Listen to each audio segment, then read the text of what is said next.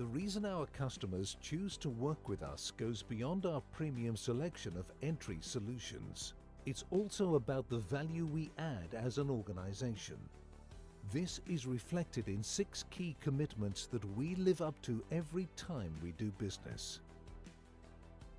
That starts with building trusted partnerships, aiming to build long-term relationships with our customers, suppliers, and partners.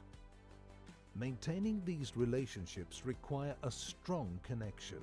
That's why we have a global presence, so we are close by wherever you are in the world. Being reliable is just as important as being nearby. We are proud of the proven reliability of our products and services and our loyal customer base that appreciates this. Truly helping customers is understanding their needs and offering carefully tailor-made products that fit their unique projects. For that, we rely on our renowned on-trend craftsmanship, where we find the ideal harmony between human care, attention to detail, and cutting-edge technologies. With all of that, we make sure that our products are a secure investment for our customers and deliver on long-term value. These 6 commitments is what doing business with Boon Edam is about.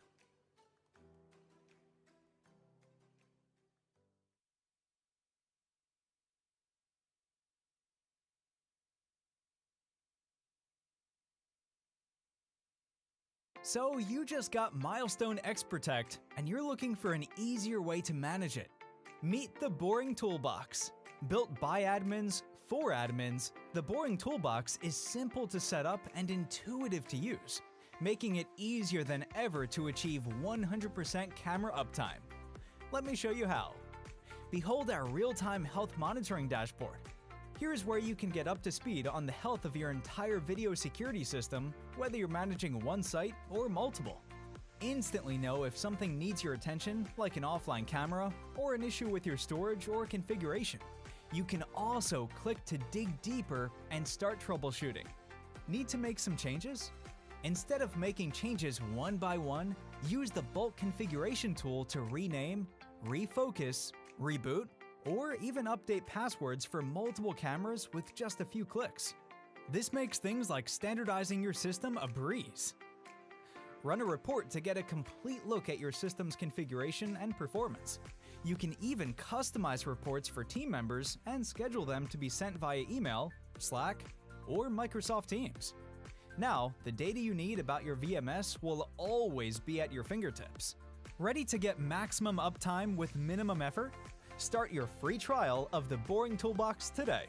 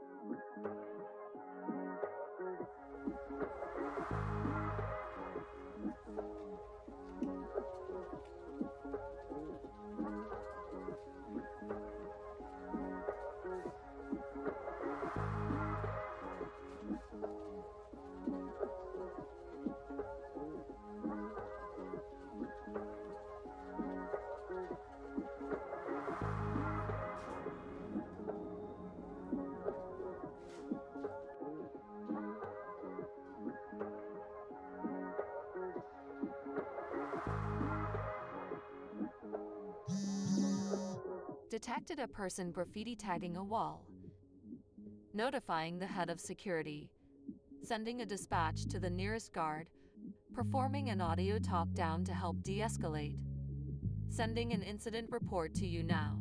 Perfect.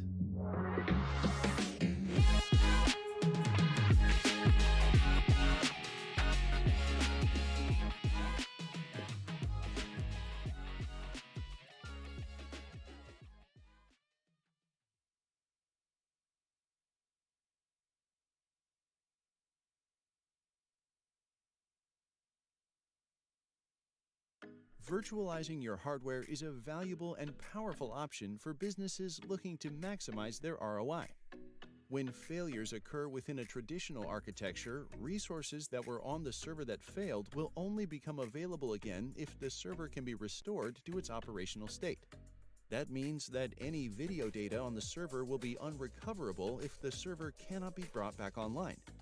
By storing video data locally to a server, we create a single point of failure for video retention requirements. When we virtualize in a high availability environment, video data is stored on a centralized SAN or vSAN that is capable of delivering 5 nines of availability. The compute side of the virtual machine has the ability to run off of any server in the cluster. Upon node failure, the virtual machines that ran on that node will redistribute to the remaining nodes, reboot their OS, and not only continue to function, but will have access to all the video data that was stored previously. By virtualizing and creating an HA environment, we remove the single point of failure from the system and ensure its operational status, as well as archive video that resided on the system. vStore can do everything hyperconvergence can do without the complexity or licensing requirements. It is also not limited to just video surveillance, but any software-focused environment like access control, building management, VMS, nurse call stations, and more. Reach out to Revolve at bcdinc.com or visit bcdvideo.com/virtualized-infrastructure to schedule a demo and learn more.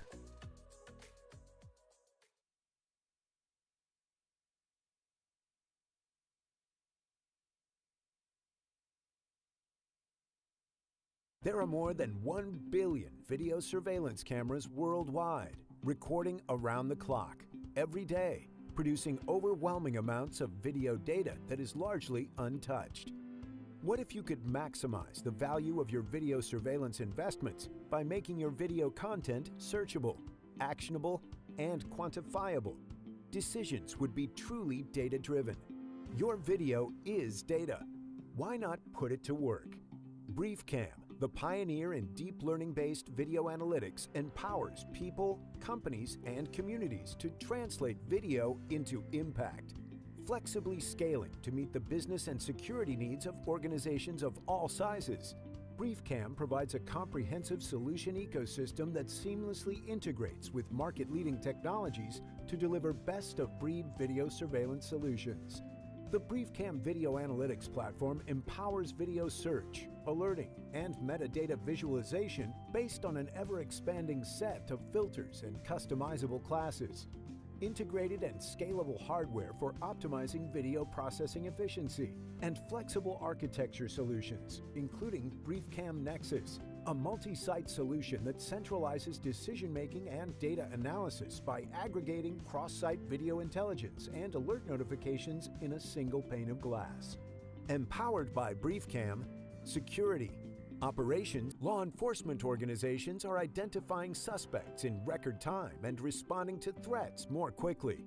Smart cities are optimizing traffic and pedestrian patterns, keeping their residents safer and spurring economic growth. Healthcare facilities are safeguarding the well-being of patients, visitors, and staff, while also increasing regulatory compliance. And haven't reached the limit of what intelligent video surveillance can do for you. Translate your video into impact.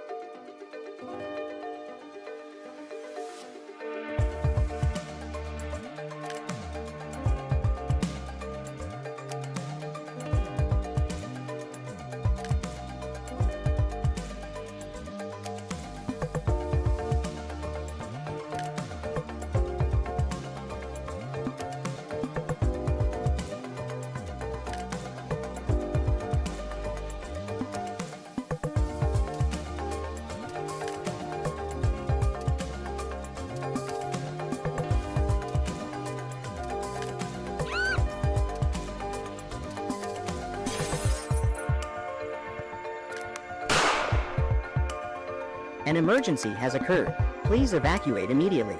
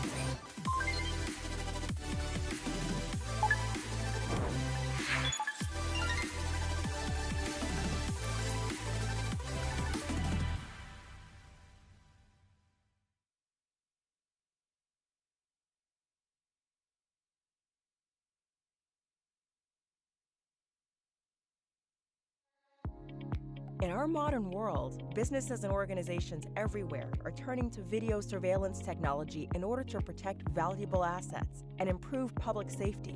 As resolutions increase and recording technology becomes more advanced, many organizations have struggled to find an affordable and reliable way to store the ever-increasing amounts of data generated by video surveillance cameras.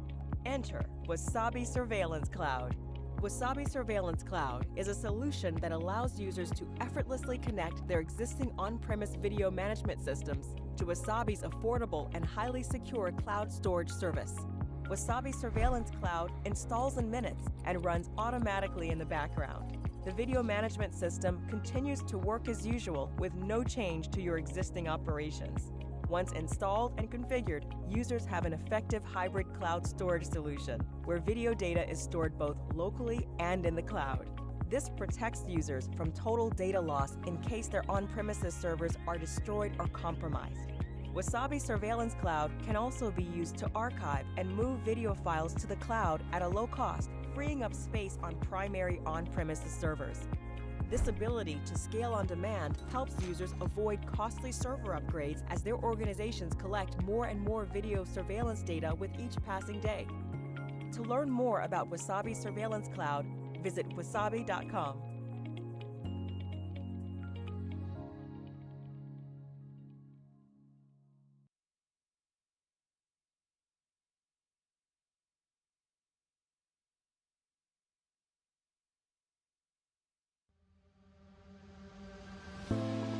We all want to live in a secure world, to have protected infrastructure, institutions, and property, to trust that our communities, coworkers, and those we hold close remain safe. We believe that securing the world starts with a purpose-built solution that protects everything. From government buildings to university campuses, to hospitals and transmission towers, and through the train stations that take you home, shielding factories and our friends that punch the clock there, securing shipyards and schoolyards alike. From the ground to the cloud, we've got you covered, working behind the scenes to fortify, secure, and protect the people and places that matter most. Because that is what matters most.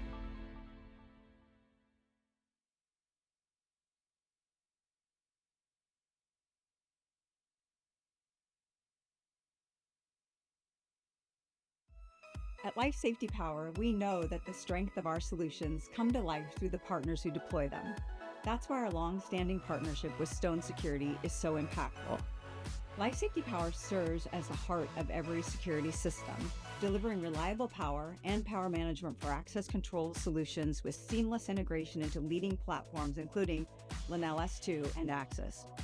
Life Safety Power delivers standardized, professionally wired systems with ProWire and scalable architecture that grows with your enterprise. As Myron Levitt, the general manager from Stone Orlando, said, "The ProWire enclosures are the most versatile power supplies on the market. I love the multicolored LEDs that show the different voltage outputs." Stone Security brings modern integration expertise, quality workmanship, and customer-first service that sets them apart in the security industry. Combined with Life Safety Power NetLink, real-time monitoring, and remote management, the results are unmatched reliability. To quote the program manager, Bryce Fuller, "We use the NetLink and MSM software to help ensure life cycles for all equipment meets its expectations. The NetLink user interface also helps us to troubleshoot remote sites at a glance. Together, we deliver more than products. For you, the end user, this partnership translates to greater uptime, fewer service calls, and seamless technology experience, all backed by Stone's craftsmanship and LSP's innovation." Jason Kendrick, Director of QA and Training for Stone Security, said it best. "I find it very easy to train techs on these panels. They're very straightforward, labeled well, and the finished product on the ProWire looks absolutely amazing, which makes my QA side smile." Choosing Stone Security and Life Safety Power means choosing a partnership where quality, trust, and technology come together to elevate enterprise security. For more information, reach out to your Stone Security office or LSP representative. Have a great day.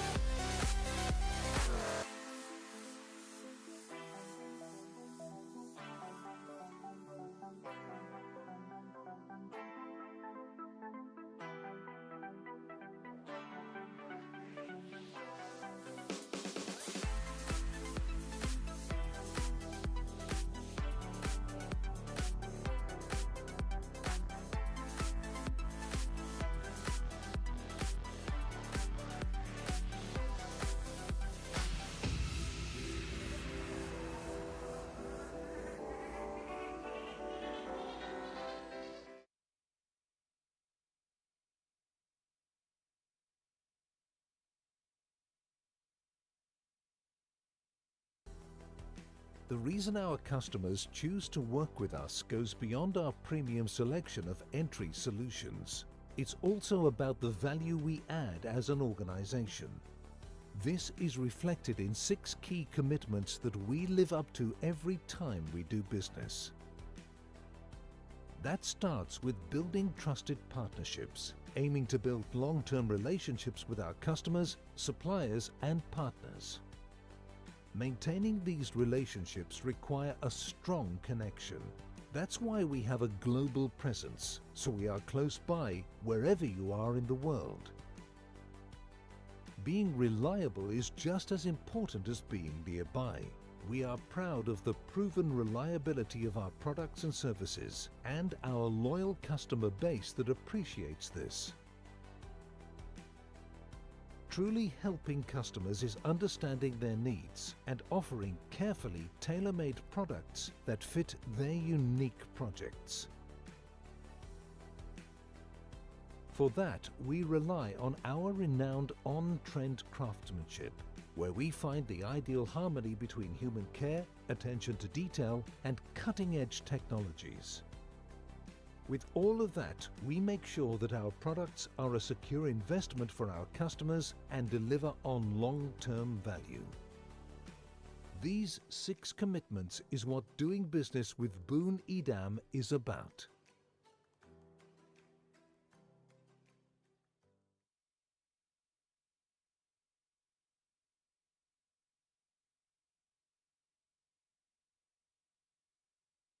So you just got Milestone XProtect, and you're looking for an easier way to manage it. Meet the Boring Toolbox.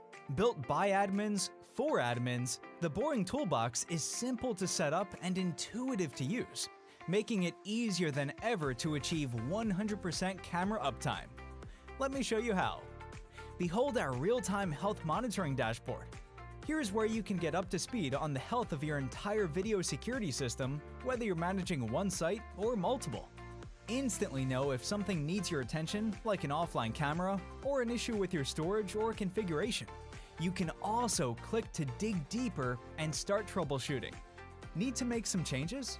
Instead of making changes one by one, use the bulk configuration tool to rename, refocus, reboot, or even update passwords for multiple cameras with just a few clicks. This makes things like standardizing your system a breeze. Run a report to get a complete look at your system's configuration and performance. You can even customize reports for team members and schedule them to be sent via email, Slack, or Microsoft Teams. Now, the data you need about your VMS will always be at your fingertips. Ready to get maximum uptime with minimum effort? Start your free trial of the Boring Toolbox today.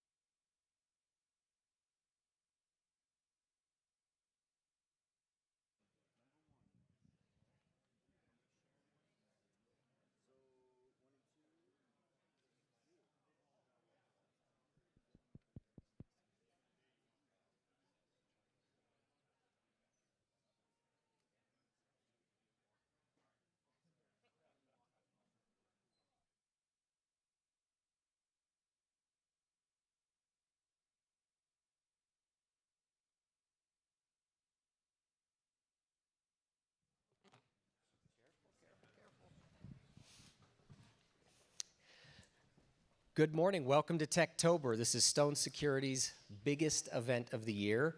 I'm Brent Edmonds. I'm the leader of Stone Security, Bearcom's security division. We love hosting events like this. This facility, our Global Technology Center, we affectionately call it the GTC. So we are streaming live from Las Vegas, Nevada here. But we love hosting events throughout the year, right? We love doing trainings, educational events, customer appreciation events, but here, this is kind of our Super Bowl, TechTober, and we get to do a little bit of all of that all in one today. So really appreciate everyone being here. We have three people to thank, first of all, three groups of people, that is. We want to thank, first of all, our customers. Thank you for your business. Thank you for being here, taking time to learn and be educated, both those that are here in person as well as those that are joining us online. Thank you for your business. Thank you for your confidence in us. Second, thank you to our partners. We don't make the technology, right? We integrate the technology. We install it for our clients.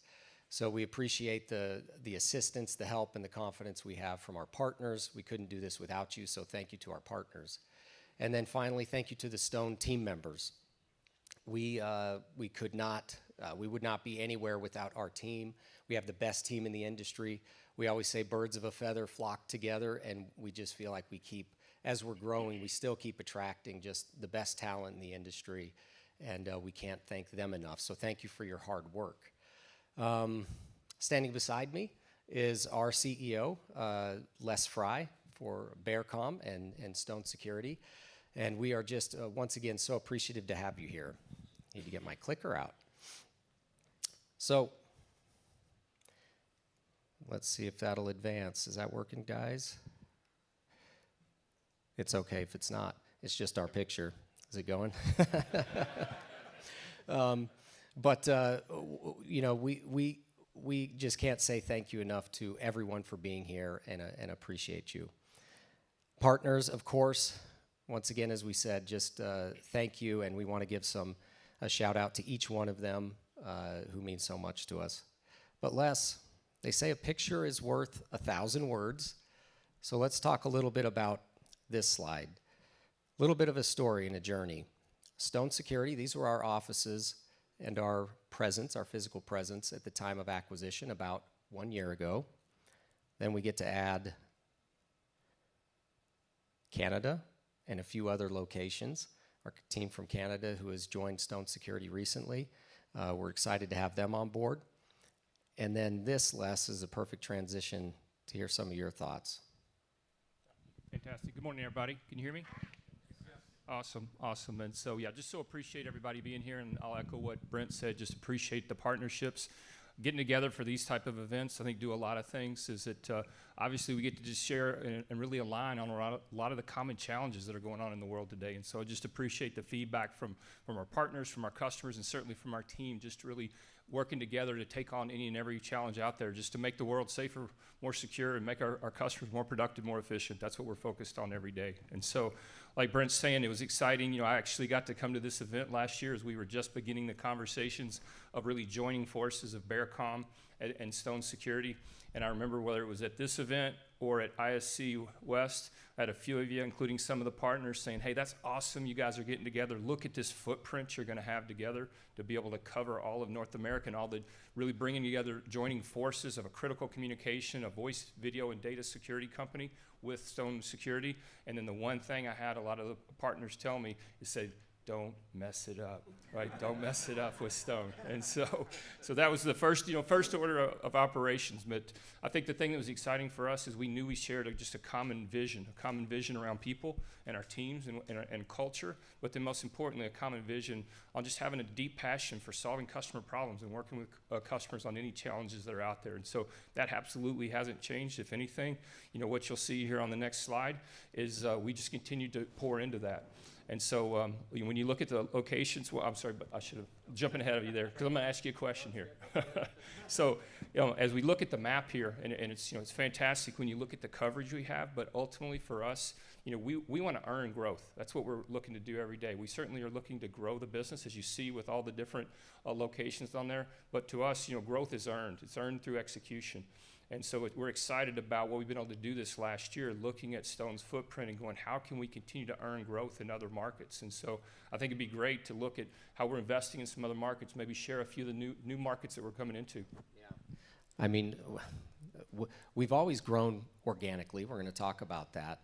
But some of the markets where we've just recently added this year, you know, where we're really seeing some fun things happening, starting more on the West Coast, right? We've got Anchorage, Alaska, where we have brick and mortar and a team there, and they just do a phenomenal job. We've already had presence in Seattle, but Portland is a brand new location for us where we're excited to expand. And then down in the Southern California region in the San Diego area. You know, these are all new for us. Then you head out east, right? And we've got areas like Houston, Texas, where we were able to bring in some of our Bearcom folks to really enhance what we can do there in the South Texas region, I guess you could say. Over in Nashville was new this year as well. I mean, there's so many, yeah. And some others coming up, right? That's not going to stop. Absolutely. And we wanted to make sure we expanded Stone's global footprint to beyond just Latin America, right? So Bearcom had joined forces with the surveillance shop out of Canada going back about a year and a half ago. And so we've got our leader, Matt Borovoy, here that's with us. Where's Matt? Right here in the front row. So got a fantastic team there. So maybe share just a little bit about you know, what the transition's been there as well. Yeah, so just really, really exciting to be able to add presence in Canada, and not just, you know, one or two people, right? Like we do grow into some markets organically. This is maybe not exactly organic growth for Stone, because we got to add 20 plus people with 25 years of experience in Canada overnight that were a part of the Bearcom team already when we joined. And security experts, they are really, really good at what they do. And as I've been up there and met with Matt and his team multiple times now, it just feels like a Stone Security operations. Just humble guys that are trying to get things done, guys and girls that take their job seriously, and it's been awesome. Yeah, if you'll go to the next one. So hey, so where do we go from here? I mean, I think that's the real question, right? Is that we look at you know, what Brent refers to as the miracle grow model. So you know, what does that mean exactly? You know, from Bearcom and from my perspective, we just want to look at ways that we can keep investing in the exact business model that Stone's had in motion for 20 years. And so, like I said, it's just the partnerships with not only customers, like I said, with our team, but certainly with our partners. We just want to keep investing in that. And so, you know, from the very beginning, the two words that have always resonated for me that I've shared with, you know, a lot of people here is it's about continuity and momentum. We just want to keep building on the strengths that we have, like Brent was saying, bringing on the right team members, putting the right processes in place, putting the things that we can continue to support customers in all these different geographies. And so the beautiful thing, too, is you look at how we're combining that with our Bearcom team. We have roughly 1,400 team members across to Stone and Bearcom now, and of those 1,400, 400 are highly skilled technicians.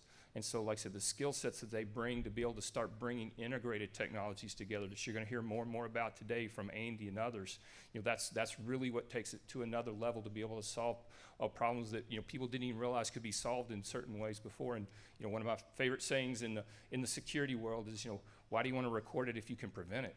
And so, like I said, we want to continue to bring technologies together in a way that lets us prevent bad stuff from happening. Again, making our customers safer, more efficient, more productive, more secure in everything they do. So, it's exciting from a Bearcom perspective, being in the critical communication space, two-way radio, all things wireless networks. We've been doing for 40 years, and so being able to bring together this expertise with Stone's team has just been unbelievable and unlocking all kinds of opportunities, both in local markets as well as across Latin America, Canada, U.S. And so for us, ultimately, when we see that map, I'm always proud to see that and see that, hey, wherever customers need us to serve them, we're within 3 to 4 hours of 90% of the North American population. That's great, but for me, it's all about how do you operate locally. So we would love having this national and global footprint, but how do you make sure you continue to be that local business with team members that are not only making a difference for their customers, but making a difference in the community. And so that's what we're committed to, together, just as we go on this journey. So just excited about where we're going. We're just going to keep investing in the Stone model and just love partnering with our customers and our partners to get that done. That's exactly right. Nothing's really changed, right? We want to be the most trusted and sought after security integrator in the world. And speaking to those maybe two groups again, the customers, we have gotten bigger and stronger and more capable in being able to provide an excellent service to you and to our partners. We've become that much more potent of a partner, bigger and stronger and more capable of doing so much more together. And we are not going to change who we are. And we love the commitment that we've had from Les and the team at Sierras Capital and everyone involved. Truly, it's been, acquisitions can go one of two directions, it seems, right? And most people in our industry and in this room have been through the process before. It's really been about as absolutely smooth as it could have been. And we have just a tremendous amount of support, and we appreciate that from your team. Yeah, I mean, having been through a few acquisitions, it's very common to see a lot of disruption among teams, through that first 6 months, especially when you put great teams like this together. And I'm just so proud of the fact of, Brent's leadership, the overall Stone team, and what we've been able to do to virtually lose nobody. I mean, we haven't lost anybody off the team here as we've gone through a transition. And so we take a lot of pride in that. And like I said, going back to continuity and momentum, making sure we can deliver for our internal people, our teams, and continue the culture, but also delivering for our customers, that continuity and having the team members, having all that expertise and the passion to serve customers in the way that Stone's always done it. That was so critical. And so, hats off to Brent and the Stone leadership team in making that happen. Excellent. Well, I think that's about enough from us. Let's talk about the agenda just real quick. Honestly, we'll get ready to turn the time over to our keynote speaker. We're so excited to have the doctor here with us today and to share his experience and expertise. And we'll go ahead and turn the time over.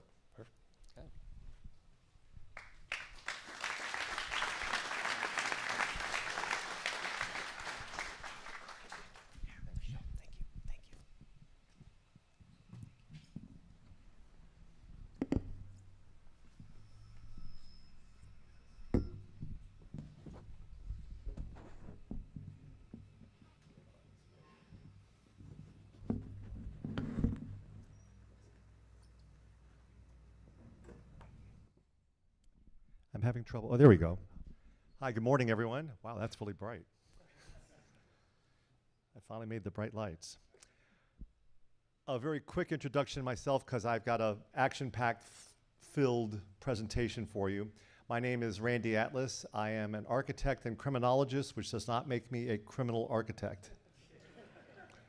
But I still can't design a prison that the roof doesn't leak, but that's another story.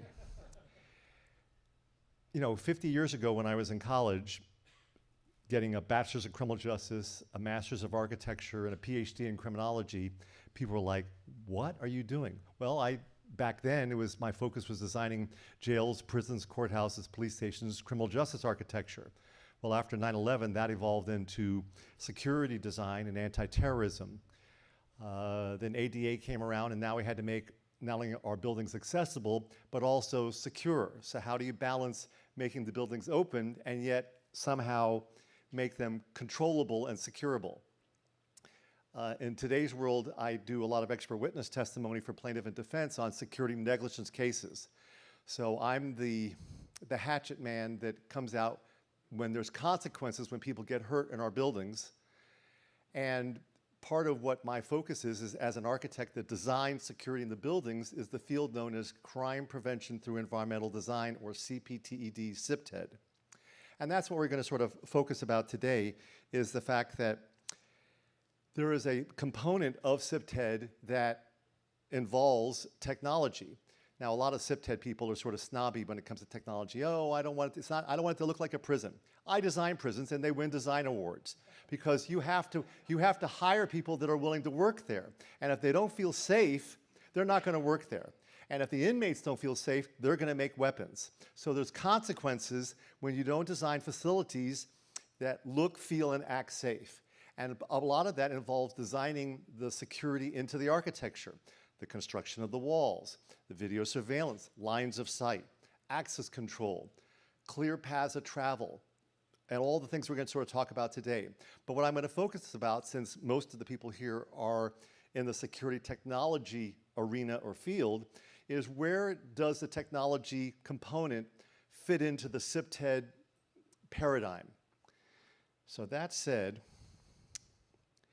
I need to start off real quick reading a little something here. Hold on, I gotta get my glasses. Oh, I might be able to do it, so bright. Yeah, I forgot, middle-aged eyes, I can see that. So in July 31st of this year, just a couple months ago, a New York City office building was the site of a mass shooting Monday, had significant security measures in place. And the reason why I'm actually taking the time for my presentation to go through this is because this is literally the case study for our entire room. This is the worst case of stuff happens, and you're screaming in your head, WTF, what was I supposed to do here differently that would have resulted in a different outcome? What? So I need to give a little background here so everyone is remembering refreshing how traumatic this particular mass active shooting was. There was an off-duty police officer present along with other security officers, a lengthy check-in process, locked turnstile gates, lobby alarms, elevators that allowed access only to certain floors, and as a last resort, reinforced safe rooms. Despite those measures, a 27-year-old armed with an assault rifle was able to force his way into 345 Park Avenue on Monday evening, killing 4 people before turning the gun on himself. The shooting in this fortified Midtown Manhattan building has raised concerns about office building security and whether more can be done to strengthen it. I don't know how you can get more secure than that, said the New York governor. How do you stop someone who walks in intent on murdering the first person they encounter, who is a police officer armed, trying to stop them? That's almost impossible. So people are blaming the security system, are looking for the wrong culprit here. Sound sort of like what you experience in the field? You can't prevent stuff from happening 100% unless you're Fort Knox. And then we also saw, what happened in the James Bond movie. Even Fort Knox can be compromised. And there's a lot of downsides to having an environment like that. You make your best effort, you do all the things we talk about, and you hope that's sufficient to prevent something from happening. The building had a lengthy check-in process, security officers, and a locked turnstile gates leading to the elevators. The shooter entered the building's lobby and fatally shot the uniformed police officer in the back. Surveillance footage showed he then shot a woman behind a pillar and sprayed the same area with gunfire. The shooter then moved forward to the gates leading to the elevators and fatally shot another person, a security building guard, who was trying to set off the alarm behind his desk that would have deactivated the elevators. The gunman reached the elevators as one of them opened into the lobby, letting out a woman. After allowing her to walk past unharmed, he took the same elevator to the 33rd floor. There at the office of Rudin Management, he stepped out of the elevator, walked around firing and fatally shot one woman. He then walked down the hallway and shot himself in the chest. The floor had a safe room designed for protection from attacks. I mean, this is literally like someone, like I have Disney World as a client said, here, design me a secure office building. I spare no expense. I would be doing everything we're talking about here, and it still went right down the toilet. How is this possible? In general, companies conduct a risk and vulnerability assessment to determine how much security they consider necessary, ranging from none to Fort Knox. The assessment aims to balance the risk of a trespasser with the need for employees and customers to move through the building efficiently, as well as considerations for cost, customer service, brand image, and other factors. Security experts refer to physical security efforts using what they call the 4 Ds: detect, deter, delay, and detain, and we've all heard those topics talked about at ISC or the GSX conferences. There are also proactive measures to prevent workplace violence, such as monitoring threats, training staff, looking for the warning signs, establishing guidelines for threat. But all of this is part of the layered security process.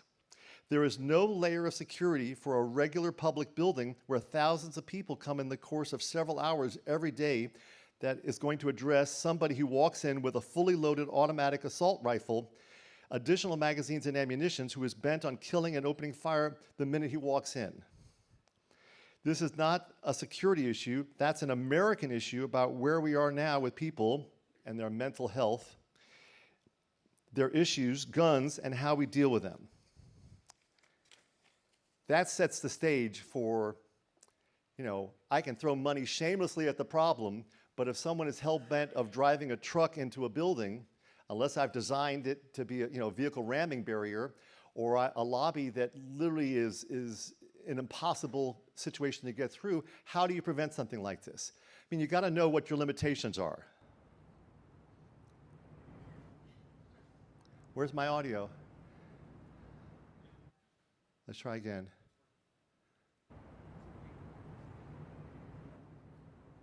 I'm not hearing anything.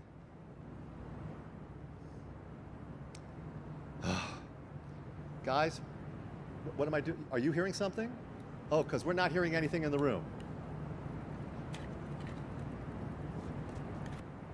Well, they're selling Callahan to, you're not going to win this and you're out of luck. So now the chief drives away in this Hungermobile, which is sort of our security architecture and all our security technology systems. Oh, there, finally we got the audio. There we go. Yeah.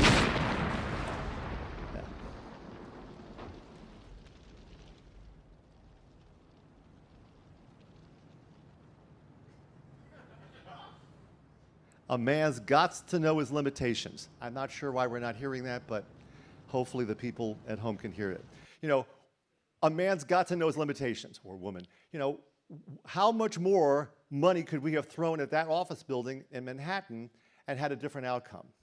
I mean, you have security guards, you have an armed police officer in uniform, a safe room, lock gates, the cameras, the gate control, I mean, every toy that's in this building here, and still people died. So what are some of the lessons learned? We're moving from constraints as barriers as catalysts, adversity as a barrier to as an opportunity. And we have to make assumptions in the security field, but now what do you need? What is the experience you're looking for here? We can't be making this into a detention environment where I have literally searches coming in and like going through airport level security. You just can't afford that. It's impractical, especially in the free world. How does technology fit into the CIP-TED paradigm? Well, part of this is looking at, after 9/11, about how do we design security in the built environment, especially protecting the critical infrastructure, which was not an issue that was really thought much about before the year 2000. Now we have to look at the data systems, the electricity, the water systems, gas, chemicals, the roof, the exterior building shell, transportation systems, banking systems. And what makes CIP-TED different than security design, and I do both, is that crime prevention through environmental design looks at the big picture, the big view, from a global perspective. It focuses on problem seeking asking, like I read in the article, asking what do you want, what do you need, as compared to just going Captain Kirk on them and saying, oh, you have a door there? Fine, I'm going to put in a door position switch, I'm going to put in a motion activated sensor, I'm going to have electronic lock, I'm going to have a photon torpedo, a rabid pit bull guarding the dog. You know, I mean, I can make that door secure if I know I have to make the door security. The question is, in a school environment, when I have fire exit doors there, those doors remain open because of, you know, movement of the kids through the school, through the hallways. But in a fire condition, those doors close. Well, wouldn't I want to consider that in an active shooter situation in a school, that those doors, those fire doors, close and secure so that the shooter can't go from area to area? I'm from Fort Lauderdale, Florida. I'm only a couple miles away from the Stoneman Douglas High School in Parkland, where we had one of the greatest massacres of students in recent history just a couple years ago on Valentine's Day. I mean, there was, you know, the people there at that school had just finished having a drill 2 weeks earlier before that shooting. When crews came out of the Uber car to the Stoneman Douglas School, the security guards, it was right at 3-something when the kids are getting out of school and all the parents are queuing up and the buses are queuing up, all the gates are open. He was a former student. He knew the drill. He knew when it was most vulnerable. The security guards who had gone through the training actually saw him get out of the Uber and called the security office, there's that crazy kid, let people know he's on campus. Now he's walking out with a satchel with his gun and his ammo, and by the time security could actually respond, including a armed Broward Sheriff's deputy there, who only had a pistol, because, you know, you can't have people have school security officers there with an M16, you know, inappropriate. Nevertheless, this kid is with an automatic rifle. He's shooting out through the windows and kills, you know, 20-something people and injures another 20-plus people. So what is CPTED? It's about how you design security, understanding the proper use of the building and the built environment.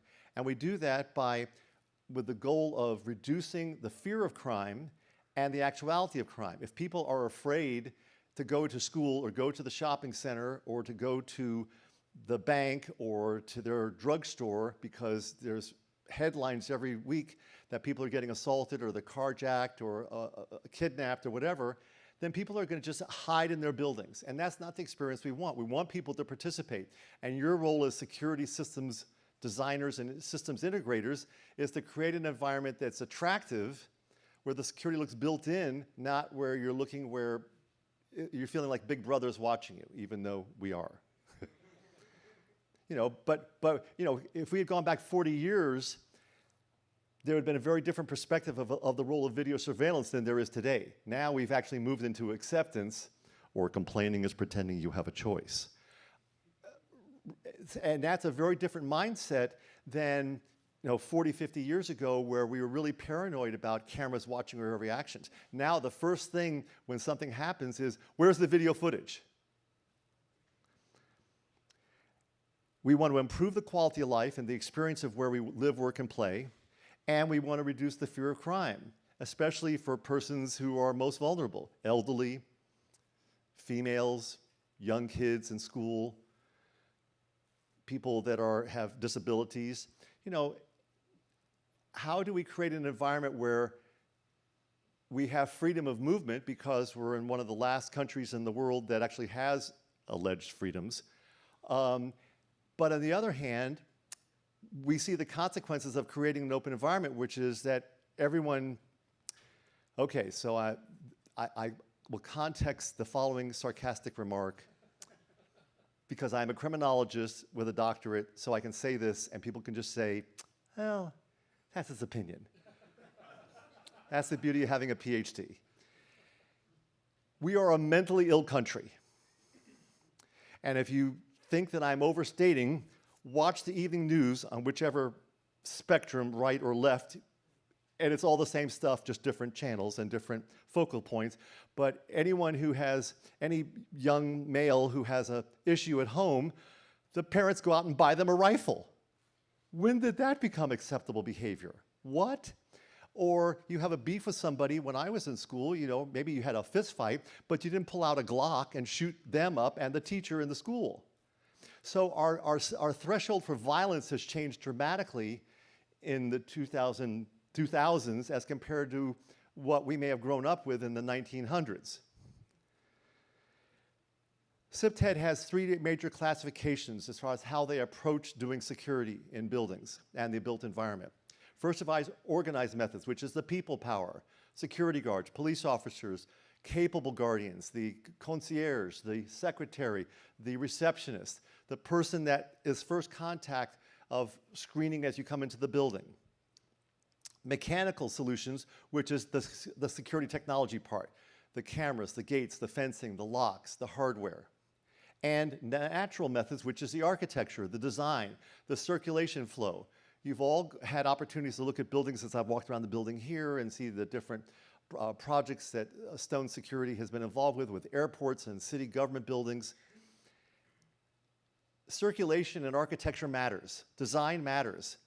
We've all gone into buildings that were just not designed. You know, what were you thinking? Where is the entrance? Is it clear where the front door is? Is it clear if there's a fire how I get out? Is it clear where the bathrooms are? I mean, this being Las Vegas and you have the casinos, part of the whole architecture of casinos is that once you get in, you can't get out, right? You really don't, you never see sunlight, and you really, you know, other than finding a restroom or where to cash in your chips, it's just sort of this rat's maze that you just go around and hopefully spend, you know, all your money and have fun in the process of doing it. So architecture matters and circulation patterns matter, which is why it's so important that the technology support the movement of goods and services and people through our buildings.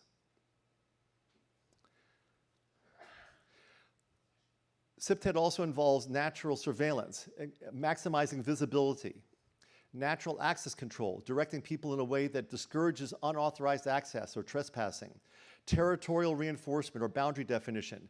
Is it clear what is my property and private property versus public property? There are different rights. You have the right to protest on the sidewalk in the street. You don't have the right to protest on my real estate. That's private property.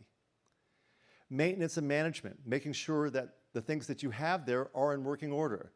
There was numerous lawsuits that I've had an opportunity to testify on, one of them being in Miami-Dade County, where the security system at the transit system there was not working, hadn't been working for months and months.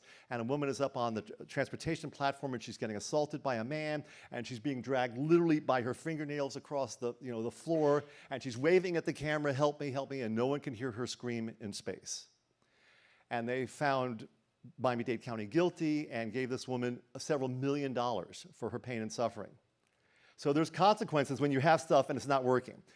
I would submit for your consideration, it's better not to have it than to have it and not working, because now you've established a standard of care and you coulda, woulda, should have known, you know, what you wanted to provide for that building. And activity support, having legitimate use by legitimate users, encouraging the presence of responsible users by making it easy, comfortable, and attractive to engage in the space as it was meant or intended to be used. And so as we look at security technology trends of access control, we want to basically, I need to get my reader glasses, sorry. I know my limits. Oh. There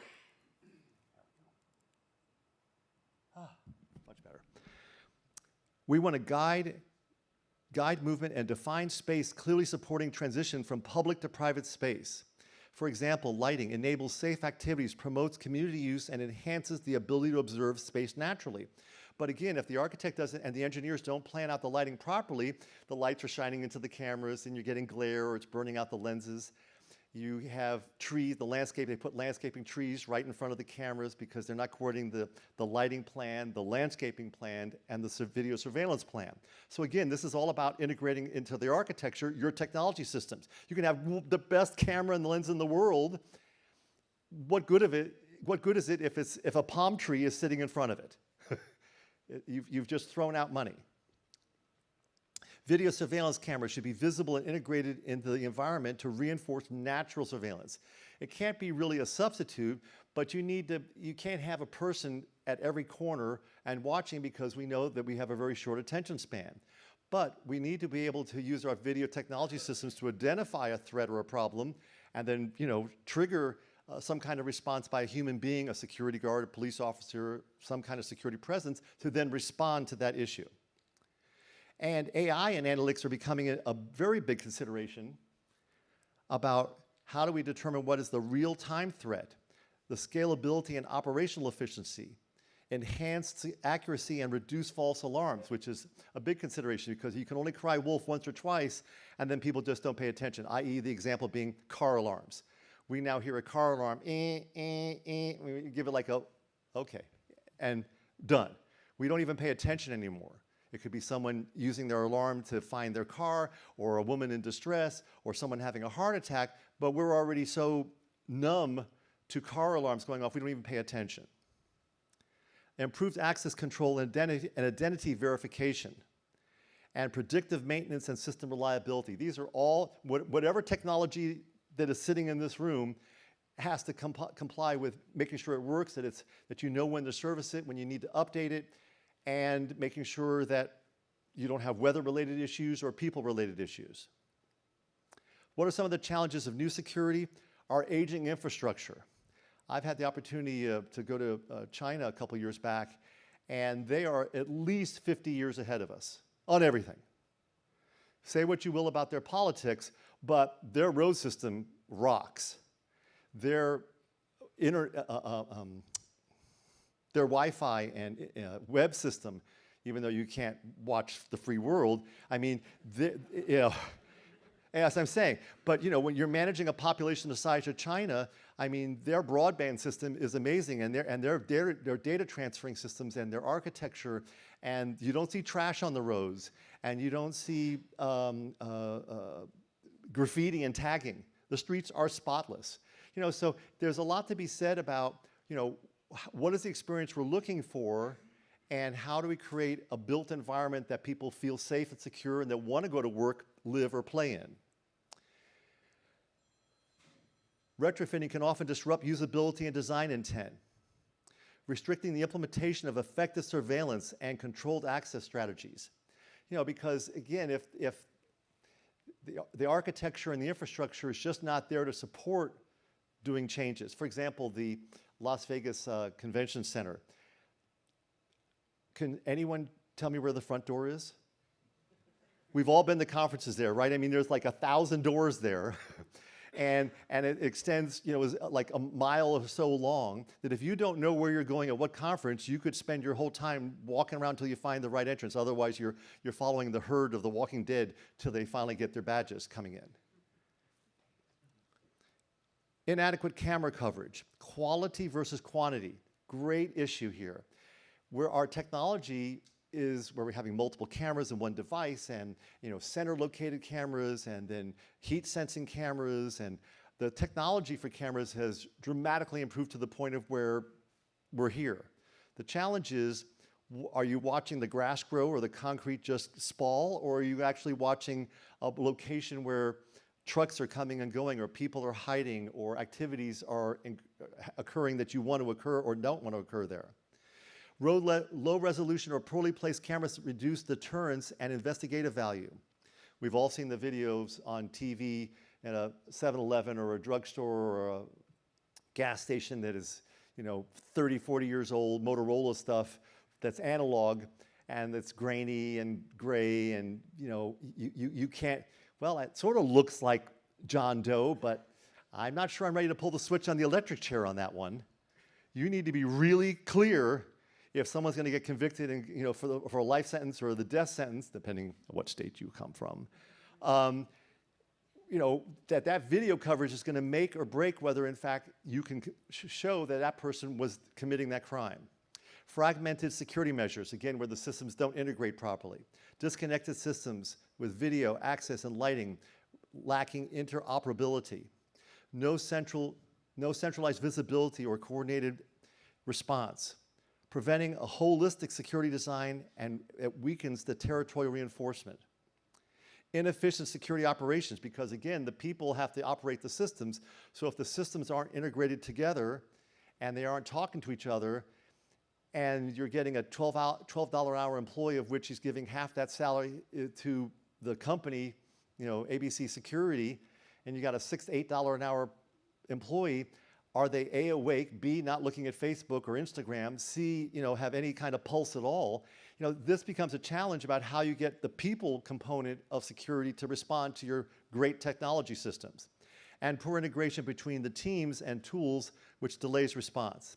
Finally, fails to support the perception of a well-maintained and secure environment.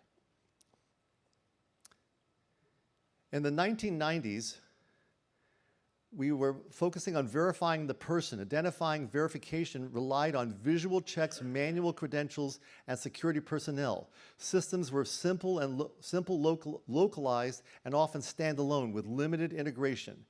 By the 2000s, we were verifying the door. The goal was to secure the physical infrastructure through controlled door hardware, card readers, and event logging. However, these systems often operated in slices, tracking door events without fully verifying user intent or authenticity. Thank you. Whew. By the 2020s,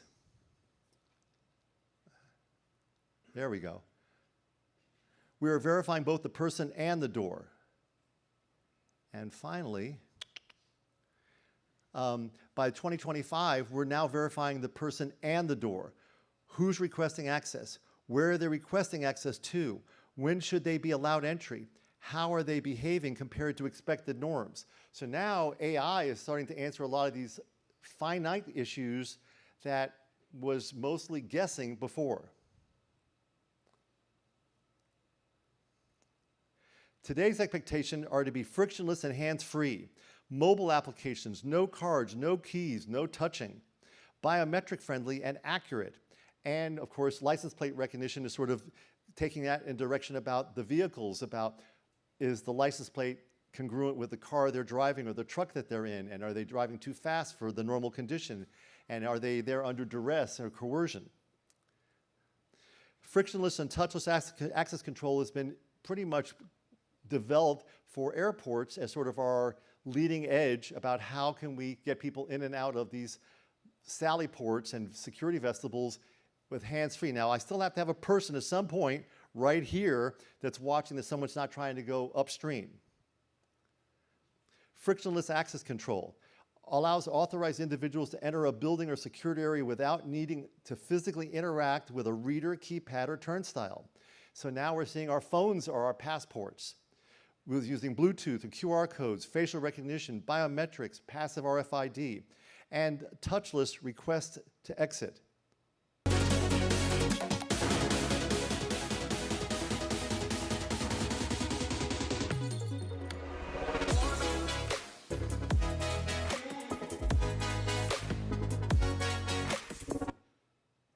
So this is a huge breakthrough, especially because COVID moved us into how do I get into a building, get in and out, hands-free, touchless, and frictionless.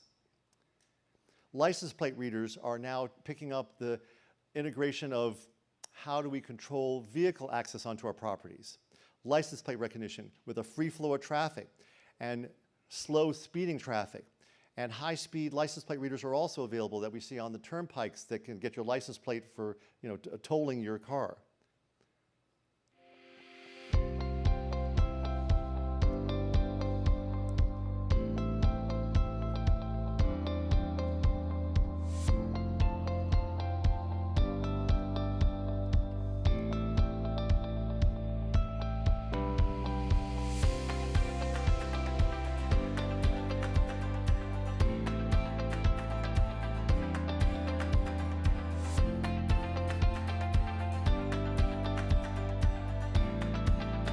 So we're seeing that license plate reading technology has vastly improved by having enough frames per second to be able to pick up a car doing 60 to, in South Florida, 80 miles an hour through a turnpike reader and get your license plate to toll your car. So that technology has arrived, and we can use that in corporate environments to account for how cars are coming and going into the garages. Mechanical access controls strategies are using, trying to identify who are the legitimate users and for legitimate uses. And you can boil down crime prevention through environmental design to pretty much that bottom tag, which is who are my users and what are they using our building for? And if we're clear on that scope, then the technology systems can support that effort. We want to now have verification of legitimate uses versus trespassers or people who just got fired. Facial recognition versus facial identification. So now that's a very different subtlety of just recognizing somebody. Is this the person who they claim to be versus identification? Identifying a person by comparing to known data. Who is the person? Scan crowds to identify persons of interest. Match travelers against watch lists. Post events for forensic analysis from surveillance. The lawsuits that I see coming in that I'm getting the calls for is that at an apartment community that's a gated community and there's a security guard and there's cameras and gates, and now an ex-husband is trying to go to visit the wife that has a court order, and the wife has gone to the gatehouse and said, do not allow my husband in. There is a restraining order against him. He is prone to violence. Here's a picture of him. You know, don't let him in. And I've had several cases where either the guard is not paying attention or they're not looking at the list or the data's not working. You know, all of a sudden the husband's there and it's like, who is it? Candygram, land shark. And now people get shot and die, and now there's lawsuits, and part of they go after the security guard company, they go after the security technologies, they go after property management, and they're suing everyone. And meanwhile, you have dead children or a dead spouse or some kind of lawsuit resulting from injury. In fact, I just recently came back on a cruise, and we didn't even have to show our passports. I mean, I was impressed. You know, here's a guy coming through in a wheelchair, and he just shows his face, boom. Coming into the airport, you know, here to Vegas, again, just showed my picture. Now I went through Clear and they verified my airplane pass, but we don't even have to carry around our passports to get in and out of airports or seaports now. On the other hand, airport security can be a bit overrated. Welcome to Newark Airport. Random screening searches are a requirement at this airport. If you are a Wednesday Addams fan, this is their opener from the season. Look at the face. Anything else on your person? I need a wand on this one. Arms.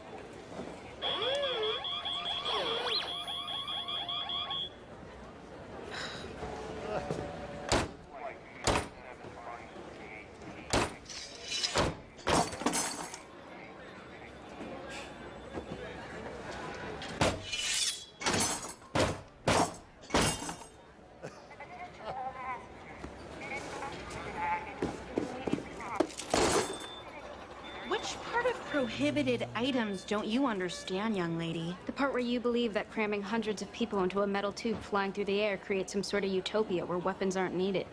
Can we get a bag check over here? Yeah. Look at the hand, it's thing.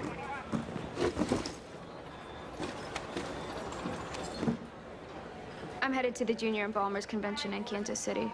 It's a prosthetic hand. Yeah, that's not the problem. You care to explain this? Curious. I have no idea how that ended up in there. This is over 3.4 ounces, which means it's a big no-no. I'd appreciate it if you didn't waste our time. Sun cream? Seriously?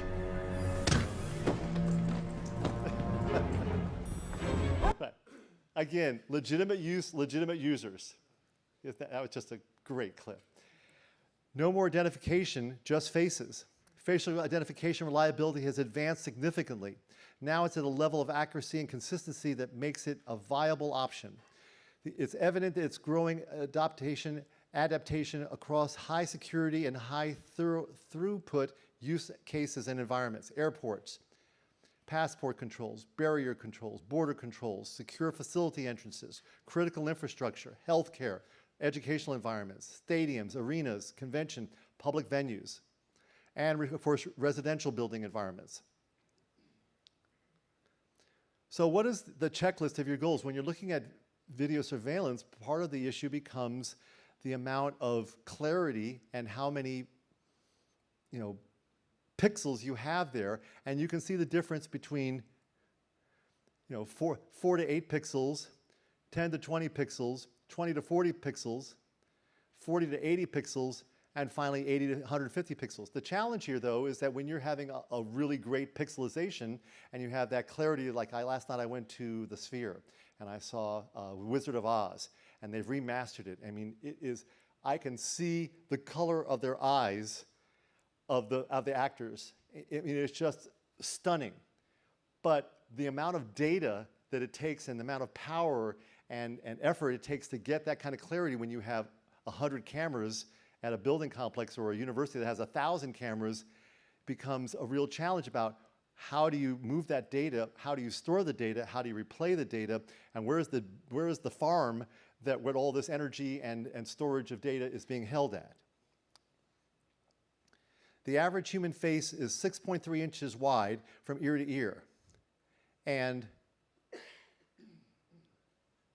following suggested operational requirements, the Swedish National Laboratory of Forensic Science, supported by its own test results from Access Communications, they have chosen to use the following standards for pixelization. And so we're looking at, again, if you want observation is 10 pixels, but if you want recognition, you need 20 pixels for recognition, a high degree of certainty as to whether or not the individual has been seen previously.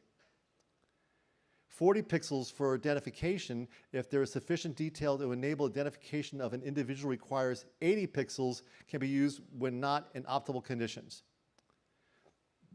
Does one of these terms stand out to you? I mean, any thoughts about how much clarity and pixelization do you need? Yeah, and again, as you look at around the room and the different display of different camera systems and different technologies, it varies. So it goes back to the SIP-TED asking the questions, what do you need? What is it being used for? And what is the experience you're looking to have? Am I trying to identify the color of my eyes as green, or am I just trying to identify that a person is walking around the back of the school at night when I shouldn't have any people back behind that building? Where we place cameras is critical. In order to have accuracy of what we're trying to pick up, we need to be aware that having a camera on top of a light pole might be good for a long view of a parking lot or an entrance, but it's not going to give me the information of what's happening between the cars if someone's waiting there to ambush you. Do we have a single ground plane? Is the view straight on as possible? Do we have a 30 to 45 degree downward angle? 8 to 10 feet above the finished floor? How are we providing face detection accuracy? Is there clear views of the face? Is it close to eye level with that 30-degree angle? Otherwise, you have the challenge of, we've seen all the videos of, people walking with the hats and it covers their face, or now because we've legitimized using masks because of COVID and post-COVID.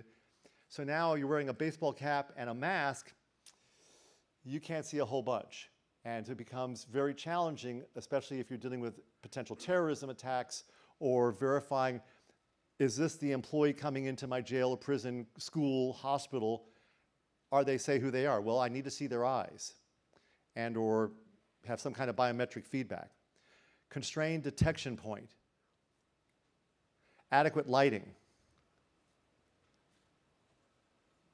One second, here we go. Come on. There we go, focus. I'm not sure why it's being so, there we go, come on.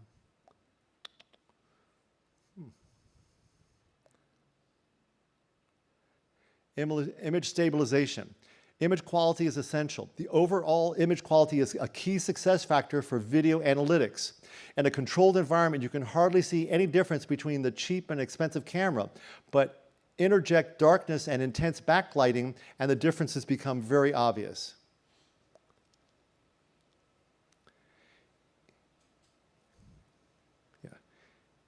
Even indoor cameras can face significant challenges, particularly with wide dynamic range and lighting conditions. Although indoor environments may seem more controlled than outdoor settings, they often present complex lighting solutions such as strong backlighting from windows, reflections off glossy surfaces, and mixed lighting from natural and artificial sources. These conditions can result in overexposed or underexposed areas in the video, making it difficult to clearly capture important details like faces or license plates. This is where WDR becomes essential. Cameras with WDR capabilities can balance extremely bright and dark areas with the same frame, ensuring that critical infrastructure isn't lost in the shadows or glare. Without proper WDR, scenes with high contrast, like a person entering from a brightly lit doorway, can render the subject almost invisible. What happens when we enhance an image? We can enlarge it, we magnify it. A pixel contains only a piece of the image. Making it larger only makes it larger. Clarify, the ability to see more in the image is not increased. An example in this scene is an interested person breaking into a car, but can you really see where they are and what they're doing? Yeah. It's sort of hard to get that image. To digitally zoom in or enhance doesn't necessarily improve anything.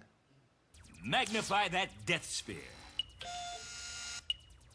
Why is it still blurry? That's all the resolution we have. Making it bigger doesn't make it clearer. It does on CSI Miami.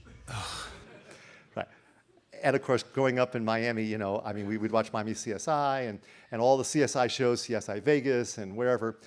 And don't you love it when back, and we're talking about 10, 15, 20 years ago, you know, they would zoom, Mr. Wolf, will you zoom in on that? You know, and they can see not the license plate, but the little decal in the corner and when your birthday is. Really? When did that technology happen? Well, now we're getting close to where we can do that.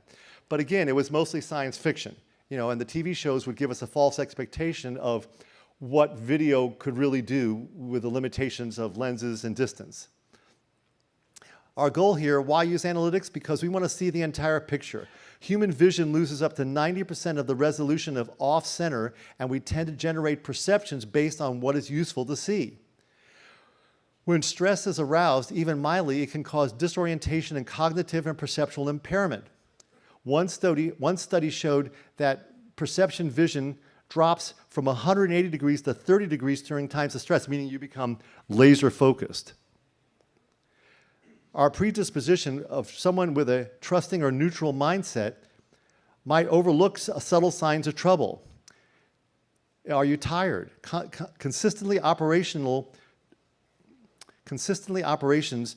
to reduce the workload of an operational staff. The part of the challenge I experience in designing a security control center is the people working there. Is it ergonomically correct? Can they sit comfortably? Is it human factors where, you know, they can reach with their hands? Are they craning their neck? You know, and there's only so long that even with, you know, a college-educated graduate, how long can they stare at a TV screen and not just start mind wandering?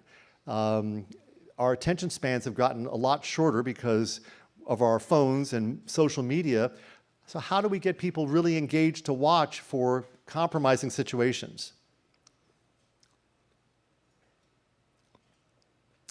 So the analytics see the entire picture, removes the emotion from decision-making, removes human predisposition. Analytics don't get tired, automates mundane processes, increases the efficiency of operations, and automates the response. So here's where AI is finally now catching up to the limitations of human behavior by looking for things that either we don't see, can't see, or don't want to see. The benefits of video analytics for SIPTED is, again, having a real-time response.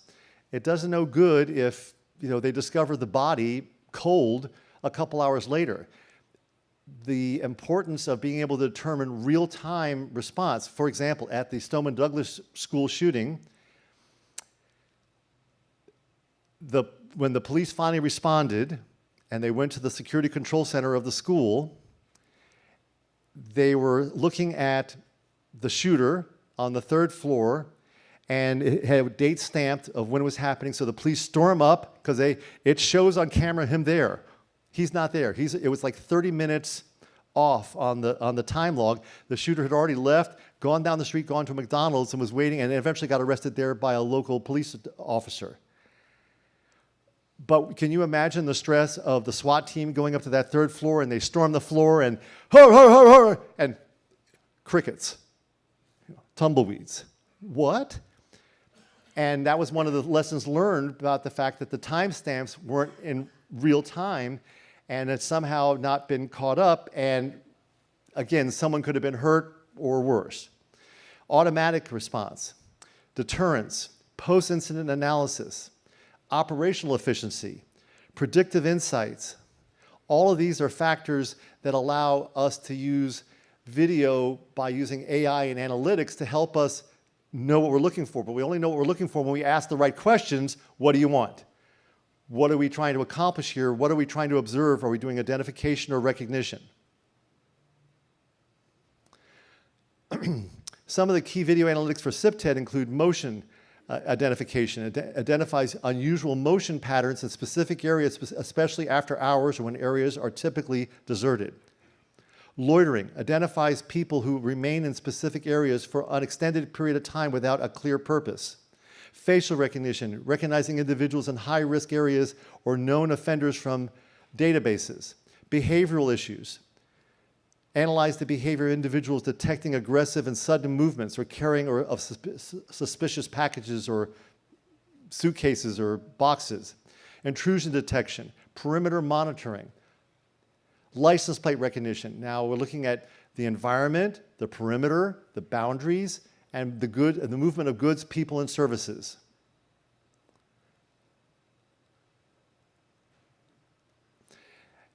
This couldn't have been done 10 years ago.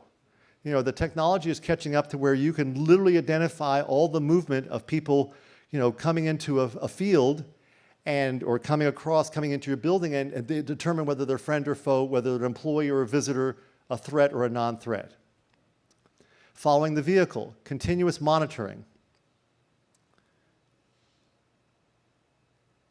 Pan, tilt, and zoom cameras have actively followed objects' movement, providing ongoing visibility and a faster response, with real-time tracking allowing security teams to quickly assess and react to the suspicious behavior. So we're focusing on the van, but we're ignoring the persons in the parking lot.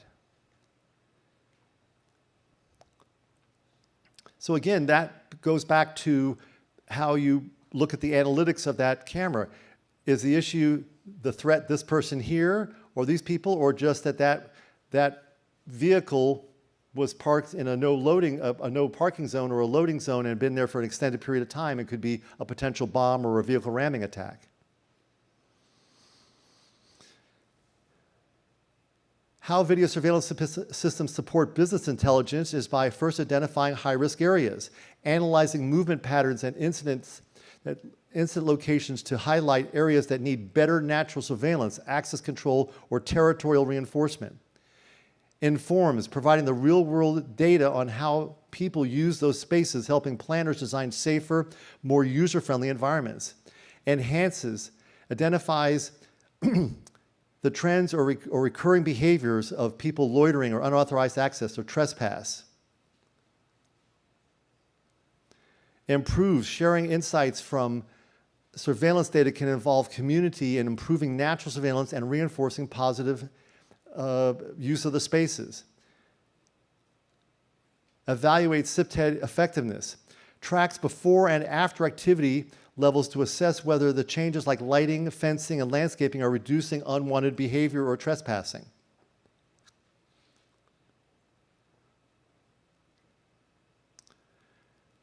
Video surveillance improves operational efficiencies by supporting natural, we just did that.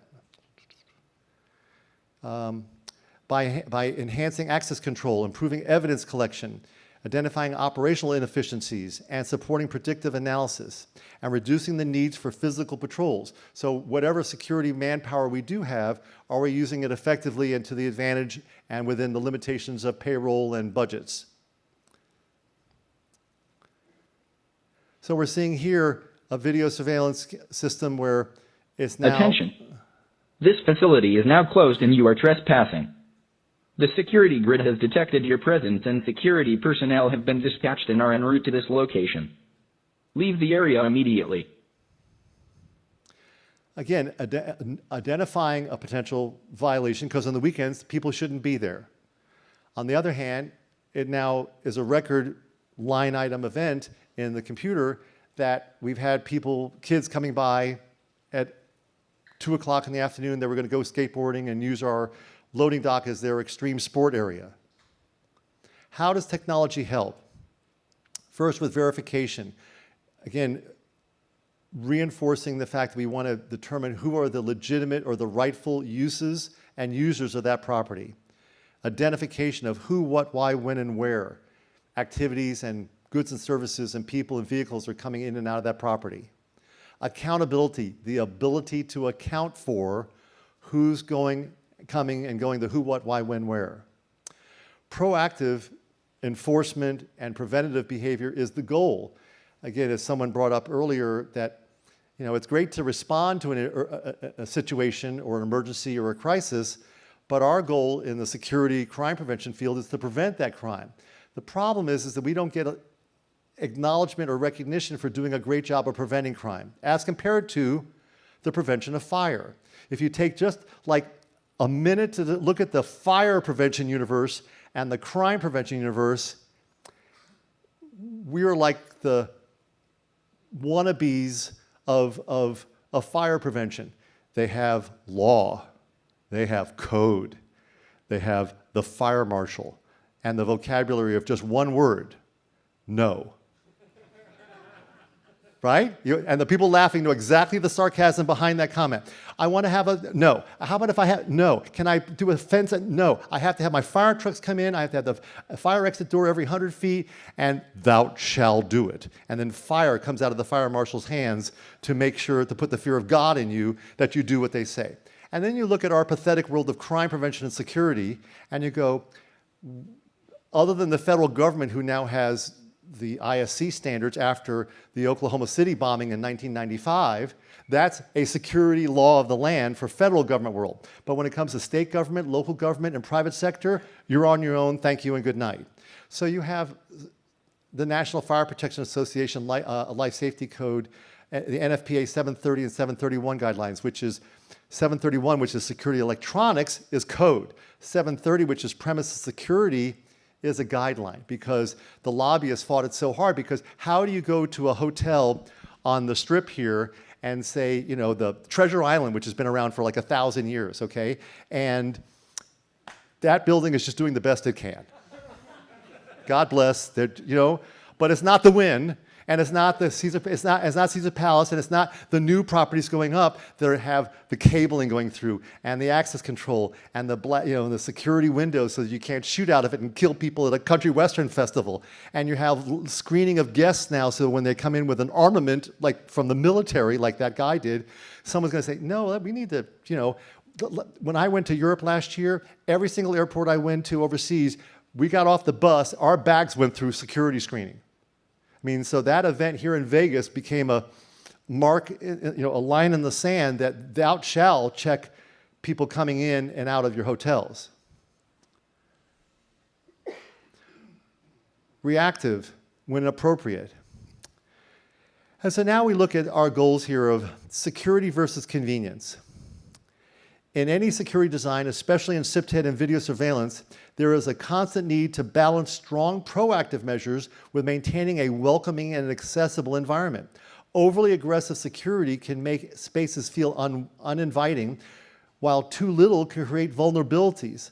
Thoughtful video surveillance placement and clear communication of its purpose help achieve this balance. Speed versus accuracy.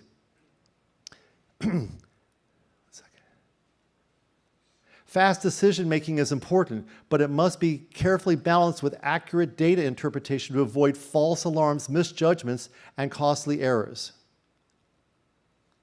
Reducing misinterpretation of data. Advanced analytics must be trained and tuned to understand real-world behaviors and context, minimizing the risk of misreading intent or generating false positives.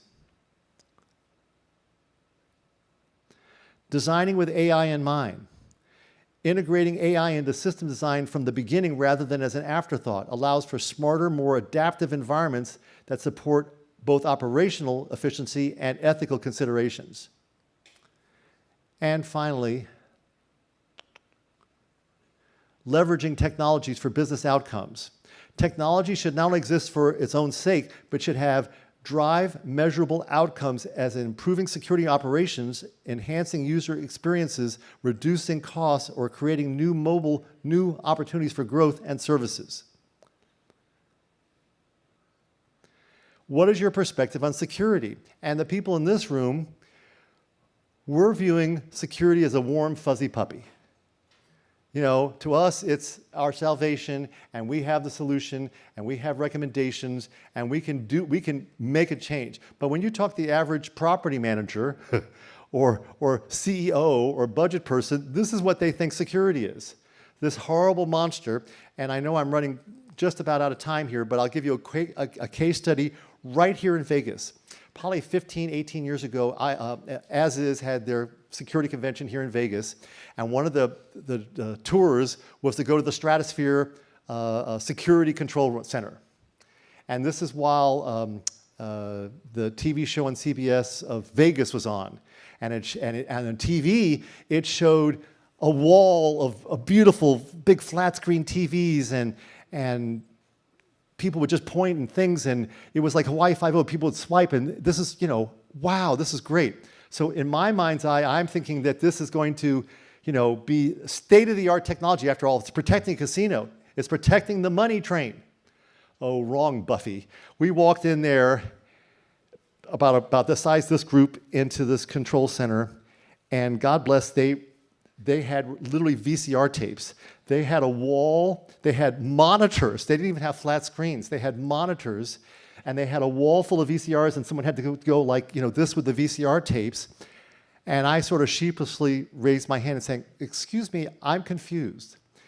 You all are protecting the money train in a casino, and they've given you 1985 equipment. What?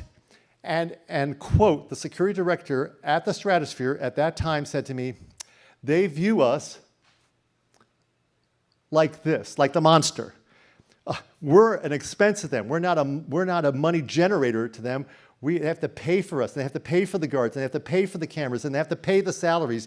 And yeah, but you're protecting the money. I mean, you're stealing money from all the people in the casino floor. What part about that don't they understand?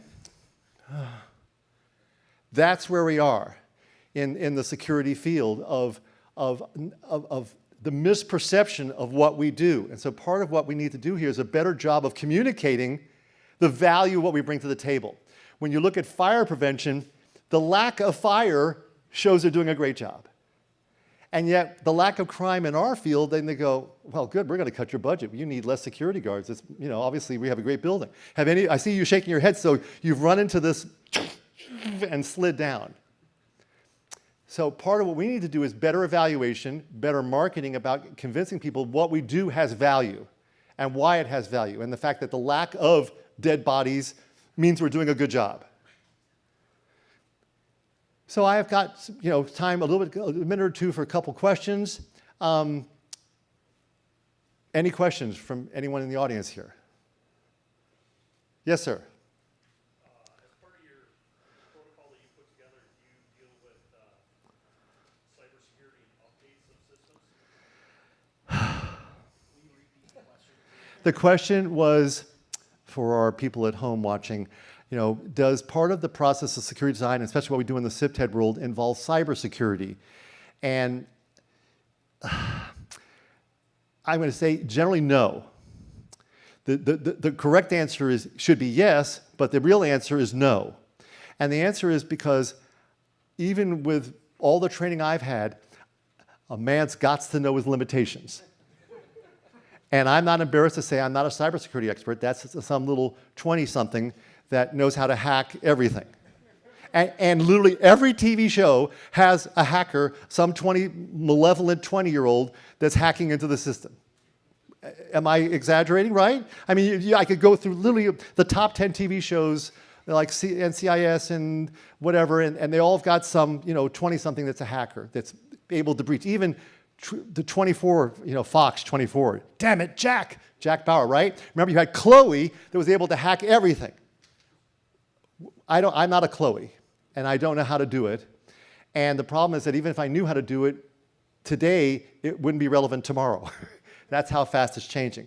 So that's a whole nother layer of security, so thank you for bringing that up, that on top of all of our physical and architectural security and managerial security, we need to start thinking about protecting the data and the cybersecurity. I have time for one more question, and then I'm going to bring on Heather here. Yes, sir. Hey, so one of the things that I see with all these systems that you're talking about is the interface for those is generally going to be the people that we're employing to monitor our security systems, our facilities, all those things.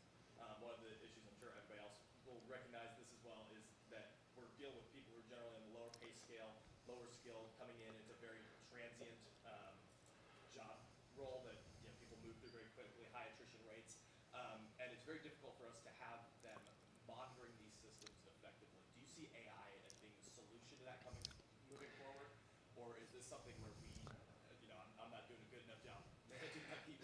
So the question laser down was, when we dealing with the people power that is monitoring, watching, responding to our technology systems, we're not always getting the sharpest tool in the box.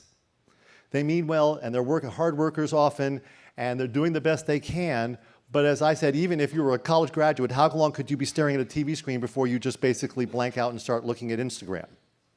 So the second part of the question was, if that's the case, with low-paying people and low-qualified people and low-motivated people and high turnover, is AI going to really pick up the slack here? And the answer is yes.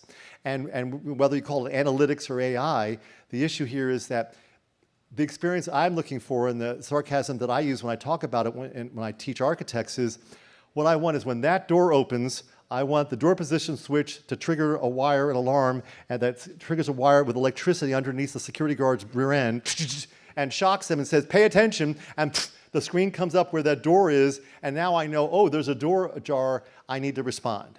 But I got to do something to close that gap to say, pay attention. That's the reality. All right, so I'm just about time to bring Heather on. Yes, I'm right on time, yes. And can I, thank you very much.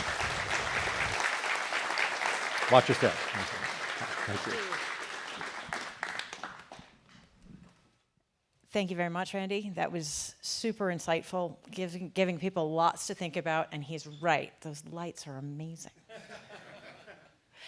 I got to meet a bunch of you yesterday, and it was an amazing day. So first of all, I want to thank the Stone team for putting together an amazing event, both yesterday and today. This has been phenomenal. As a business partner who is new to the relationship, Lynn Ellis too has been with Stone Security for a very long time, but we'll get a little bit into who I am and where I'm playing. I am Heather Torrey. I'm the general manager of Honeywell's security portfolio, which does include the Lynn LS2 brand, which is where Stone is a strong partner. What I want to talk to you today, and Randy's topics were really relevant to what we're going to talk about, and the questions that you just asked, I swear I did not plant the question, is really around where we see the vision for security, where Honeywell is driving in the security platform, and how partners like Stone and like Milestone are significant in helping deliver a holistic solution to deliver the safety and efficiency that our end users are expecting in their security portfolio. So with that, I'm going to jump into a few quick questions, and one of these came up yesterday when I was talking with some of the people at the course. You may have heard in the news, Honeywell's going through some changes. So Honeywell is a $40 billion business. About half of our business is in the aerospace industry. And almost a year ago, our CEO announced a separation. So Honeywell, as an organization, is separating several businesses. Solstice Materials is exiting our business this week. And then sometime in next year, around mid-year, we will be divesting the aerospace business. Similar to other industrial conglomerates over the last several years, this is a trend that we're seeing in the industry, And frankly, having been at Honeywell for 7 years, I think this makes a lot of sense. And being in the building automation business that our security organization resides, this is an amazing and really exciting news. Aerospace is about half of the revenue that Honeywell had. Aerospace is a very, very, very different business than we have in security and in overall automation, both in buildings and in industrial environments.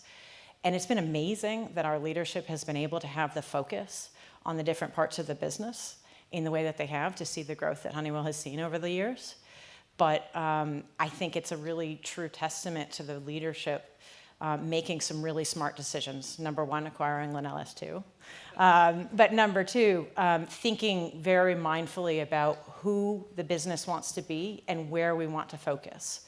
Aerospace is a different business, has different regulations. You talked about fire being regulation, try aerospace.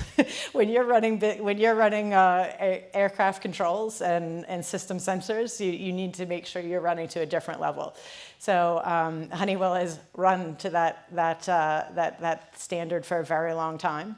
Not that we're going to lower our standards, but we might have a little bit of a different focus rather than the aerospace focus.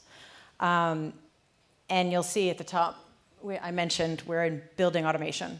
I think it may be alphabetical, but I also, I'm really proud of the fact that our security business is within our building automation business.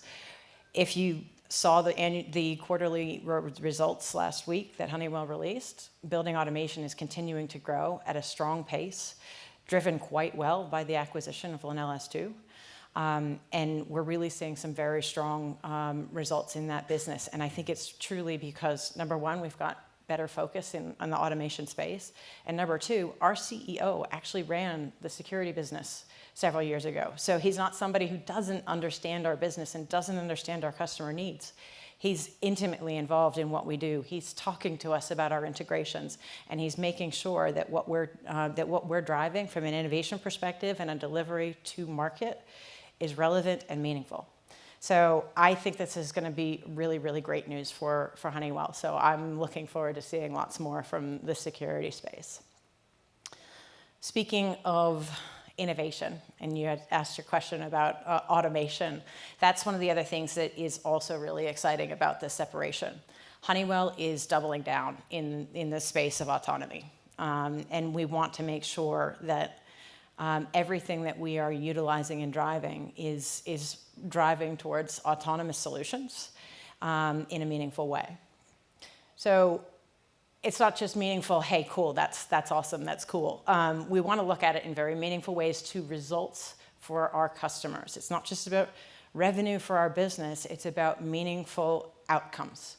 You know, we want to make sure that we are minimizing downtime. We want to make sure that, as you were talking about skilled labor, that we are helping deliver systems that are improving the outcomes regardless of the operators that are utilizing those systems. And then we want to make sure that the efficiency in the way that our products are delivering in customer environments is effective. Numbers here are gigantic, right? Let's face it, there are customers that we are all dealing with that have 20 doors, right? You're not going to see these kind of numbers. But every little dollar counts. Every little minute counts. What Randy was just saying about the critical nature of what we do in security, we need to be efficient. We need to make sure that the people who are working in the security space are empowered in a meaningful way to do what they need to do when they need to do it. So how are we going to do that? When you think about the solutions that we have, and we'll get to this in a minute, and Adam will show some demonstrations around, you get systems that are amazingly complex. Look around this room. You look at demos of all the different things that people want to install into their systems. And let's face it, end users go to a trade show and they get so excited. They're like, oh, that is a cool technology, and that is a cool technology, and I want it all right now. You're like, so let's think about this. Let's make sure we're putting it together in a meaningful way. And then also, depending upon who you're talking to, if you're talking to facilities, if you're talking to safety, if you're talking to IT, they are all going to have different needs. They're going to have different KPIs. And you can talk to one person you can talk to 5 different people at one customer, and they're going to tell you they want 5 different things. And you have to balance all of those. And you have to be conscious of those. And you have to be able to say, oh, well, you're in the HSC team. Your key value drivers are going to be this. We want to make sure that we are touching on all of the right ones and then being honest about the ones that we're not going to address. Just like Randy said, hey, I'm not a cyber guy. We need to be able to call out what works and what doesn't. And then, finally, again, talking about the workforce, we need to make sure that our tools that we are providing to our partners and to our end users make sense for the people that are using them. Doesn't matter how great your technology is. If it isn't relevant and compelling to the people that are using it, it's not worth it. Just like Randy was talking about that camera in the environment that wasn't working, it's no good to anybody. So that's really cool, right? How are we going to do it? This is actually, I will take no credit for the slide. I did not put it together. The CTO of Honeywell, Suresh V, very long last name, I'll just say that. He presented these slides. He was presenting with the head of robotics for NVIDIA, which is a very big partner of Honeywell's. And I said, Suresh, I need these slides. But it makes complete sense. The way that we're talking about how we're driving to autonomy, and in the way that we're talking about it is actually driving that autonomous process. See, think, act, learn. The Honeywell stuff is going to start to see that everywhere, and you'll see that within the Linnell, incorporated into the Linnell branding. We'll talk about that in a minute. But it's really aligned very well to the security ecosystem. You make sure that you have those sensors and those cameras that see what's happening in the environment. Then you drive the analytics that help the system think about what to do with the data that it has just received. And then it drives the information to the right people or systems to act in the appropriate way. When you look across the Honeywell space, it could be gas detection, it could be chemicals, it could be whatever, but this is the way that Honeywell is looking at autonomy. And this is the way that we are driving our engineering and we are driving our design. And frankly, it makes sense. I looked at that and went, cool, it's a really cool graphic, but it's also really logical. And it's exciting to see that we're not looking at, okay, we're going to blow everything apart. We're going to use our new quantum computers. No, let's just break it into pieces. Let's take that data, use it effectively, and make it a seamless experience for the users who are driving that autonomous solution. So, yes, I didn't do that, but I'll use it. That's part of leadership, right? You find the smart people and you promote them. Cool. Well, what does that mean for Linnell S2? I've kind of alluded to a little bit, but one thing I do want to break out. Everybody always asks, people who've been asking yesterday, they're like, hey, you and Logan were wearing the red and black Honeywell stuff, and all the rest of the Linnell boys were wearing the blue and white Linnell stuff. What does this mean? I'm going to launch our brand strategy solution for Linnell S2. It's very complicated. We recognize that Linnell is a global leader in the access solution space. There's no appetite to change the way that Linnell is doing what it's doing. It has done things well for a very long time, and there's a reason that Honeywell spent a lot of money to acquire that business. We want to make sure that that magic that was brought into Honeywell does not go away. Similar to what you're talking about with Stone Bearcom, right? Take the best of both sides of things and bring them together to be a comprehensive force in the industry. So don't get worried. We're not changing the colors. We're not changing the logo. We're not changing the name. The trade show may say Honeywell at the top. But Linnell is very much a core driver in the solutions that we are driving in the security space. So don't have to change your shirts just yet.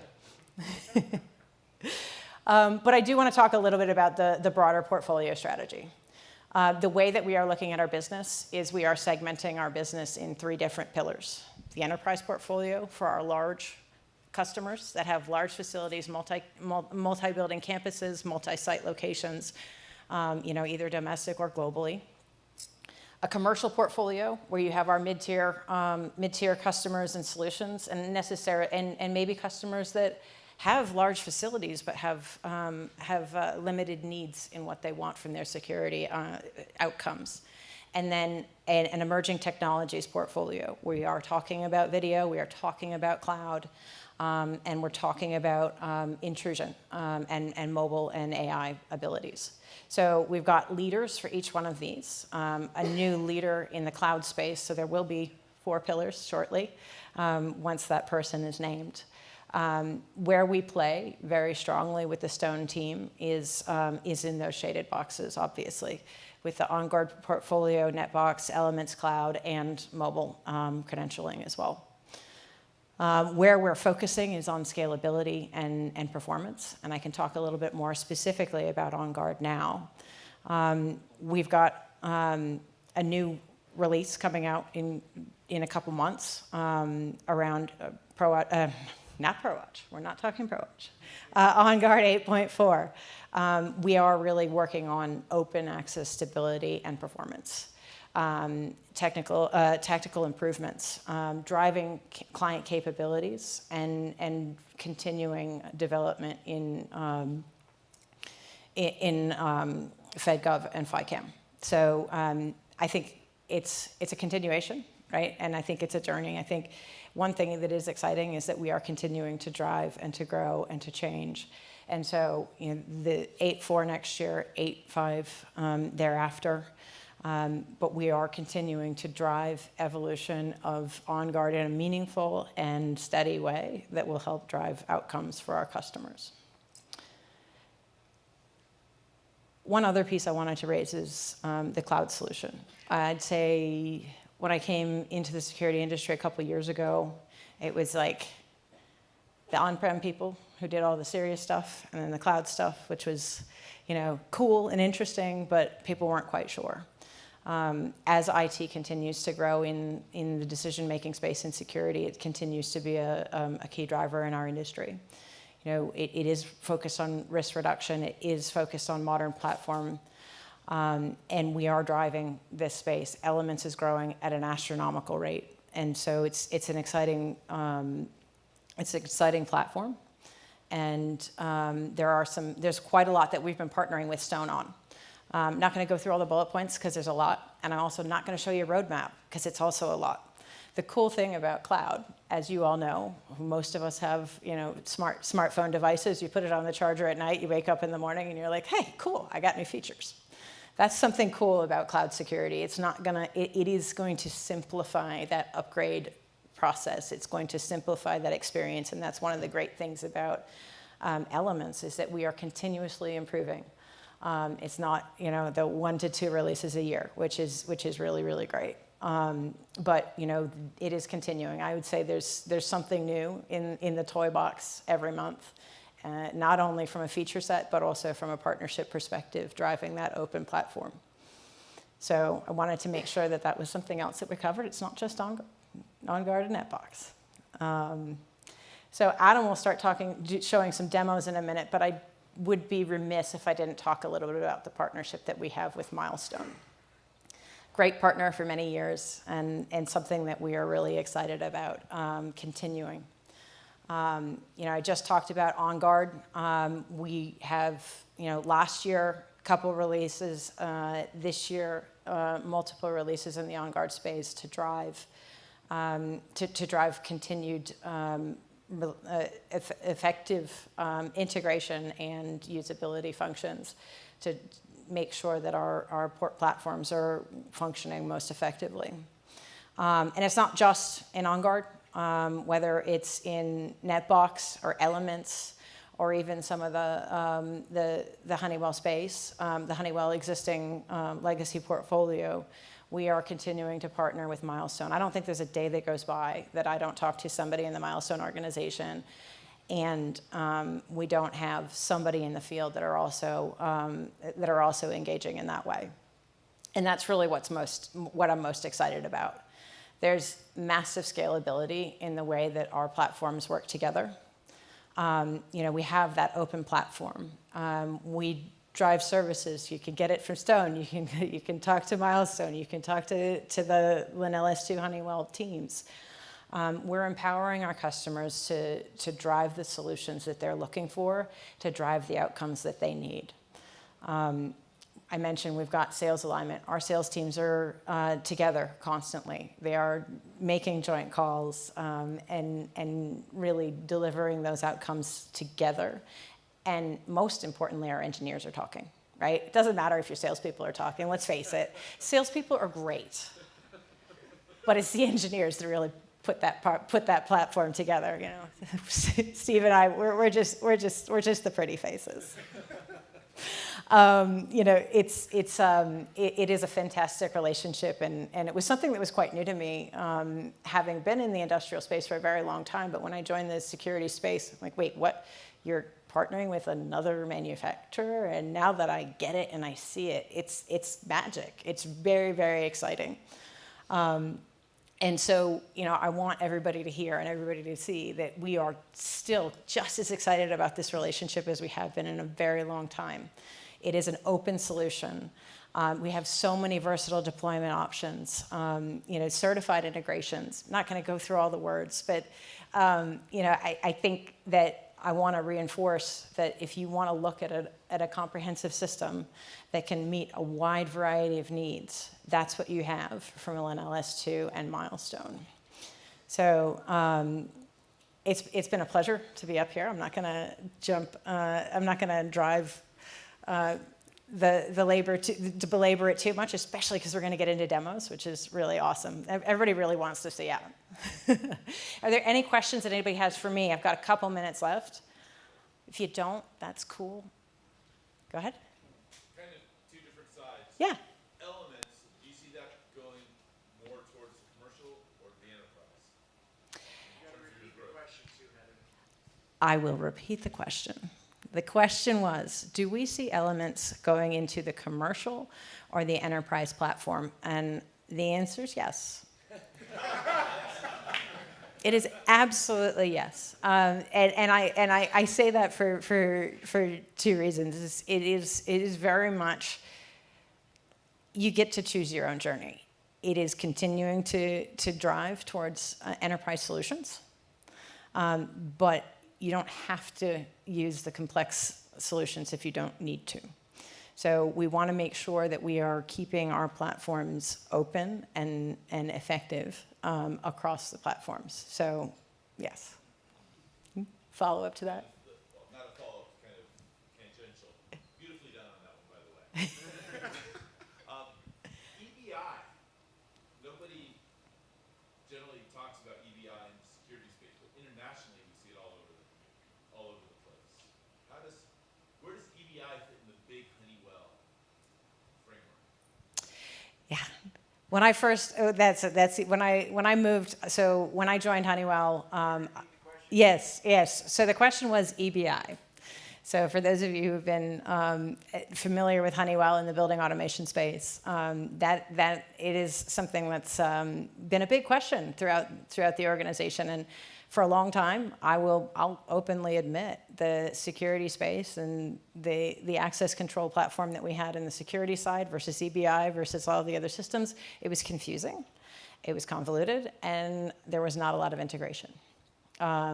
In the space of open, Honeywell is looking at it very differently. So we are working on integrations between OnGuard and EBI, and we are making sure that our brands and our people talk a little more effectively than they have in the past.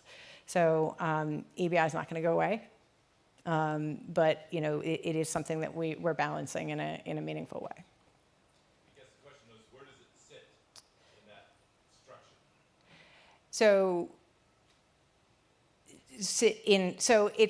It is separate from the way that. It does not fall into the security products portfolio. It falls into the building automation control. So thanks for asking that question. Anyone else before I have 2 seconds left? I can slowly walk down the stairs and not fall down. I'm here all day, so if anybody thinks of something and they want to ask me secretly on the side, I'll be here.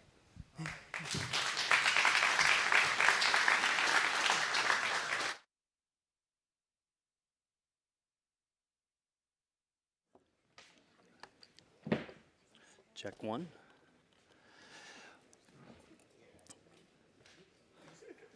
Okay, while I'm getting my laptop set up here, everybody actually, sorry, I had a different way I wanted to start this. Welcome to my TED Talk. Just kidding. All right, pull out your phone. This is a Slido poll. So for those of you who are remote, you can do this as well. So let's make sure that that QR code shows up in our YouTube live stream. Okay, I want to know from your perspective, we're going to do 3 of them. Is your access control system currently integrated with your video surveillance system? Okay, I'll give you guys a minute to answer that. We'll see the results coming live. 5 people. Wow. Guys, I was not anticipating this turnout, this result. Okay, so, all right, now it's turning a little more to what I would expect. Give it just another 30 seconds.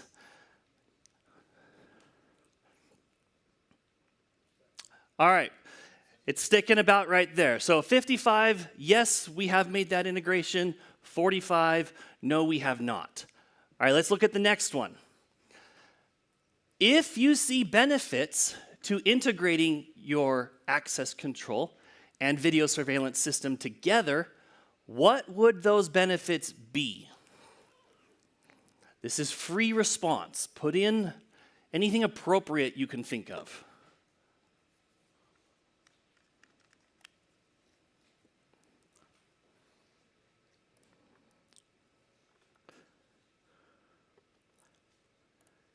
Okay, we're getting some good answers there. Visibility, ease of use, 2 of the biggest ones there. Okay, let's see. If I click the right button here. Perfect. All right, we're all set there. Okay, all right. Ease of use, verification, visibility, single pane of glass. Oh, I know that word makes us go a little cringe. Simple. We heard earlier that oftentimes our security staff tend to be, they rotate through quickly, right? You know, and a couple other things. But the simple aspect of that is really key. So, okay, there's a couple in here that I hadn't even thought about yet. So this is really good. I want to review all these later. Let's move on to the next one too. This one I'm really curious about. If your systems are currently if these systems are currently not integrated, what is stopping you from making that connection? So this is for the 45% of you who said, no, they're not.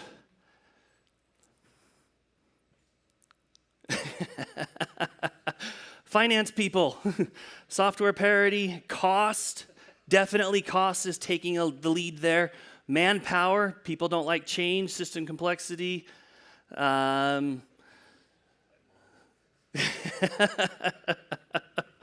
Uneducated on the capacity. Okay. Hopefully we can address some of these today for you. So, all right, let's jump over to my milestone now. So, perfect, thank you. The very first thing I want to show you is going to dig right into that ease. All right. How if I could do this right now, but how challenging is it if you have to go from one application bouncing to the next one, then it's like I'm looking up this door forced open. Somebody forced my door open. I need to figure out who it was. It's a forced open, so the access control system doesn't tell me who it was. It just says it happened. So to find out who it was, I've got to go look at the video. So, all right, it was the warehouse door at 9:30 on the 12th. All right, what camera is looking at that? Crap. Okay, it's this camera. All right, what time was I looking at again? What day? Like, guys, I got like a 10-second memory, I swear. So if you're anything like me, you're back and forth. And just to do the one little thing, it's like you're looking up the information 2 or 3 times. And then somebody comes in and you get a radio call and you got to deal with that. And you're like, oh, boy. Okay, when you make this integration, the ease of use is its front runner benefit. All right, so look. Here's my map. I know where my doors are. Security personnel, I ran a camera system at a university for about, I don't know, 5 years, depending on when you start the timer on that. But I knew where every camera was very well. But the on-prem PD didn't. The on-prem PD didn't know where all the doors were. So having this in a map where we have our cameras and our doors and readers coexisting in the same place makes it just like, look, here's the camera, here's the door. If I want to modify a door, I can right-click on the door and I can say open. If you're in the room, you heard the door strike, click, okay? If you're like, I want to see what camera is looking at that, I can click and drag a camera over, okay? And of course, my milestone is going to freeze up on me. Did I mention we're doing this all live?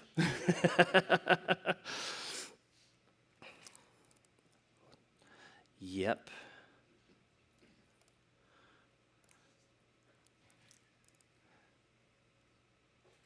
All right, while I pull this up, don't look at my password, okay?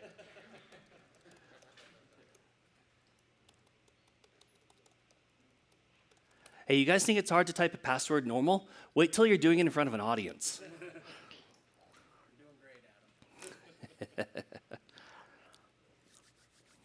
Okay, so pulling up that camera to easily verify this door is propped open. This door's not propped open. This door's closed. Maybe my door position sensor's broken. You can get all of that information really quickly without having to dispatch somebody to go look at the door. That's a huge time saver because that list of I gotta go check and follow up on these things is huge. That's the longest list ever, and it never seems to get shorter, okay? So maps, we'll go back to the basic map. All right, so pulling out a camera, we'll try this again. Do a different camera this time. There we go. All right, camera. This one's in the near corner. The door is just right here to the left. I can see that that door is fully closed. All right? Okay. Now, when we start to look at smart maps, because that's the direction we want to take our Milestone systems into smart maps, well, Milestone just recently added the ability to add your access control elements into the smart map. So we'll take this. I'll take it a little bit bigger so you guys can see. And we'll look at the interior. So here's my vestibule. Here's the front door. It is currently closed. It's currently also in a locked state. We can change that. Right-click on it. Set mode to unlocked. That was easy. Okay. The secure vestibule door there, it's currently held open. And I can see that visually on the map. Okay. Same thing. If I want to see what's going on with that camera, I can pull up, here's the intercom, we can come up, grab the other one across the hall, double-clicking on these gives you this nice little pop-up, and you can see, hey, yeah, that door is propped open. If I wanted to go back and see, okay, who's the wise guy who propped that door open, because I got to have a talk with them, then it's that easy. You just scrub backwards until you find that event change. There's also other ways you can do that too. All right, so the maps here really improve your operator efficiency because you're giving them all the information in one place. So now let's move to the next part of it, all right? Let's move to more of a live verification or even, retro verification of the person at the door is reflective of the person holding the badge. So for that, we're gonna come to my access control and I'm just gonna let's grab the on guard all doors. We may change it to the 4 doors. No, we'll do the 4 doors. Okay, so here is, whoa, that's not right, hold on. So here's a card read, right? So the information showing here is what's coming out of my access control system. The name, the photo, the event type, what happened, the badge type they have on that. This is from OnGuard into Milestone, all right? And it bookmarks, it's all right there, time synced together. I can hit play. Lo and behold, that is not Andy unless Andy grew a goatee. I don't think he did. Okay, so, well, when did Andy lose his badge, right? Okay, I'm gonna click on the little search icon here. It's going to pre-fill the search box for me and give me the details there. So I can come down, all right? So this one's a little hard to see. It's this door kind of over here in the corner. Nope, that's not Andy. Let's see, let's do the next one. That's not Andy. That one is though, all right? You can take that camera full screen. So sometime between 11:53:17 a.m. and 11:53:33, so only within a matter of like 10 seconds, Andy put his keys down somewhere, probably to help somebody, and somebody else came and picked him up and started to wander around the facility. And I can see where they went. We got the secure vestibule door, we got the storage room door, we know we already had the front room, the front door, okay? So the information is that easy to browse and to see and to find. All right, now let's look at another element here. Let's look at a duress pin.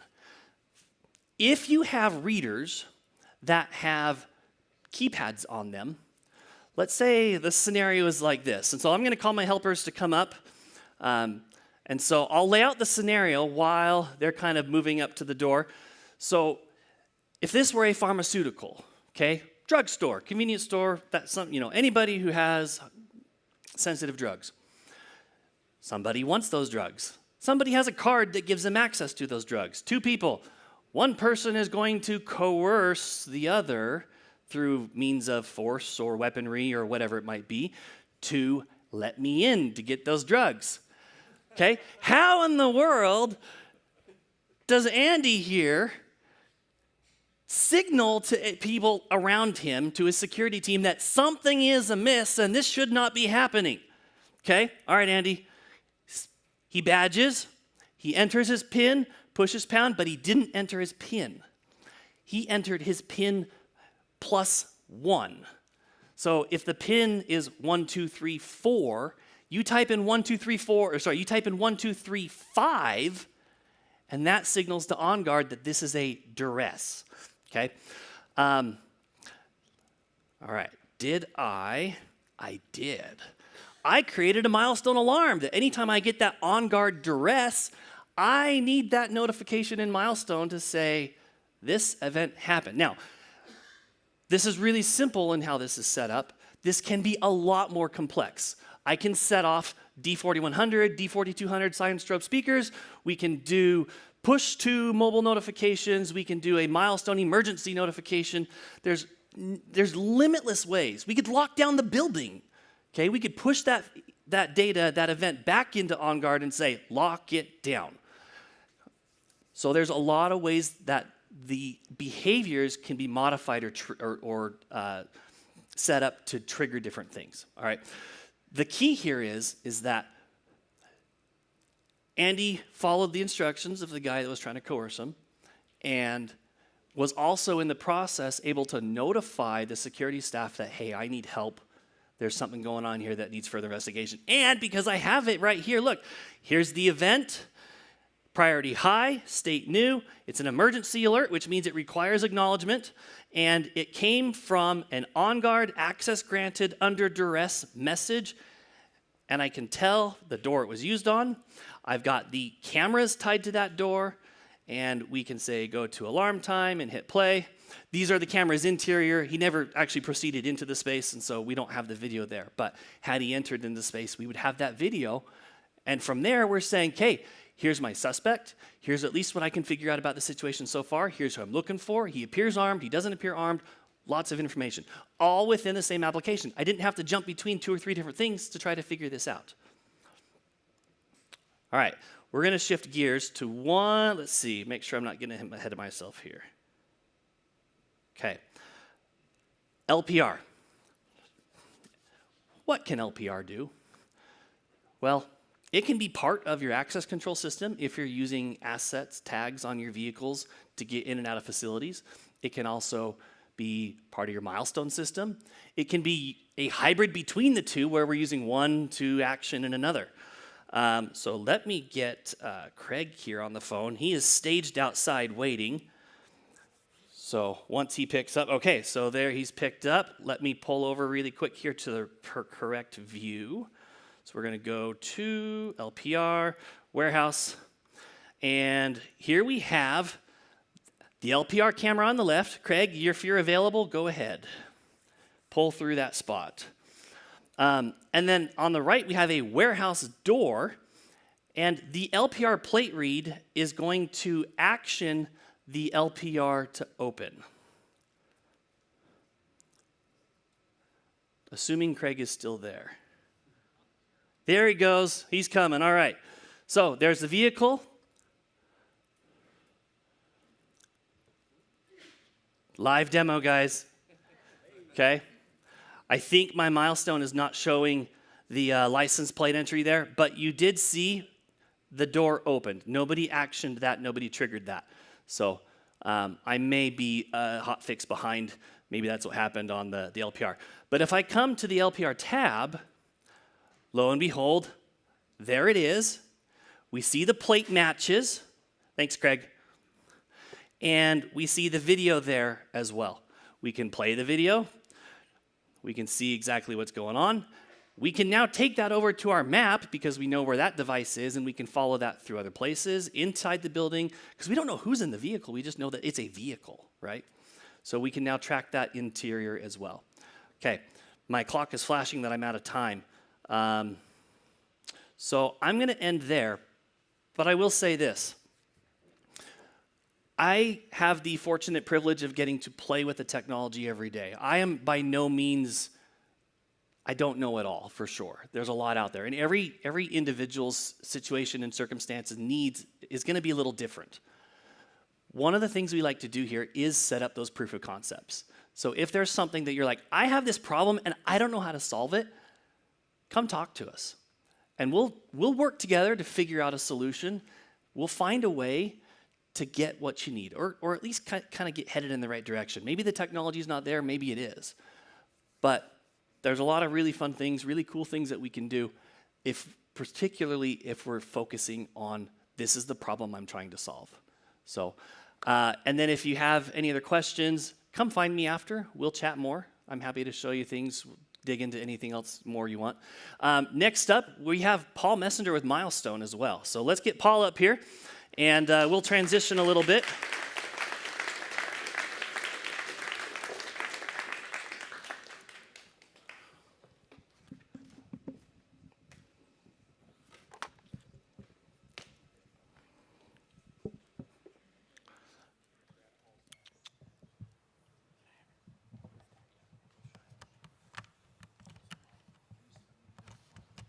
PowerPoint. Thank you. Okay, great. Hello. How's everybody doing? I'm Paul Messenger. I'm the area sales manager for the West for Milestone Systems, and thanks for the opportunity to talk today. I want to cover some things that are new with Milestone. So what we're really excited about is the XProtect Evidence Manager. Milestone has never made it easy to get large amounts of video out of our system to a third party, and that's become a major issue for almost every customer that we have. So we launched Evidence Manager, and it's really unique to the market. It has the fastest workflow. I'll show you how easy it is to get video out of XProtect into the Evidence Manager. It also has flexibility for storage. You can deploy this on-prem using your own existing storage buckets. You can deploy it in the cloud using any storage bucket you've already paid for or already have budgeted for. Or you can do a combination. You can do a hybrid. With the other solutions out there in the market, you're limited to paying for their storage, and it's expensive, and you get locked in. Milestone's all about openness and flexibility. So we're really excited about this product. And then it also allows you to do multi-tenancy. So you can set it up with one org, different departments within it can have their own evidence managers within an evidence manager to further segment your evidence. And then it addresses some major challenges, right? So you got to get evidence out. You need case management and collaboration. Milestone is all about video, whereas the evidence manager allows you to bring other types of evidence into the fold, audio, transcripts, etc. And then also evidence archiving. So we've dabbled with plugins to automate exports, but with the evidence manager, you can schedule exports. So if you know there's critical video you want out of Milestone, backed up, whatever, you can schedule them. So that's really helpful. I already mentioned the multiple sources. You've got all this evidence taking up lots of space, right? If you've been using our evidence lock, those can get out of control pretty quickly. So this is also a nice solution for that. And then body camera flexibility, right? That's important. You don't have to be locked into one vendor with this. You can use access body cameras. You can use body cameras from other vendors and get the video into a non-proprietary evidence management system. Can I go to demo now?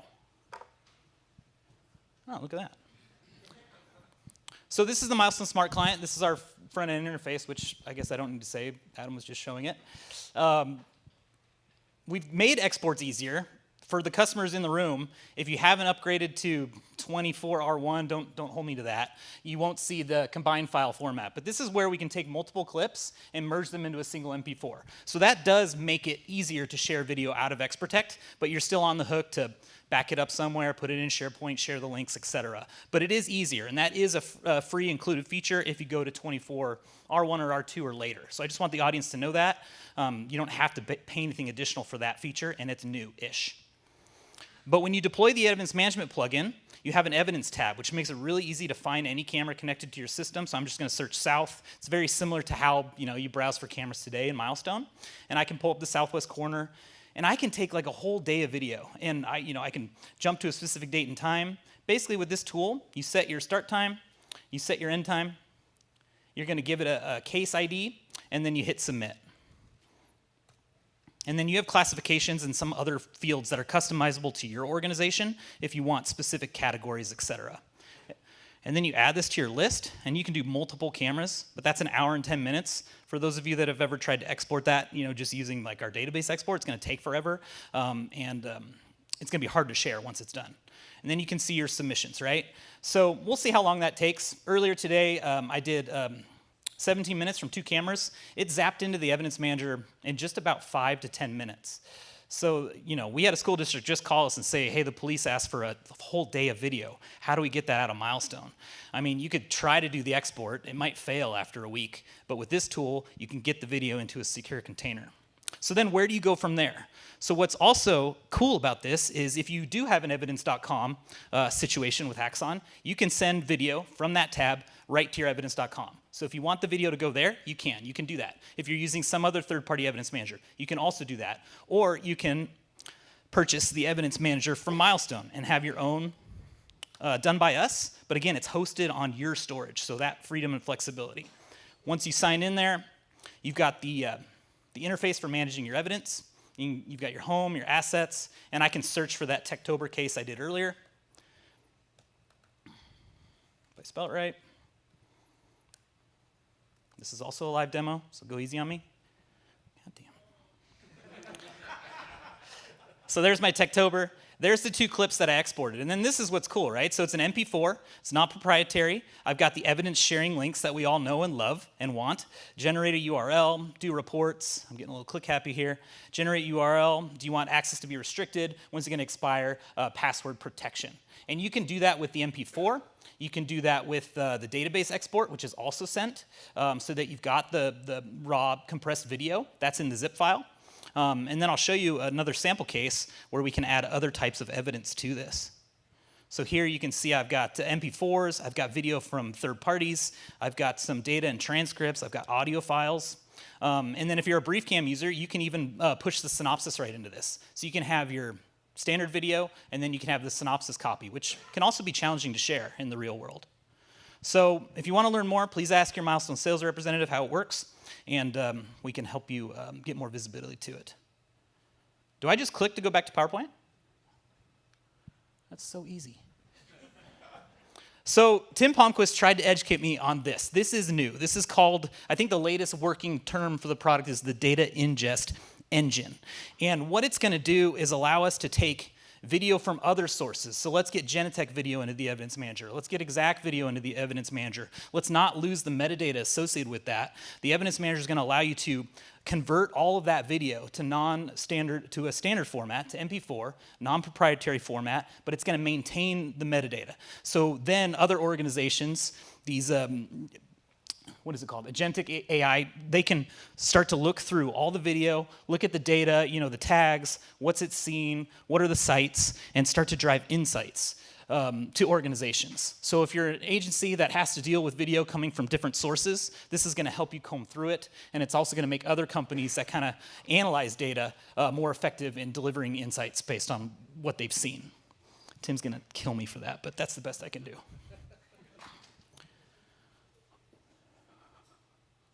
What else did I want to show? No, I'm moving on.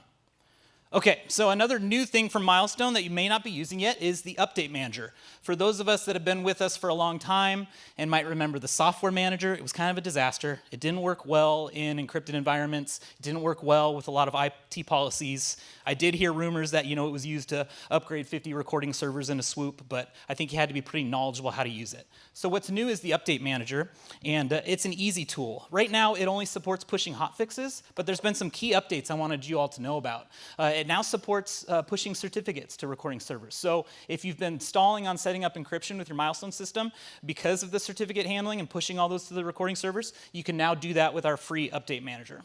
Also, for all the Access customers in the room, you can push the optimizer with this now. So you can send the optimizer to all your smart clients, you can push updates, and that's really exciting because the biggest hurdle typically to using the optimizer and having all your Access tech shine within Milestone is all the labor it takes to push those out to your smart client workstations. So the Update Manager now supports that in close cooperation with Access.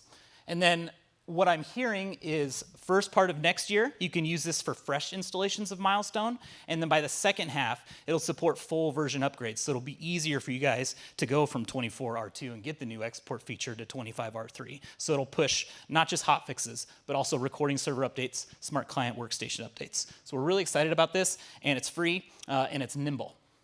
I feel like I'm forgetting something, but we'll just move on. Also, similar tool, the Remote Manager. This came out a couple years ago as well, 24R1 and later. This is system health monitoring. So it's not as good as boring. I saw Kathy earlier. Don't get mad at me, Kathy. But it does give you system health alerts. It helps you understand where your cameras are healthy, where your storage containers are healthy, and it's getting stronger every day. And you can also do other things from this. You can update firmware, you can update passwords, you can manage access to video. So, it is primarily designed for a Stone Security to manage multiple customers and see if they're alert or see if their systems are healthy, et cetera. But it's also very end-user friendly if you want to just monitor your system as well. It's free, it's included with Care Plus, and it's getting better every day. Yeah, like some things that have been added, you can see the video feeds, system health, access management, it's got audit logging, overview of your sites, and then you can change your camera passwords as well as do firmware from this tool. So if you haven't checked it out, please check it out, but your management server does need to see the internet. But that's also going to be worked on. We're going to release an offline version of this for our more cyber conscious customers in the future.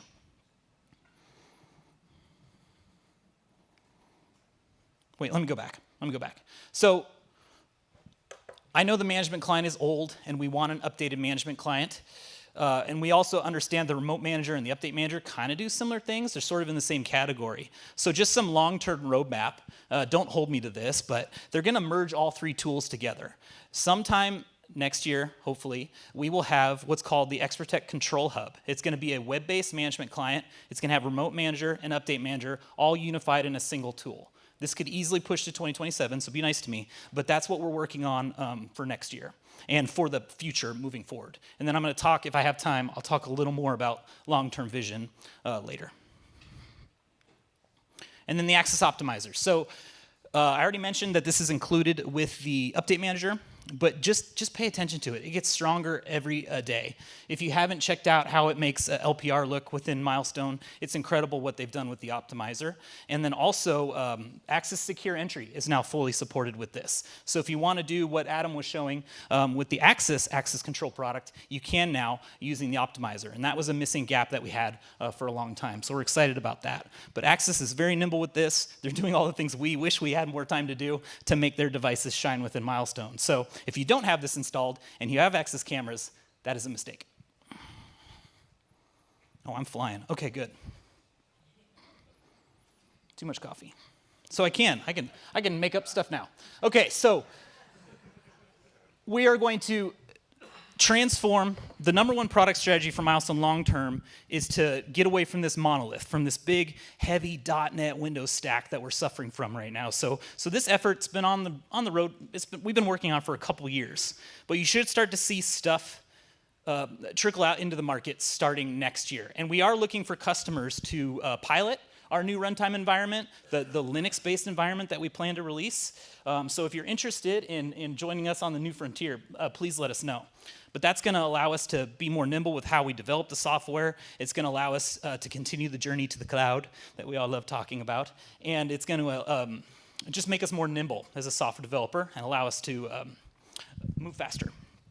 Other key elements of our long-term product strategy, obviously cloud, staying open, a fierce devotion to openness, and then analytics, right? So we know we need to start looking at basic analytics being embedded that aren't camera dependent, et cetera. I still haven't gotten clarity on what that looks like. We do have BriefCam as part of our core company now, so obviously they're very good at what they do. And we'll continue to get stronger and tie into Milestone. And then we've got the three different interfaces, right? We've got the smart client, the web client, the Arcules portal, the BriefCam client. So we do have a UX, UI team looking to make those all friendly, similar design schemes long term. So that's where we're going in the future. And then some of the target, so I already kind of talked about this, but moving to decoupled services, a portable foundation, right? Microservices, containerization. I actually don't understand any of this, but I think it's important, and it's Linuxy and it's cloudy. That's what I've learned.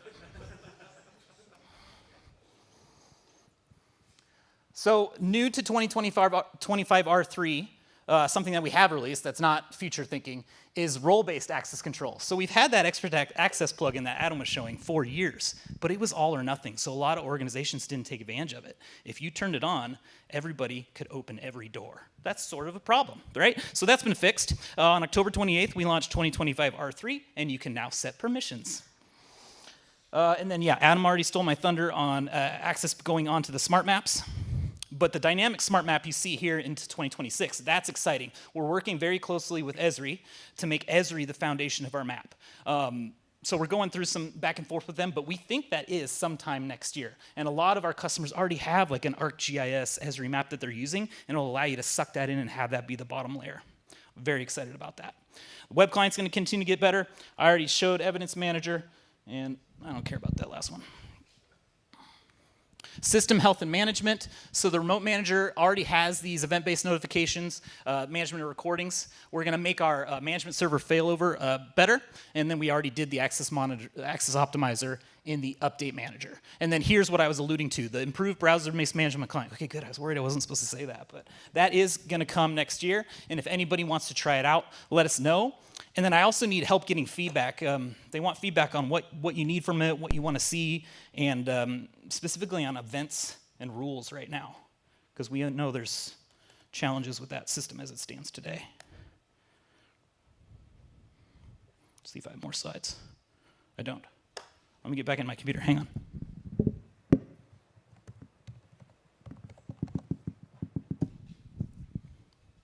Now I want to show you what's new with Arcules. So I'm going to sign into my Arcules portal. We'll see how this goes.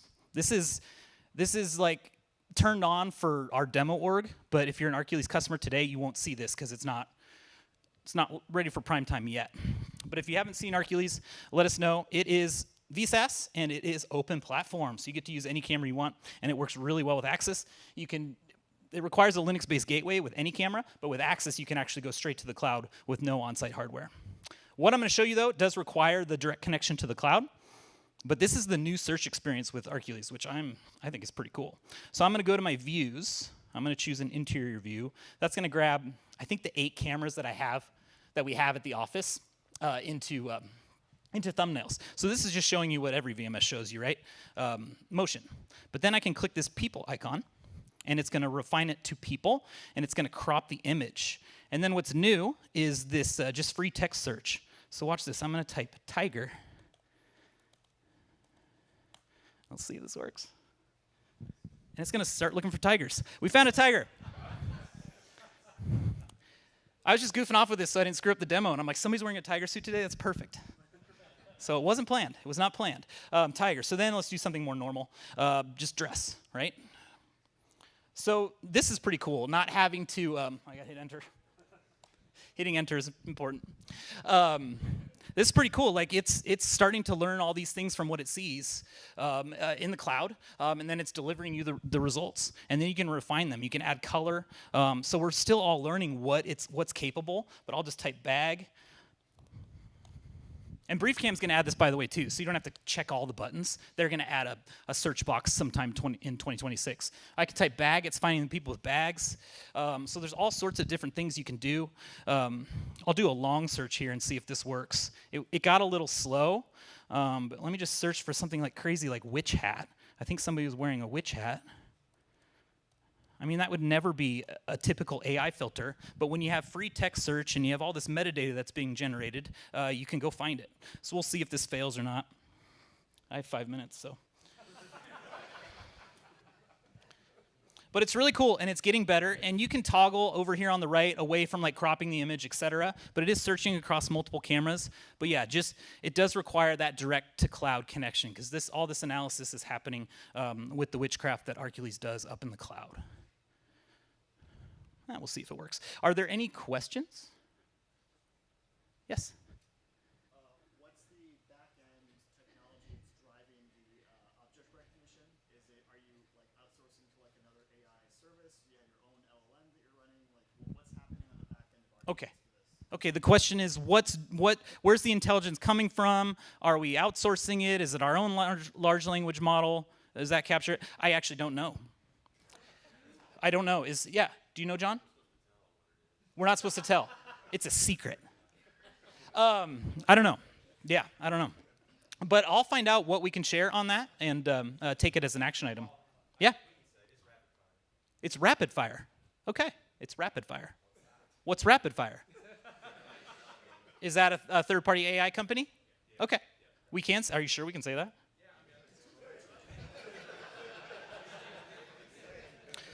All right, maybe my witch hat's going to fail, but it worked earlier.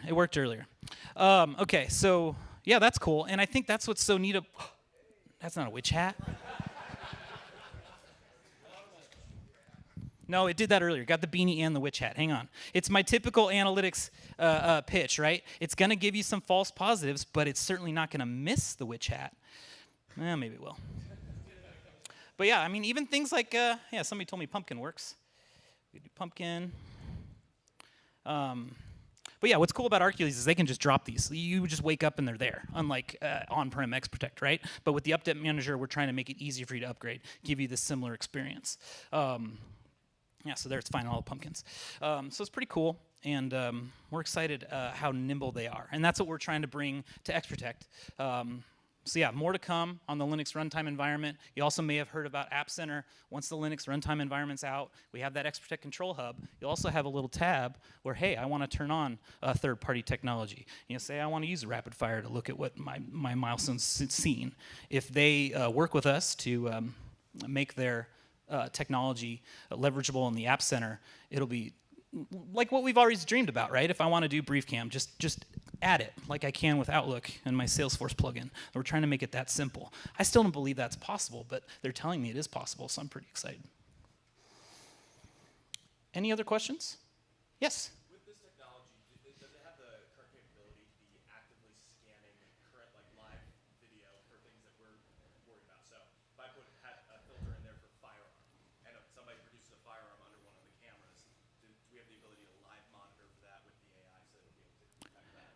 This is forensic only, but that's certainly something I'm sure Milestone is exploring. But I mean, yeah, for weapons detection, I mean, even BriefCam, who's been in the game for 20 plus years, is shying away from that because it is so unique. And doing false positives in that space is obviously horrible. So yeah, I would point you toward Ambient, somebody like that who's really focused on real-time alerts. At least for now, we hope to catch up. But yeah, this is forensic only. But I'll certainly take that question back. And engineers, do we know anything about Arcules doing it real time? Like saying, warn me when there's a pumpkin. Or a tiger. That's a great question. I also don't know. So the question is, what's the lag time before I can start using this? I would assume it's pretty quick, but I don't have that answer. Sorry, you're stumping me today. And we don't have anyone from Arcules here today, do we? No. Okay. But that is our cloud product, and it's getting smarter. So please pay attention to it if you can. I got a minute left. Any other questions? Okay. I'm going to give back the time because I'm rambling at this point. Thank you. Sweet. Thank you very much, Paul Messenger. Hey, everybody. My name is Andy Schreier. I am the Vice President of Security Technology and Marketing. My title's too long, Les. We got to fix that, man. Adam and I are ready and excited to do some demonstrations of something we've been working on. I need to get my clicker really quick. Man, I got too much to carry. Except for, I know you've told me, Les, never put the radios on, never let the radio touch the ground, but. We can sit it here if you want to. We hope that this conversation with you today isn't like, I had a friend when I was growing up, they invited me over to play Nintendo, and he was like, oh man, this is the greatest game ever. Come on over, we're going to play. It's going to be awesome. You're going to love it. It was a one-player game, and I didn't know anything about it. So I sat there and watched him the entire time, and it was boring. This won't be like that. We're going to do some demonstrations, and hopefully this is useful technology that you guys can eventually take advantage of. What we've done in the last couple of months is really exciting for us. And with the Bearcom acquisition, we have gained a ton of amazing talent and knowledge on the radio side that we've never would have explored. They're teaching us things about radios that is really going to be fantastic to bridge the gap between physical security and communications in more of a safety, all-encompassing big hug for all of our customers. So we have, together with Bearcom, created a tagline, and it's trademark pending, give your cameras a voice. We did actually talk about this at ISC West and did a couple of quick demos there, so we're going to piggyback off of some of that and tell you some other things that we've learned. Some of these demonstrations are also more customer requests. We've actually had a couple of great conversations with real customers. We've been on site with airports and hospitals, and we've tested some of these things in their environment with what they've actually requested from us. So we wanted to show some of the stuff that we think are not just, messing around in the back room with lab stuff, but actually real usable integrations. So the first one that we wanted to show you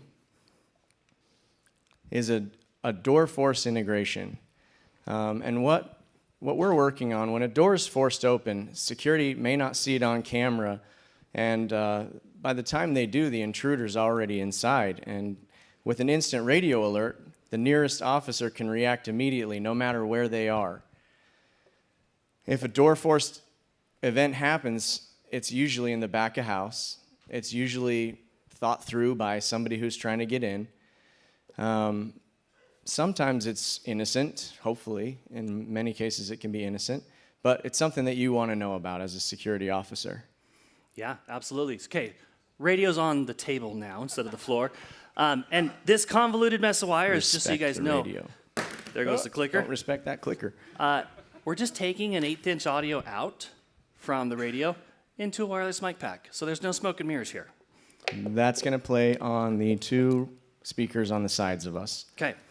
All right, so door forced open. Here's my IDF door. Not badging this time.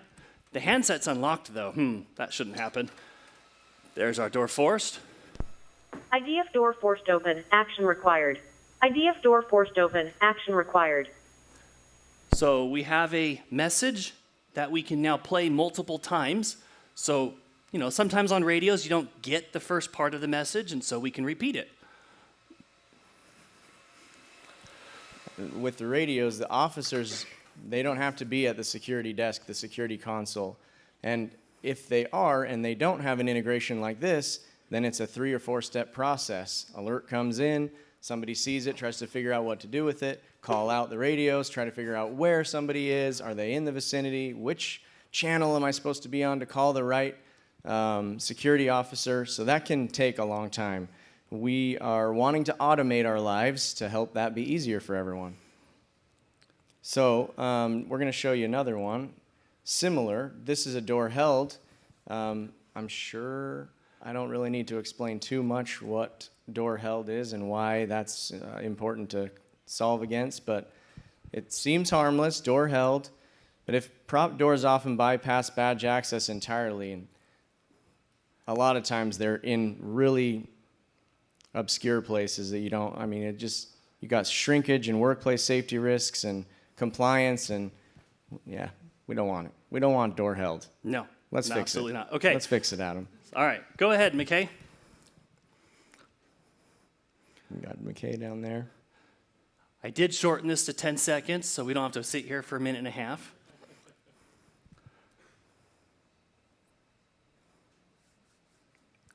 Who's going to count to 10 for us? Warehouse side door left open.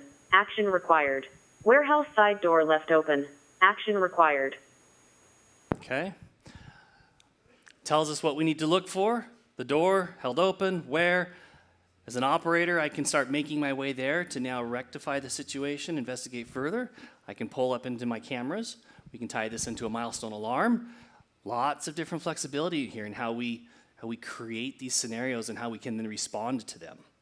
And the way these integrations are working, everything that Adam showed in his demo earlier with Milestone and the consecutive alert elements of the process, all of that is stored.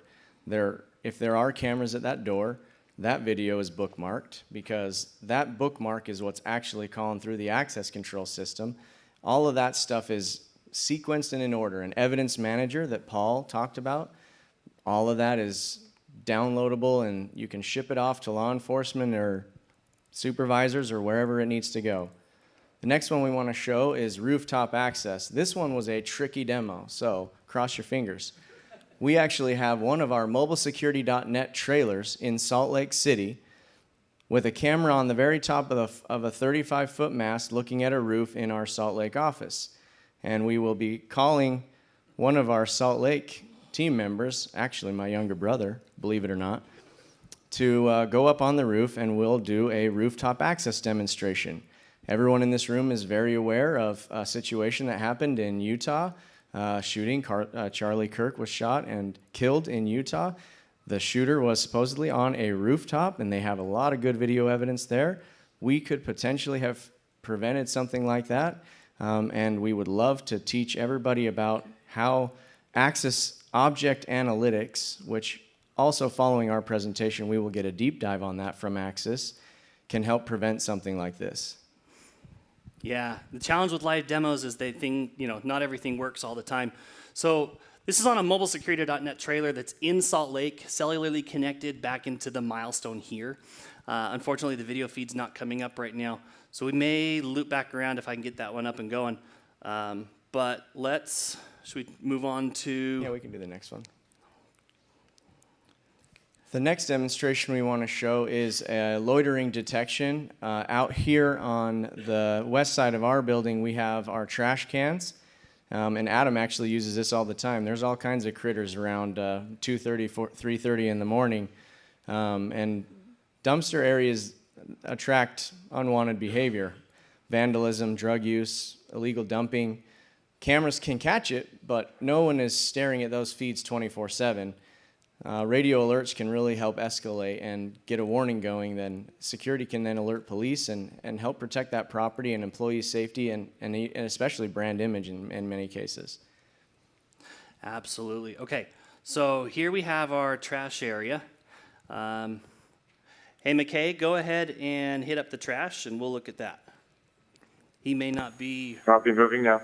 there we go. He's headed that way now. So access AOA, entering into the trash area as he's sitting around there. We'll see if we get the radio detection here. We're looking at a lower resolution, so I don't have the overlay turned on for this resolution. Oh, and I'm clicking things. Get that gone away.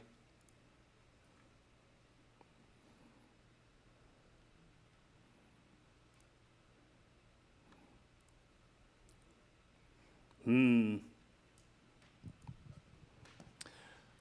tell him to go a little, hang out a little longer. Hey, McKay, hang out in the trash area a little longer.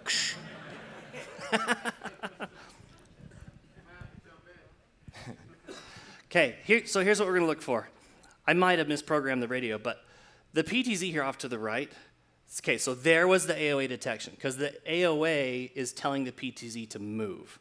So at some point, I think I mucked that one up a little bit. Should we fix it real quick? Looks like the Salt Lake roof at least is up here. Why not? We got 20 minutes on the clock. Okay, all right. Troubleshooting live. Who doesn't, get to see that? All right, so let's see. TECHTOBER 25, AOA, trash, person P2. So what I have here is we're moving, we're creating a bookmark. Oh, lo and behold, I did not. Let's fix this. So let's go to edit rule, and we're going to do a set device output state, and on devices, so we want to say immediately to activated, and then the way we're doing this, at least in this setup, there's 3 different ways to actually trigger these alerts. This one, for a live demo purpose, has the shortest lag, but there's others that are easier to set up and maybe a little more flexible. And so we are going to come down. Oh, that's what I did, is I did not do the trash. All right, well, we'll do the wrong message here. So we'll pretend that we're going to lock down the facility because there's a vagrant hanging around at the trash. So we're going to lock those back doors, make sure that they don't come in. So that's what our messaging will be. All right, so let's see. Let's come back over to the cameras. We're going to lock down the building because we are very afraid of copper theft. Yes. This is extremely damaging to our health. And the other thing I want to do here, I don't want that that timer there. So we're going to say after 1 second, I'm going to release that. And I need to add the stop action. Otherwise, the next one won't work. So set device output state 2, which should pre-fill. Okay, finish. All right. Hey, McKay, can you hit the trash one more time? We'll see if I fix this. Copy that.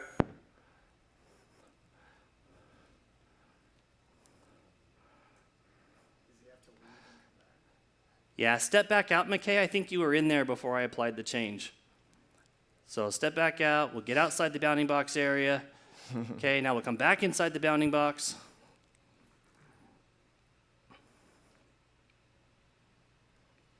And if we don't get it, then I'll fix it after and you guys can come see me. So, yeah, where's the support guys? All right, let me show you this though. So, we get a lot of trash out there, and so this is generating a milestone alarm. And so as people come through, you can see the different people out there. And we get those alerts, people hanging out. Okay, so let me come down to this guy. Got people walking by. I don't think where's the one I was, they're on, I put them in on hold. This is the kind of problem, though, that we're trying to fix. Guys coming through, digging through the trash. I point the PTZ in that direction. I can actually now read his license plate off of that. So we can play back messages. We can set off D4100s. We can alert our guard staff. We've shown that we can trigger the radios if I program it correctly. So, okay. Let's see. Where do we go from here? Cross our fingers on the emergency lane violation? Yeah, that one does work. So Okay, Let's here see. we go. We're gonna keep this camera here. We need to give McKay a minute to get into position. Yep. Hey, Big Papa, get into position. Copy, what's the password? Batman. All right, while he's doing that, let's see.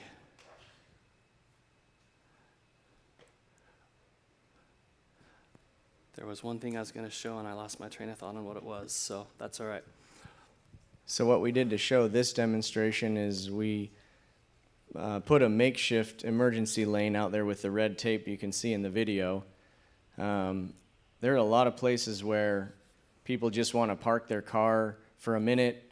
Maybe they leave it there a little too long, they get sidetracked, and if an emergency happens when that emergency lane is needed for an emergency vehicle, that could be dangerous. I think it's pretty important to be able to alert on that super early. So there's a lot of time lost. Emergency lane violation, West Terrace.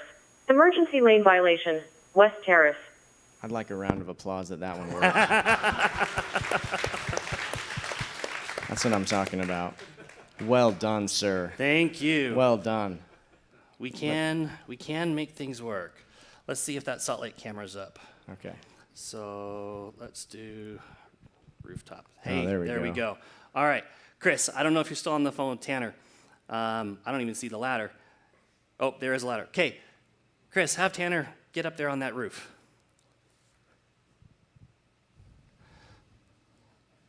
This is a sales pitch for trailers too. They're super sweet. It looks like there's 1, 2, 3, 4, 5, 6. We got at some least 6 lined up. We got some in queue. inventory. We're ready for you. So the ladder, if you're looking for it, it's just kind of right here. Yeah. Oh, I see a hand. Come on, little brother. Okay, get up there. This one I know the alerting works, but it was, I don't know, 1 a.m. Utah time, and so I didn't get a guy out there to test it. Restricted area breach, building 2 rooftop. There we Restricted go. area breach, building 2 rooftop. Worked! Success! It can be done, ladies and gentlemen. 1 in the morning is probably not the best programming time, but it can be done. Okay, let's go back to the slideshow now. I think we hit... I think we got them all. All those. Now, Sweet. I'll do my little pitch here. Nice. This is all based on our creativity, all right? Like I said earlier, you guys have your own issues, your own challenges, your own unique needs. So there's a lot of flexibility in how this is set up. So let's figure out what that need is.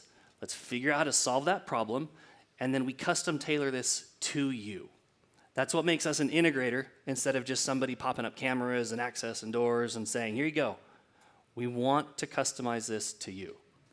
And we are doing a lot to bring these systems together. It is helpful when they're working in conjunction one with another. The trailer solution is your 6 VMS. We've actually written our own integration into Milestone so that we can pull this live right out of the trailer from Milestone. And there's a lot of clicks that Adam has to do to get it there right now. But in the meantime, we're behind the scenes working feverishly to make everything we're doing easier. Simplify our lives is what we're trying to accomplish. And a Da Vinci quote that I know Brent quotes often is, simplicity is the ultimate sophistication. If we can make these systems automate your lives, that's really going to help. So with a few minutes left, I don't know if there are questions about that, but we'd love to take questions.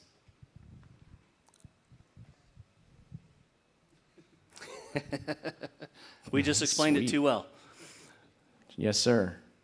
Your radio alert feature, is that built into Milestone, or is that a separate integration? Does it work with any access control platform?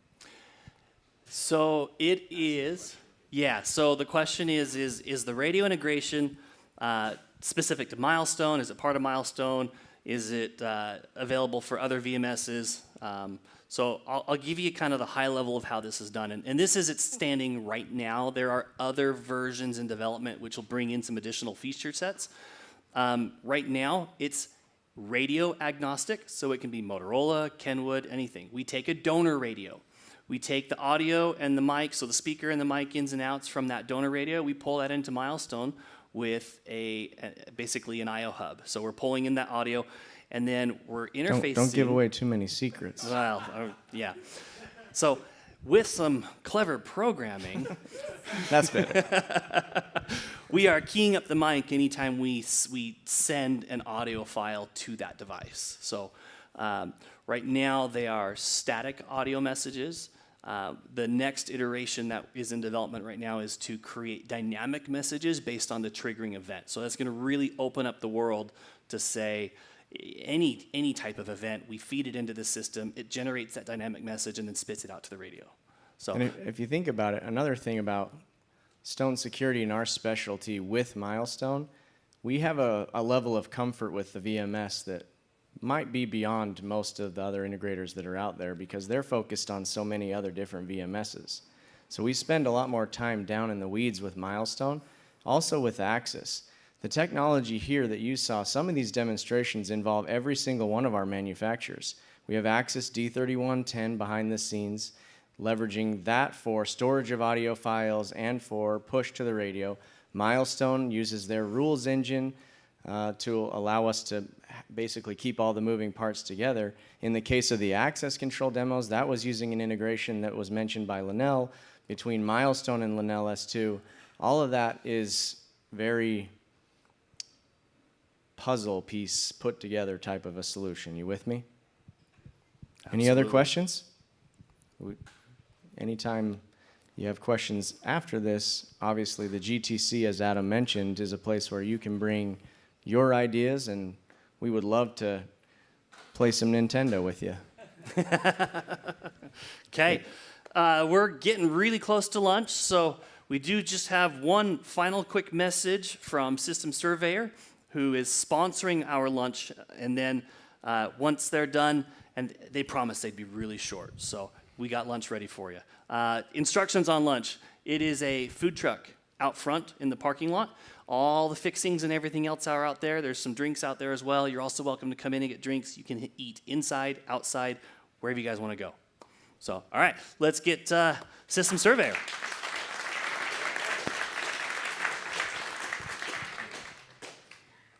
Here's clicker. All right. Hi, everyone. My name's Trad. I'm with System Surveyor.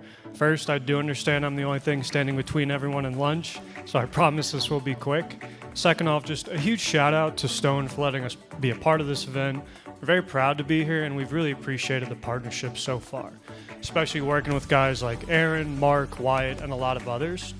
And then for those of you that aren't as familiar with System Surveyor, we're an easy-to-use sidewalk and system design platform. And our goal is simple. Reduce the amount of time it takes your team to go from sidewalk to proposal while protecting your margins. Hopefully to a lot of you, especially at Stone, the video behind me looks really familiar. It's just the typical workflow that someone should experience while using System Surveyor. Designing a job in real time with your customers, capturing everything you need on that first initial sidewalk, walking away with a shareable layout and bill of materials report. And again, if you're not as familiar with us, at the end of this video, there will be a QR code. You can scan that, check us out, and just get some more info from an ROI perspective. And then lastly, guys, just want to thank especially the sales and the solutions engineering team at Stone. I know you guys are really leaning into using the system. You're in there every day collaborating with customers, and we're very appreciative of that, guys. So if you have questions, feedback, anything, please come up, find myself. I'd love to talk to you, introduce myself, and just continue to hear more about what we can do to support the team. Thanks, everyone. That's it.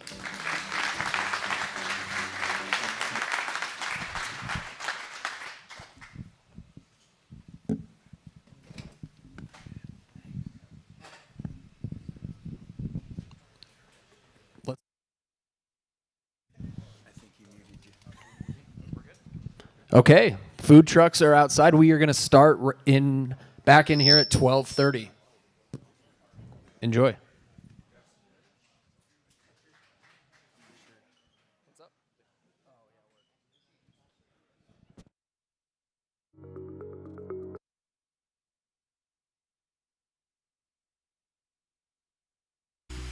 Stone Security brings modern integration expertise, quality workmanship, and customer-first service that sets them apart in the security industry. Combined with Life Safety Power NetLink, real-time monitoring, and remote management, the results are unmatched reliability. To quote the program manager, Bryce Fuller, "We use the NetLink and MSM software to help ensure life cycles for all equipment meets its expectations. The NetLink user interface also helps us to troubleshoot remote sites at a glance. Together, we deliver more than products. For you, the end user, this partnership translates to greater uptime, fewer service calls, and seamless technology experience, all backed by Stone's craftsmanship and LSP's innovation." Jason Kendrick, Director of QA and Training for Stone Security, said it best. "I find it very easy to train techs on these panels. They're very straightforward, labeled well, and the finished product on the ProWire looks absolutely amazing, which makes my QA side smile." Choosing Stone Security and Life Safety Power means choosing a partnership where quality, trust, and technology come together to elevate enterprise security. For more information, reach out to your Stone Security office or LSP representative. Have a great day.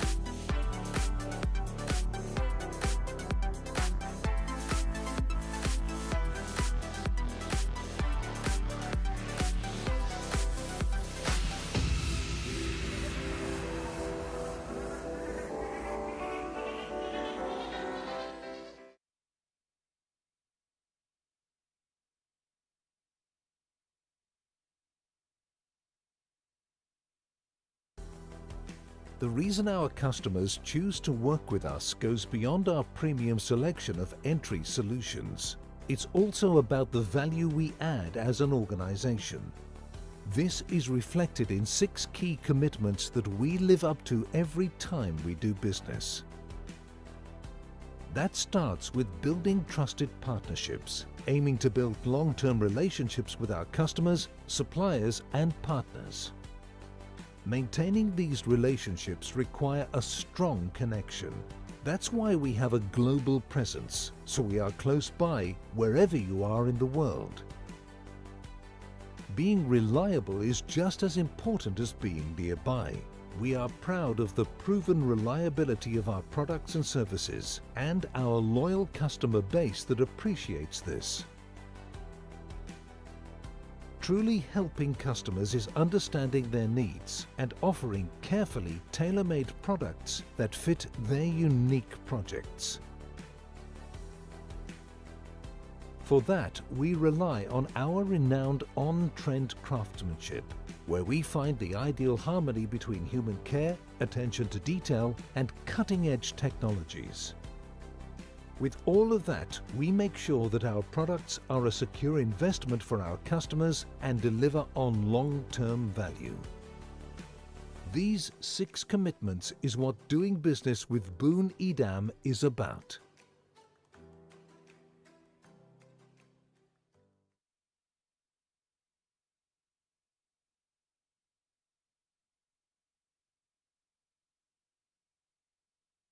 So you just got Milestone XProtect, and you're looking for an easier way to manage it. Meet the Boring Toolbox. Built by admins, for admins, the Boring Toolbox is simple to set up and intuitive to use, making it easier than ever to achieve 100% camera uptime. Let me show you how. Behold our real-time health monitoring dashboard.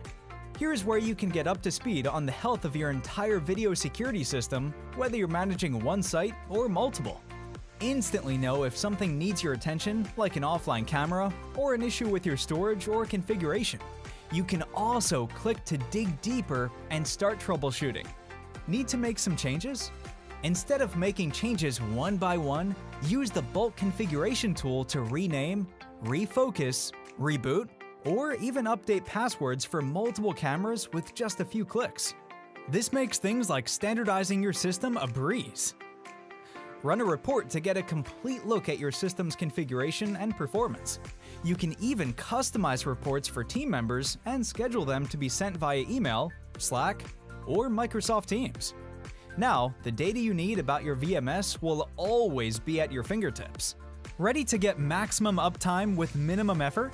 Start your free trial of the Boring Toolbox today.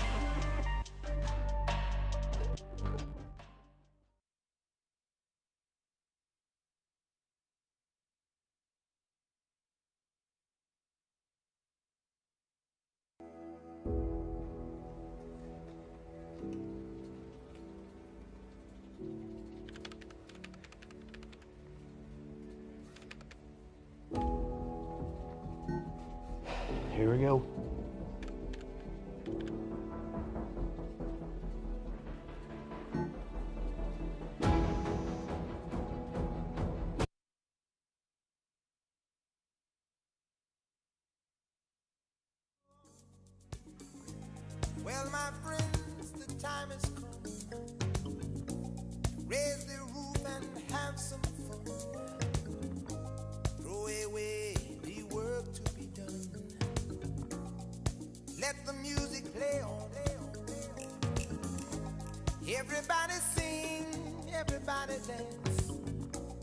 Lose yourself in wild romance. We're going to party, caramba, fiesta, forever.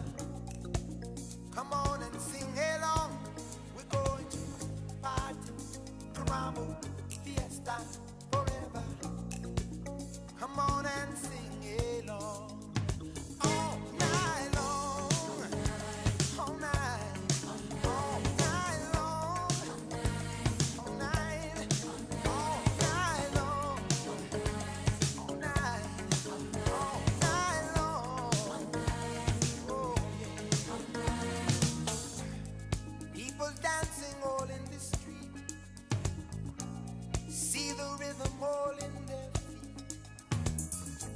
Life is good, wild and sweet. Let the music play on, play on, play on. Feel it in your heart and feel it in your soul. Let the music take control. We're going to party, climbing, fiesta, forever. Come on and sing along. We're going to party, climbing, fiesta, forever. Come on and sing my song. All night long.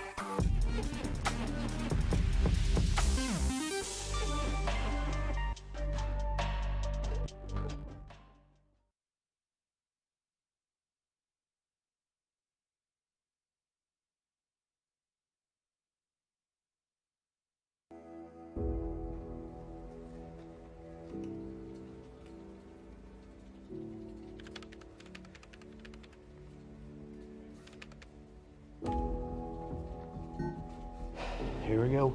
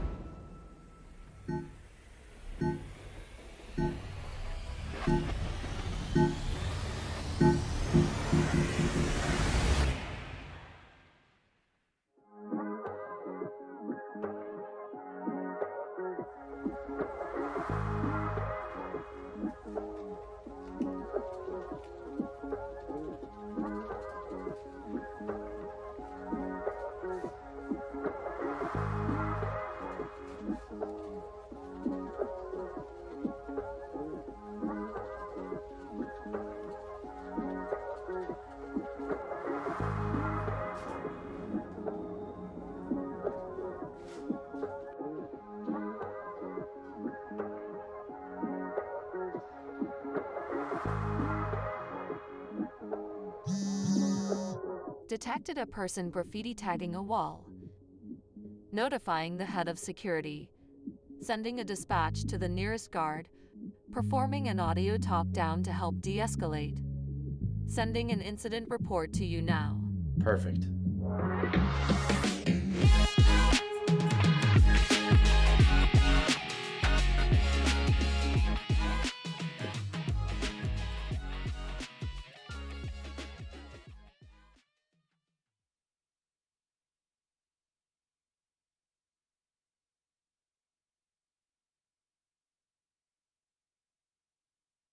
virtualizing your hardware is a valuable and powerful option for businesses looking to maximize their ROI. When failures occur within a traditional architecture, resources that were on the server that failed will only become available again if the server can be restored to its operational state. That means that any video data on the server will be unrecoverable if the server cannot be brought back online. By storing video data locally to a server, we create a single point of failure for video retention requirements. When we virtualize in a high availability environment, video data is stored on a centralized SAN or vSAN that is capable of delivering 5 nines of availability. The compute side of the virtual machine has the ability to run off of any server in the cluster. Upon node failure, the virtual machines that ran on that node will redistribute to the remaining nodes, reboot their OS, and not only continue to function, but will have access to all the video data that was stored previously. By virtualizing and creating an HA environment, we remove the single point of failure from the system and ensure its operational status, as well as archive video that resided on the system. vStore can do everything hyperconvergence can do without the complexity or licensing requirements. It is also not limited to just video surveillance, but any software-focused environment like access control, building management, VMS, nurse call stations, and more. Reach out to revolve@bcdinc.com or visit bcdvideo.com/virtualized-infrastructure to schedule a demo and learn more.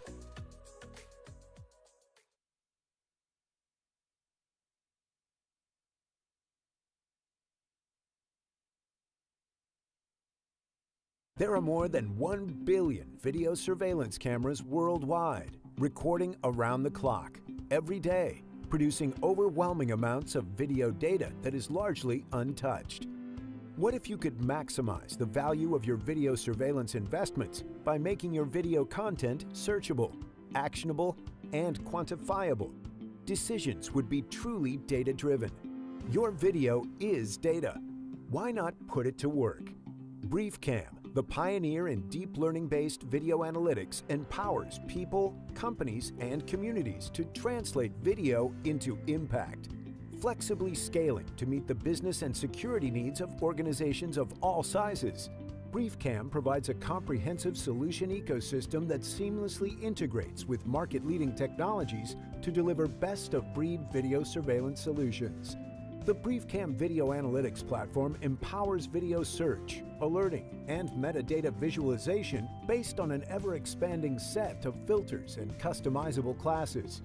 Integrated and scalable hardware for optimizing video processing efficiency, and flexible architecture solutions, including BriefCam Nexus, a multi-site solution that centralizes decision-making and data analysis by aggregating cross-site video intelligence and alert notifications in a single pane of glass.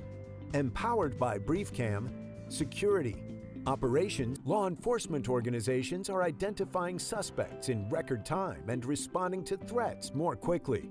Smart cities are optimizing traffic and pedestrian patterns, keeping their residents safer and spurring economic growth. Healthcare facilities are safeguarding the well-being of patients, visitors, and staff, while also increasing regulatory compliance. And haven't reached the limit of what intelligent video surveillance can do for you. Translate your video into impact.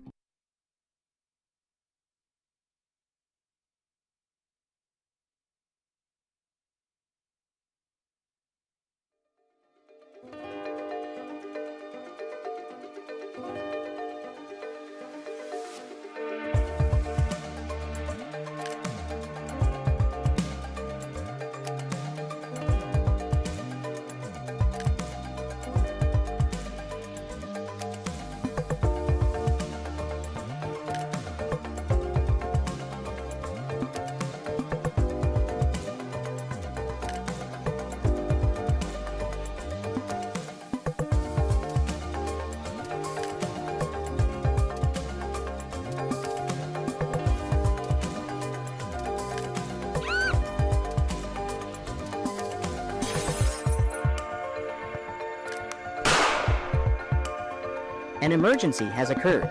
Please evacuate immediately.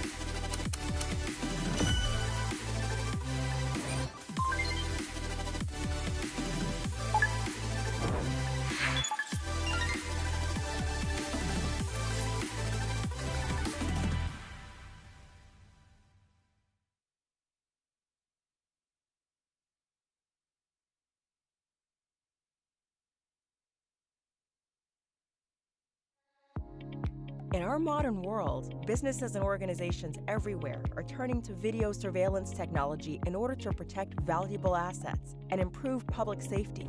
As resolutions increase and recording technology becomes more advanced, many organizations have struggled to find an affordable and reliable way to store the ever-increasing amounts of data generated by video surveillance cameras. Enter Wasabi Surveillance Cloud. Wasabi Surveillance Cloud is a solution that allows users to effortlessly connect their existing on-premise video management systems to Wasabi's affordable and highly secure cloud storage service. Wasabi Surveillance Cloud installs in minutes and runs automatically in the background. The video management system continues to work as usual with no change to your existing operations. Once installed and configured, users have an effective hybrid cloud storage solution where video data is stored both locally and in the cloud. This protects users from total data loss in case their on-premises servers are destroyed or compromised. Wasabi Surveillance Cloud can also be used to archive and move video files to the cloud at a low cost, freeing up space on primary on-premises servers. This ability to scale on demand helps users avoid costly server upgrades as their organizations collect more and more video surveillance data with each passing day. To learn more about Wasabi Surveillance Cloud, visit wasabi.com.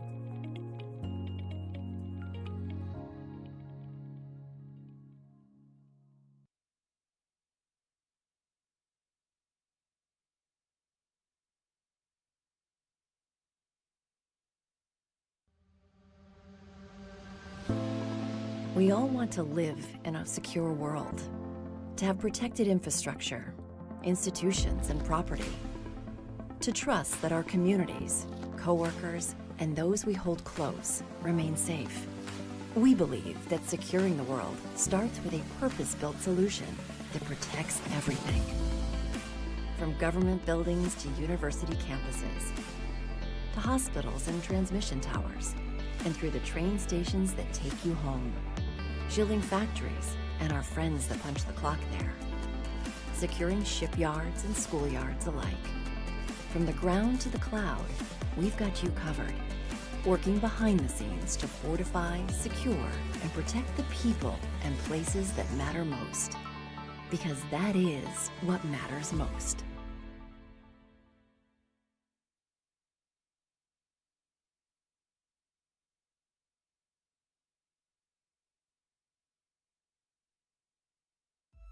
At Life Safety Power, we know that the strength of our solutions come to life through the partners who deploy them. That's why our long-standing partnership with Stone Security is so impactful. Life Safety Power serves as the heart of every security system, delivering reliable power and power management for access control solutions with seamless integration into leading platforms including Lenel S2 and Axis. Life Safety Power delivers standardized, professionally wired systems with ProWire and scalable architecture that grows with your enterprise. As Myron Levitt, the general manager from Stone Orlando, said, "The ProWire enclosures are the most versatile power supplies on the market. I love the multicolored LEDs that show the different voltage outputs."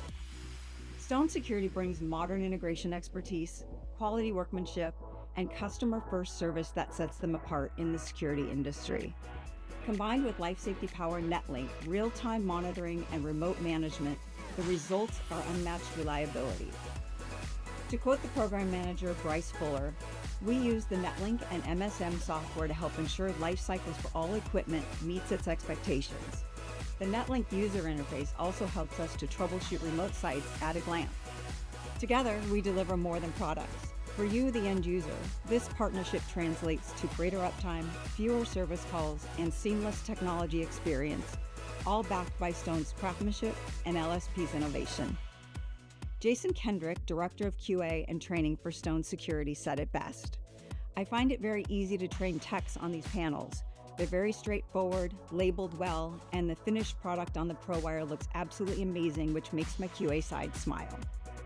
Choosing Stone Security and Life Safety Power means choosing a partnership where quality, trust, and technology come together to elevate enterprise security. For more information, reach out to your Stone Security office or LSP representative. Have a great day.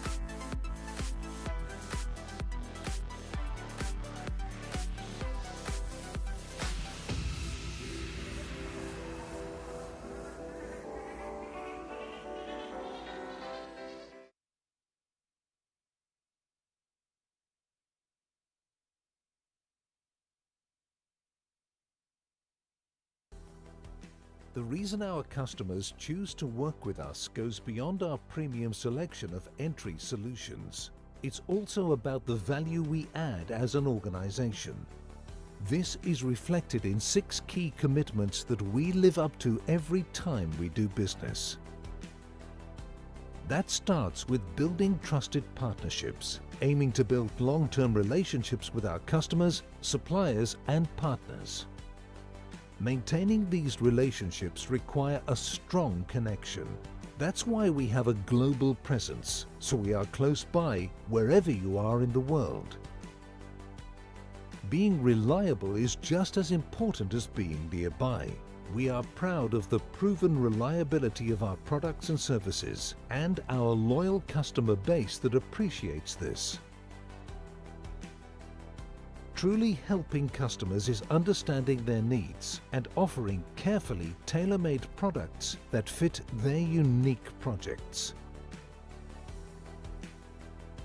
For that, we rely on our renowned on-trend craftsmanship, where we find the ideal harmony between human care, attention to detail, and cutting-edge technologies. With all of that, we make sure that our products are a secure investment for our customers and deliver on long-term value. These 6 commitments is what doing business with Boone Edam is about.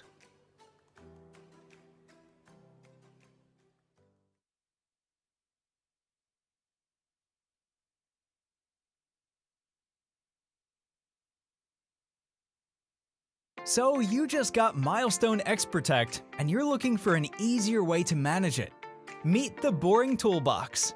Built by admins, for admins, the Boring Toolbox is simple to set up and intuitive to use, making it easier than ever to achieve 100% camera uptime.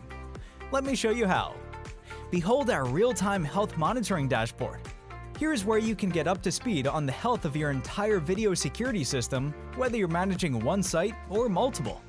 Instantly know if something needs your attention, like an offline camera, or an issue with your storage or configuration. You can also click to dig deeper and start troubleshooting. Need to make some changes? Instead of making changes one by one, use the bulk configuration tool to rename, refocus, reboot, or even update passwords for multiple cameras with just a few clicks. This makes things like standardizing your system a breeze. Run a report to get a complete look at your system's configuration and performance. You can even customize reports for team members and schedule them to be sent via email, Slack, or Microsoft Teams. Now, the data you need about your VMS will always be at your fingertips. Ready to get maximum uptime with minimum effort? Start your free trial of the Boring Toolbox today.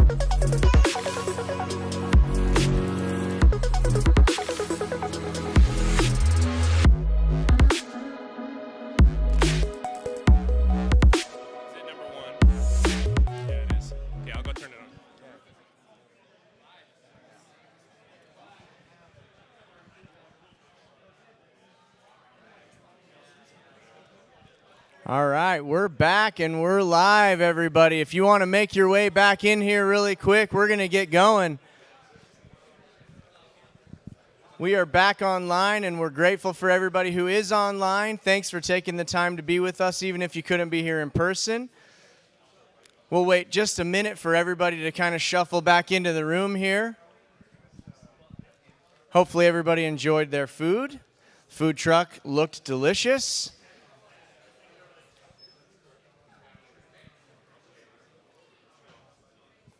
We'll give another 30 seconds for everybody out in the hallway just to make their way in and have a quick seat.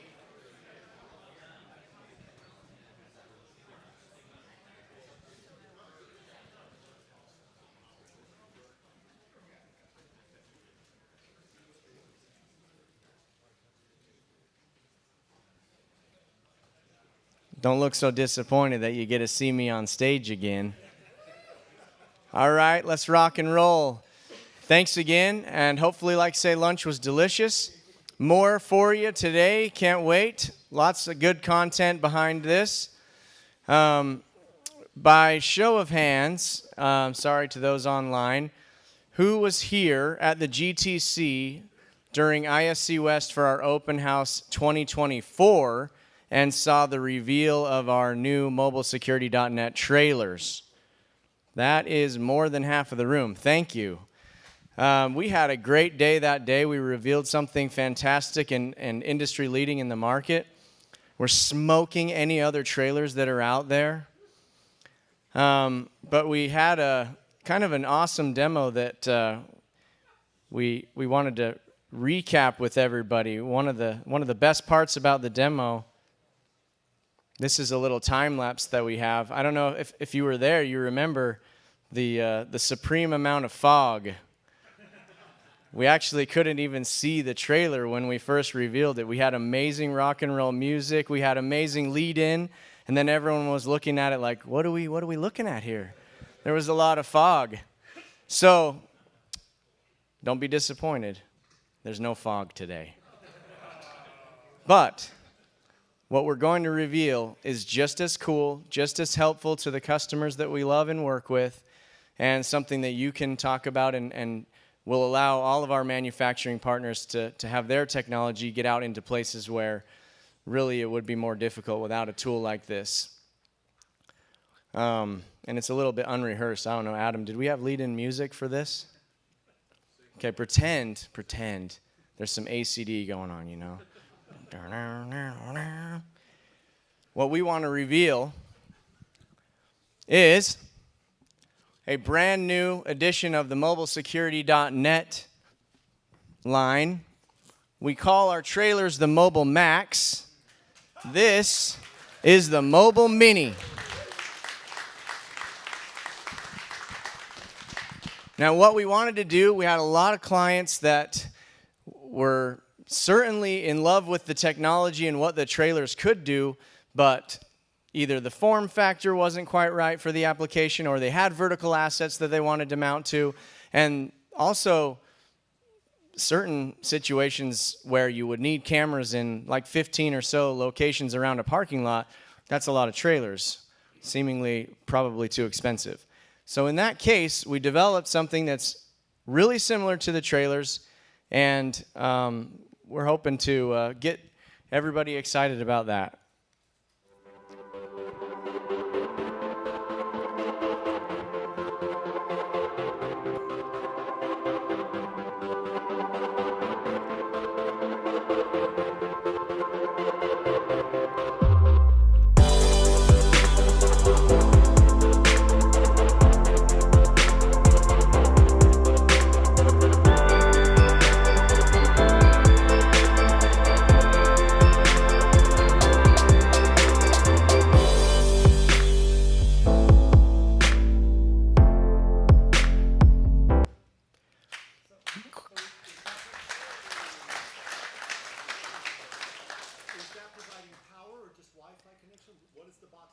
I promise you I will answer that question.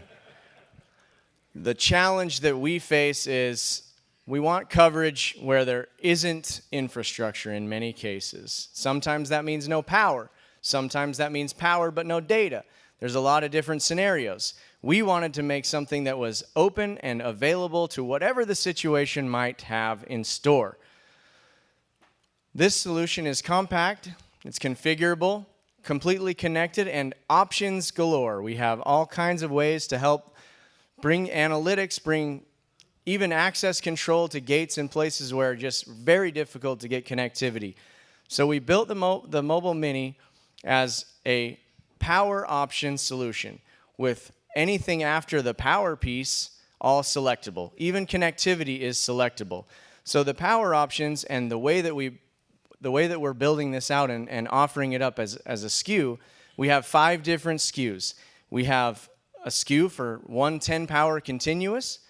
Anything that you've got out there that I have power, but I need an enclosure for some other stuff, switches for our cameras and access control, potentially Mercury hardware out at a gate, like I said. So 110 continuous, 110 intermittent, assume photocell. A lot of parking lots out there have photocells. And the nighttime we get power, daytime we don't. So we'll put a battery in there and we'll take power during the night when it's coming. We'll charge the battery, and then the daytime we'll run the system off a battery.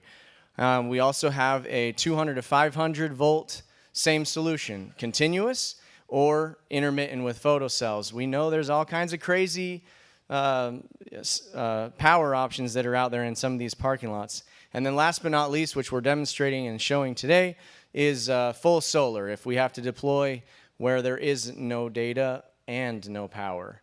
Also with regard to connectivity, there's so many different ways to get data from a remote location back. Sometimes we're really far away. Cellular is a great option for that. If we're out of range of any sort of good cellular network, we've had some great success with Starlink. We also have the ability, we have plenty of great partners that do wireless bridges, mesh networks, point-to-point, point-to-multipoint. That's optional as well.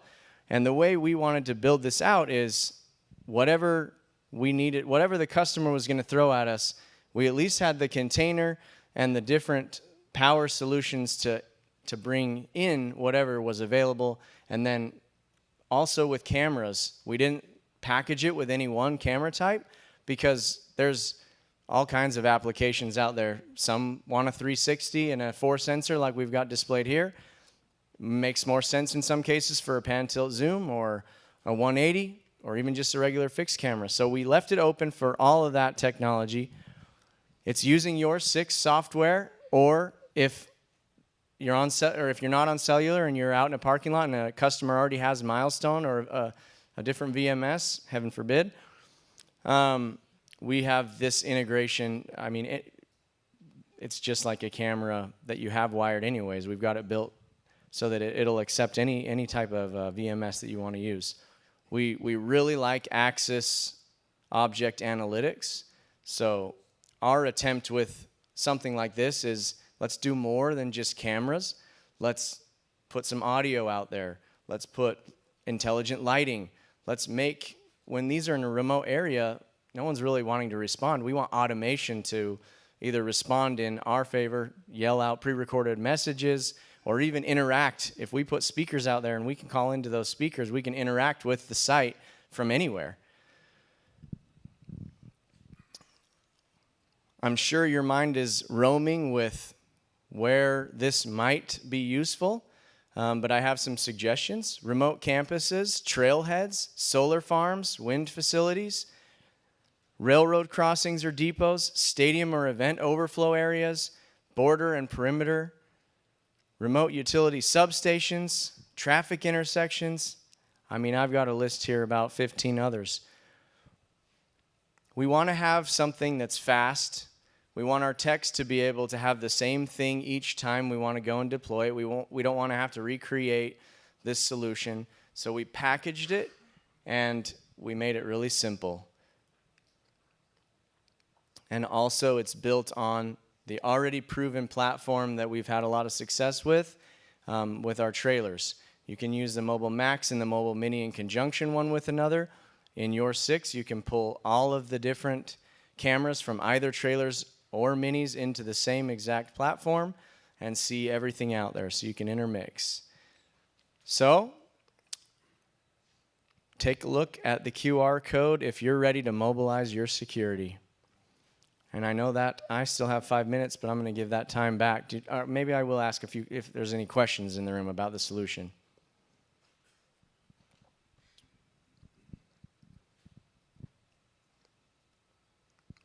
Negative? Well, I did a really good job in only 12 minutes explaining then. Cool. Okay.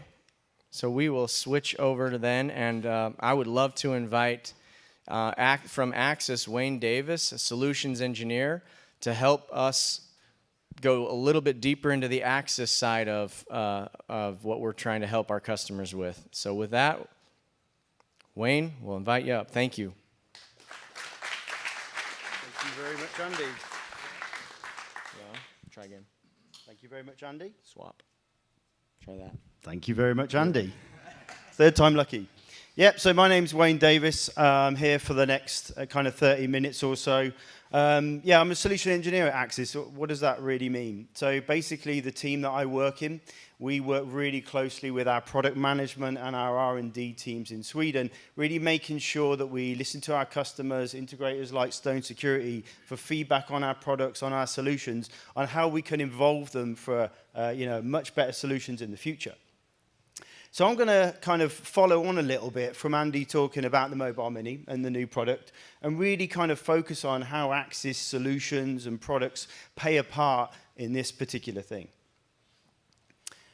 So we're going to move from video to edge processing. We're going to talk a little bit about analytics, IP audio devices, and also visual alerters. But ultimately, these are more than just devices. Right? They're sensors, right? From video to light to sound, even air quality, which we'll talk about a little bit later on. And these devices, these sensors, they have primary purposes, right? But they have also other purposes as well. They can generate metadata, and I noticed that word was used a little bit earlier. And this metadata can be really useful to enable more business intelligence and also operational efficiency. So we're going to start off talking a little bit about the video sensor. And I'm going to start off with a recent addition to our portfolio, which is just right up there on that bracket. So I've picked out our popular P37 series, our multi-sensor, multi-directional unit, and just going to show you a little bit of a video on really some of the benefits that you get with this product.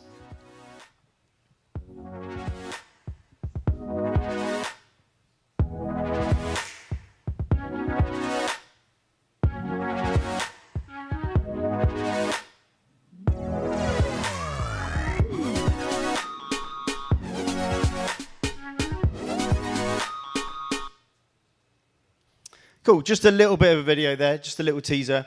This is our 4th generation of our P37 series. We've really designed it from the bottom up, from physical installation to also configuration and, of course, image usability. And these models come with PTRZ functionality on each sensor, so we can make any after-the-fact adjustments, or maybe we have something which you might need to change. We've installed the camera. We don't want to go back to it and readjust the sensor. We want to be able to do this all remotely. Another key part of the design actually was really focusing on power consumption too, which obviously plays a really good part when we're talking about things like the Mobile Mini. There's a few highlights with this product, but I'm just going to cover a few of them really. Obviously, flexibility is the key here, and depending on which model you have, has 4 8-megapixel sensors. And as I mentioned, we have 4 motorized optical modules, meaning you can do this remote pan, tilt, roll, and zoom to individual one of them. And also we have 360 degrees of illumination as well with individually configurable LEDs. So a really useful product. Now, this also has our Axis Object Analytics on it as well, which Adam and Andy were talking about a little bit earlier. And I'm going to go a little bit more deeper into what that is, how we can use it within the solutions, both from what those guys showed, but also maybe some more. This camera can be installed at many locations, right? Intersections, shopping malls, train stations, things like that. And here we can really cover the large areas. but also having the flexibility to basically capture more detail. For instance, we could have one of the sensors on a nice and wide view, given a good situation awareness. Then we can have another sensor configured, nicely zoomed in tele to capture the required level of pixel density on a door, for example. So we get the right level of detail. Now, at the heart of Axis cameras is the chipset. And many of our devices, we have a chipset called ARPEC, which stands for Axis Real-Time Picture Encoding Chip. Now, the need for kind of more performance at the edge, the necessity to transmit or reduce the amount of transmitted information, really means that we have really increased need for more and more performance on that edge device. And every camera we introduce to the market has AI capabilities. So when you combine that with powerful image processing, what we get is the ideal base for edge processing. And in fact, processing at the edge device has never really been more important, because when we process on the edge device for analytics on the camera itself, no information is lost in compression or transcoding. The creation of metadata allows us to really reduce the amount of network traffic required, which is really useful for cloud or on-prem environments. It also enables event generation, which is really good for real-time analytics, real-time notifications, as well as improving scalability in growing systems, of course. Not only that, cybersecurity and data-related topics, video doesn't always have to leave the camera in certain applications.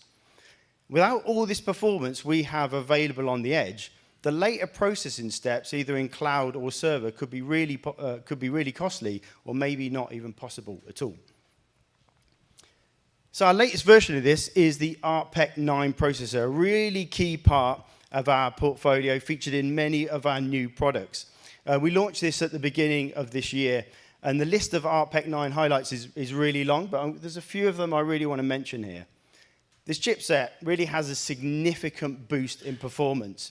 And this means we get even faster processing and even better capability to handle more complex tasks. Also, we support something called AV1. So this is a video codec which is used in many of the cloud-based applications you use today. And we get a lot of key benefits from this particular codec. Not only lower bandwidth, which obviously helps with storage, things like that. The image quality is improved in this chipset as well. So, of course, this is really useful to make sure that we deliver the right images, especially when they count. Along with this, we have something called Axis Scene Intelligence, which I'm going to kind of unpack a little bit later on. But this allows us to really have more accurate and reliable scene analysis and event detection from whatever scene you're looking at. So we take a look at this image. This is from an ARPEC 8 camera from 2022. It's not bad, but what are we missing? Well, now we have 50% more memory throughput. Basically, we can now see the person on the left-hand side of the image. Now, what we're really seeing here is a rebirth in image quality, especially from our visual sensors. And there's a really good reason for this, because these days, actually, most of the images are being viewed by computers instead of people. And they're also being viewed continuously as well, rather than maybe when an incident has occurred. So advances in analytics and AI mean that higher resolution images will inevitably lead to better performance in the long run. Object recognition, that's going to be more accurate, and more detailed data is going to be created. So the drive towards better image quality has really been reignited. With all this neural performance, we can extend the detection distance, basically, of our cameras compared to our previous generations. So ARPEC 9 will ensure more efficient forensic search and reduce false alarms thanks to this increased level of processing.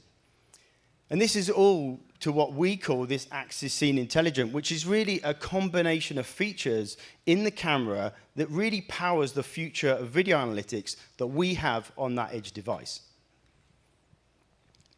So here's what this looks like a little bit in action. This is a short video clip that was taken during a fire drill at our HQ in Sweden. And you notice how many objects are being classified, even in some of them in the far distance.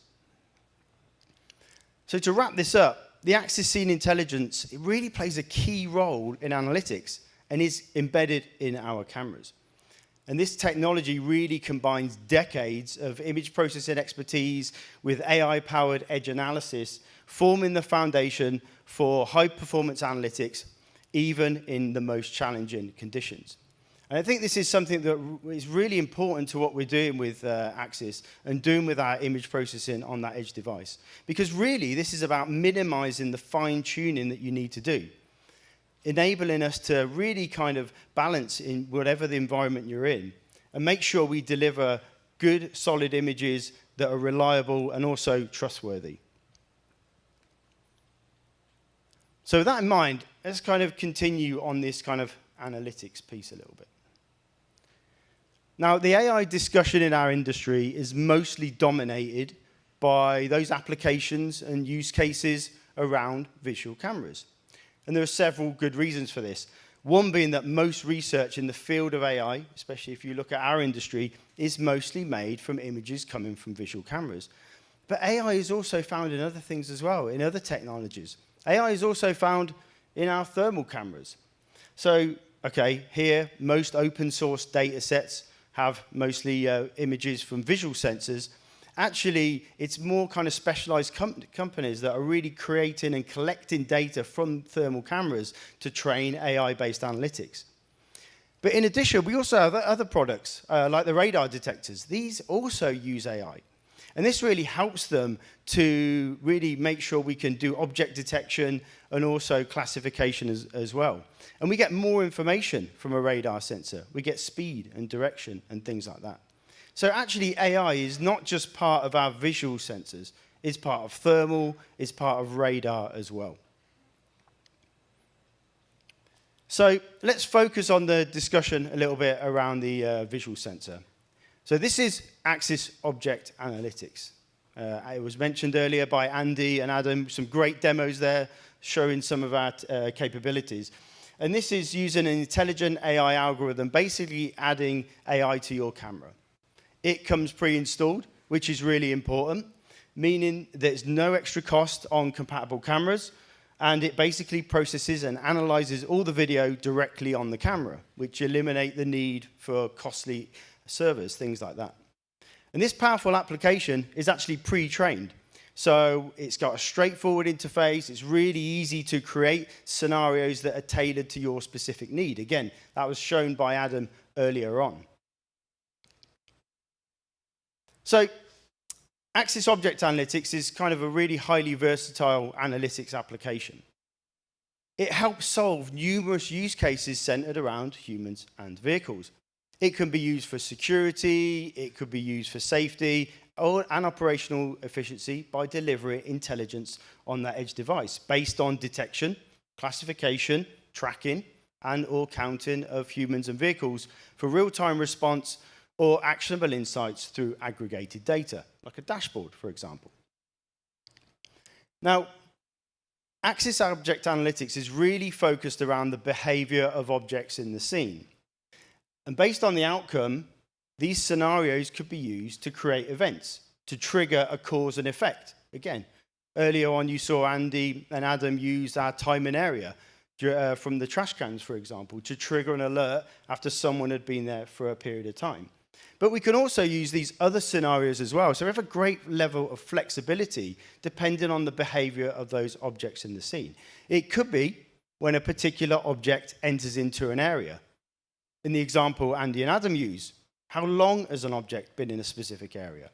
What about counting how many vehicles or humans are in a specific area? Or it could be creating a virtual line and then triggering an event every time one of those objects cross that line. Or maybe we can count how many of those objects cross those lines. Again, utilizing that data in other formats later on. So an array of scenarios we can use there to really help solve lots of different challenges and use case depending on the objects of interest for yourselves. I should add as well, and Adam and and Andy really pushed this home, you know, these scenarios tie in really nicely to their campaign, which is give your camera a voice. I think these scenarios really add to that flexibility and really help to build those cause and effect solutions. Now, behind the development of AI analytics is one really important thing, and this is all about training. The training process is really key to developing really solid and good analytics like our Axis Object Analytics.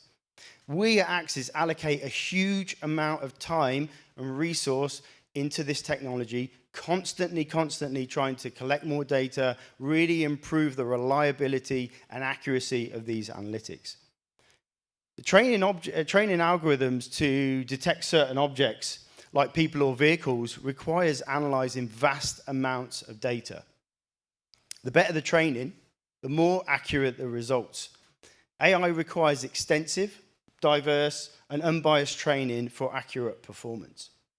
So this data should also represent objects from different sizes, from different angles. Obviously, in our industry, we have a lot of challenges with illumination being one of them. So we make sure we've got enough data that's collected that's relatable to the challenges of the scenes that we are dealing with day in, day out. Additionally, we can also use synthetic data as well. This helps us to account for these variations in lightning and weather conditions and things like that. Data labeling is another key important element around training AI algorithms. It's crucial to make sure that we don't have any unbiased results as well in the data set. So make sure we have maybe not too many buses or things like that. Ultimately, comprehensive, high-quality training data used in development really leads to more reliable analytics and better real-world performance. And that is really what we're trying to do. We have our Axis Object Analytics package, but really focusing on how we can increase that reliability, increase that accuracy.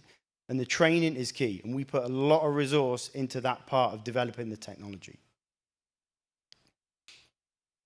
But ultimately, modern AI-based analytics, they outperform traditional motion-based analytics, right? While traditional analytics like motion detection, they might misinterpret a swaying tree for a human or something like that. AI uses sophisticated neural networks for improved accuracy and also fewer false results. AI can detect certain objects, so cars, trucks, buses, people, things like that, making it effective in high complex traffic scenes, things like that. Additionally, AI also excels in more unusual situations, maybe when you only see maybe partial area of the object or something like that. Maybe you just see an arm, maybe you just see a leg. AI can also be trained to respond to specific behaviors, making it valuable for proactive security or operational efficiency. So we talked a little bit about object analytics there, talked how it kind of works, all the scenarios you can do with it. But deep learning AI basically can be used to analyze video data from the raw image. But then it moves into generating this thing called metadata. And when people think about analytics and AI, metadata is kind of a new word that we've started to use. So what is metadata and why does it really matter? So we're going to take a look at this image. We've got two very suspicious individuals climbing a fence. One of them is me, by the way. Playing the part, of course. Now, it's not only video data which is generated and transmitted these days. We also get this metadata, which is essentially data describing other data. The metadata is a transcription of what's happening in this scene, and it's continuous. So if we kind of abstract this scene into metadata, what does it really look like? So we can get information like when the object appears in the scene. We get information on where the object was in the image. We get information on what the object is, and we can get other additional information like how long that particular object has been there. Metadata, in general, is one of the big enablers in the surveillance industry. It enables us to process video data in a much more efficient way than we could do previously. Now, metadata comes in two main forms, okay? we have event metadata. So event metadata, quite straightforward, it triggers based on a logical rule which is generally created within that application. So for instance, we're using Axis Object Analytics, kind of if this object appears in this area, then do this. Pretty straightforward. Then we have scene metadata. Scene metadata is a little bit different because it's a continuous flow of information about what is happening within that scene. The objects that are in that scene, what's appearing, how long they've been there, where have they gone, tracking information, things like that. This gives us a complete picture of what's going on within that camera, within that environment. And together, scene metadata and event metadata really help us to simplify searches. They help us to trigger cause and effect actions, things like that. And it helps us draw insights from the video content a lot more easily than we could do before. And this is really important to really where we're going forward.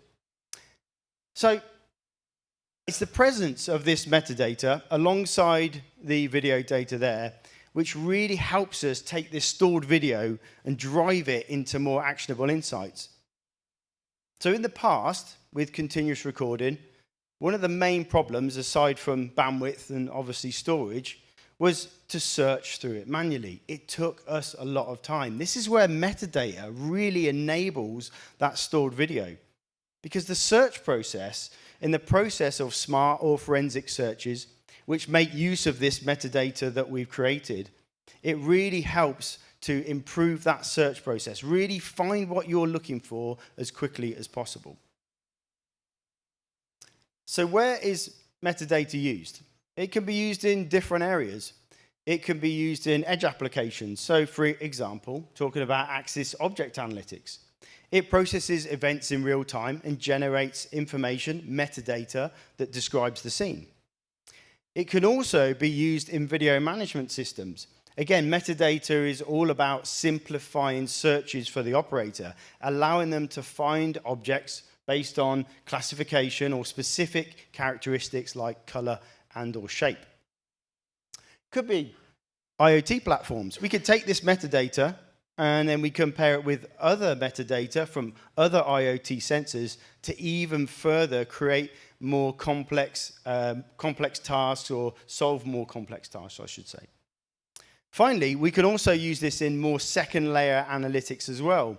So this could be more of a hybrid approach. We take metadata from the camera, and then we pair it with metadata maybe from a server. Again, we create more information, we have more refined object classification, all without overloading the network. So metadata is a really key enabler in our industry. We keep hearing about it more and more, and the use cases are really clear, and we can really see there's a long road forward for how we can use this even further and further.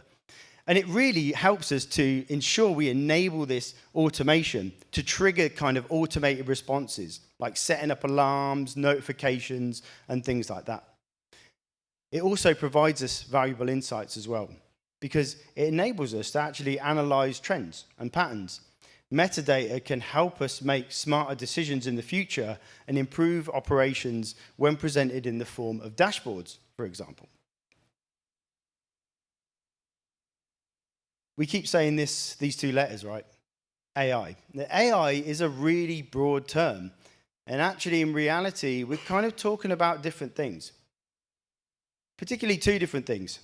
AGI and ANI. Okay. So artificial narrow intelligence is really what describes the AI model which is trained for a really specific task, like recognizing a truck, for example. And with that, we get really high reliability, which is great. Artificial general intelligence, you've probably heard about it, especially over the last couple of years. And generally, this is what people expect to get, something really sophisticated, something really flexible and powerful. And in our industry, we've mostly been adopting and refining the kind of more ANI, and which is where kind of Axis Object Analytics fits in. However, but we've seen a drive in the last couple of years into more using artificial general intelligence, things like large language models, which Milestone mentioned earlier. So what does that look like? How is our industry adopting this more AGI approach and adopting these large language models to really improve the applications that we have? In our industry, you can kind of really see the progression from more than just detecting objects and searching for things like a vehicle or a truck or a person in a blue top, for example, into a more flexible tool for operation. This type of technology uses large language models. It enables users to search for specific things using their own words, making investigations really fast, really efficient. Milestone showed you capability like this earlier on. With this free text search, you can customize the queries to really meet segment-specific needs with fewer limitations. You can describe moving objects in greater detail using a more natural language approach. Just type in what you're looking for into the prompt, and it does a best guess. Bit different to artificial narrow intelligence, where we have deep learning models which are really fine-tuned during the training process to detect specific objects. We want them to be really reliable for that real-time notification and alert piece. But here it's a little bit different. With larger language models, we're doing more of a best guess. We're trying as hard as we can to find something similar or as close to what you've described in the prompt. For example, we could search here for a construction worker with a backpack. And this model is only going to find all relevant material matching those typical characteristics. Additionally, it's possible that you could also put in logos and brands in there as well. For instance, on this slide here, you can see I've typed in the Axis car, and we've got the brand from the car as well. A really flexible search tool, and really we're starting to see this move from not just ANI into more AGI. But there's one key thing here, and it's really about responsibility and it's about accountability, because these are fundamental to Axis's AI approach. This involves ensuring that the AI systems we create adhere to ethical principles, comply with laws, and effectively manage risks. And Axis provides tools that allow our customers to be really confident in the integrity of their operations. For example, providing tools that enable more responsible prompting, like an Axis-developed function that you see here, which is really there to moderate the prompted text, to make sure we don't use or don't enable the use of toxic language, and make sure we have efficient login. Make sure we identify any misuse. AI is a really useful tool, but we also have to have the other aspects of it as well. So together with our partners, we offer a wide range of flexible and scalable analytics for many use cases and environments, including Axis Object Analytics, which we've talked about, our partner analytics, which we can use, which are built onto our ACAP platform, partner analytics, which we use, which are built onto our cloud platform, all completely custom or customized analytics, which we can create using our professional services team. But ultimately, it's not enough to just buy an AI-enhanced camera with the latest deep learning chipset or capability. It's much, much more than that. You have to pick the right camera for the environment. You have to pick the right analytics software running on the camera. And you have to design the right processes to properly act on the results and make sure that we keep the system up and running. And this is where expertise like Stone come in, because they can select the right technology. Right? They can leverage their expertise to create automated systems which really enhance the capabilities for remote operations. We talked a bit about visual sensors, so let's talk a little bit more about sound and about audio. So how does IP audio play a part in security solutions? Again, you saw some really good examples earlier on. So Axis network-based audio systems basically connect to the standard network, meaning no need for extra cabling or anything like that. They're all-in-one speakers. They've got a built-in amplifier, and combined with Axis Edge processing, enables them to do things like remote health monitoring, for example, and also powered via PoE. It also makes them scalable and flexible, and because they're based on open standards, means they can integrate into other systems. Could be a video management system, could be a telephony system using SIP protocol. Our audio portfolio includes network speakers for lots and lots of different form factors and audio system devices, enabling us to take an easy migration from analog. Our audio offerings are perfect for voice messages, complementing video surveillance to deter crime before they happen. You saw that earlier on. Allowing for seamless automation, combining with video sensors being one key example here.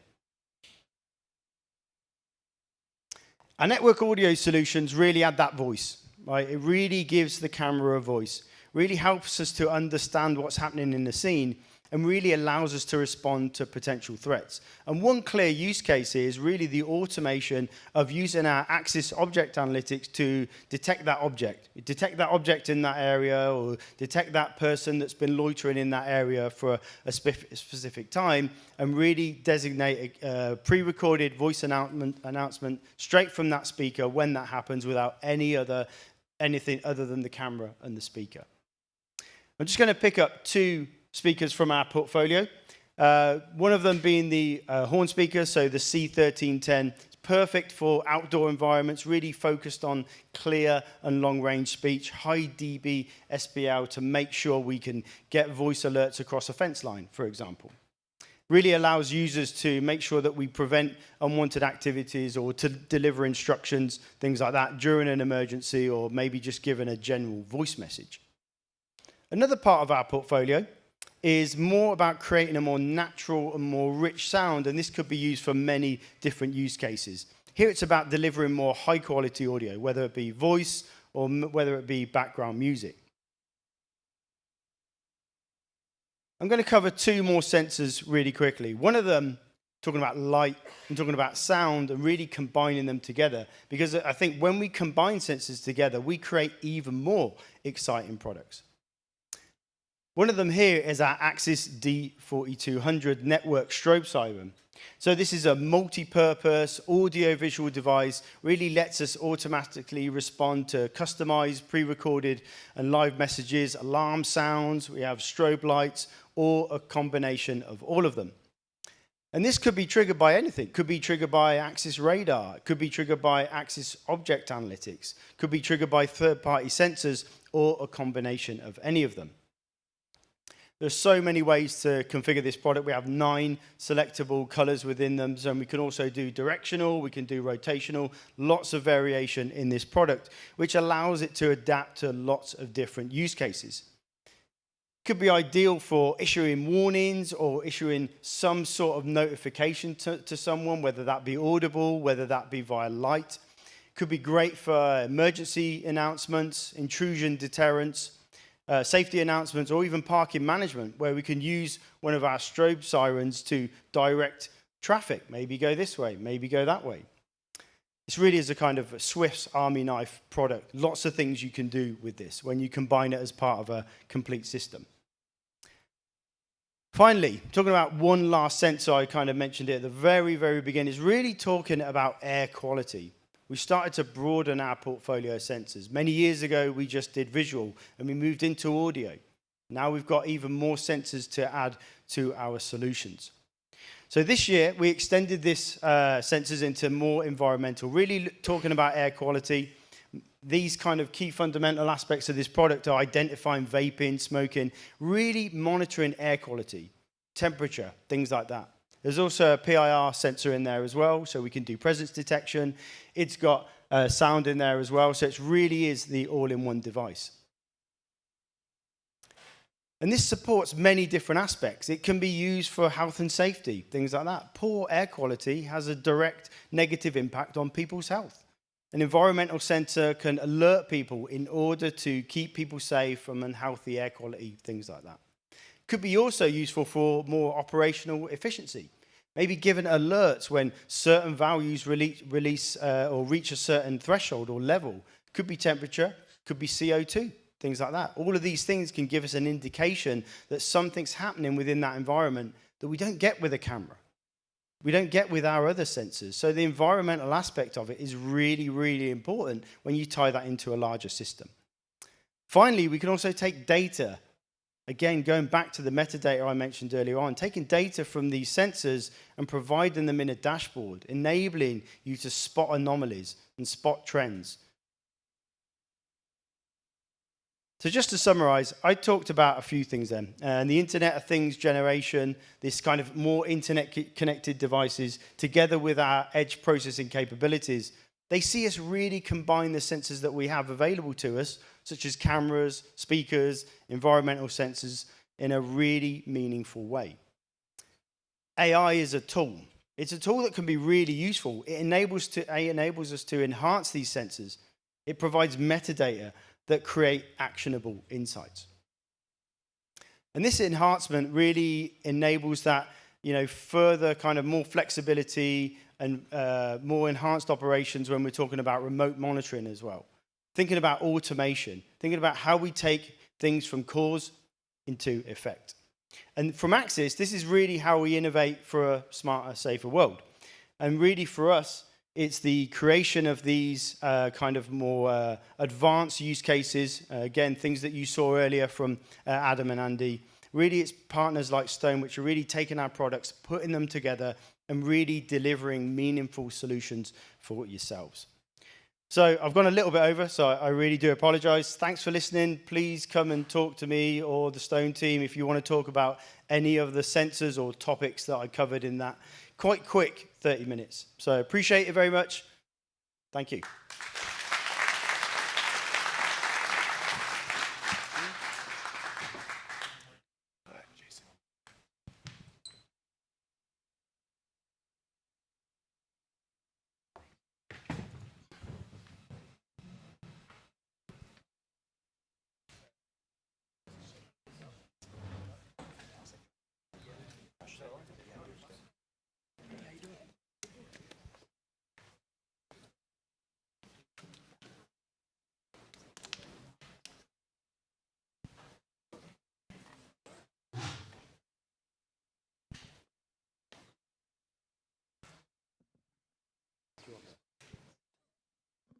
They're going to need it. Okay. Yeah.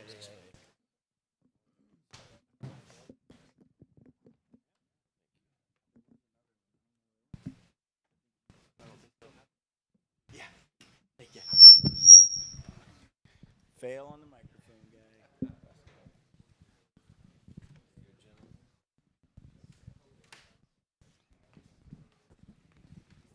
Everybody's got one.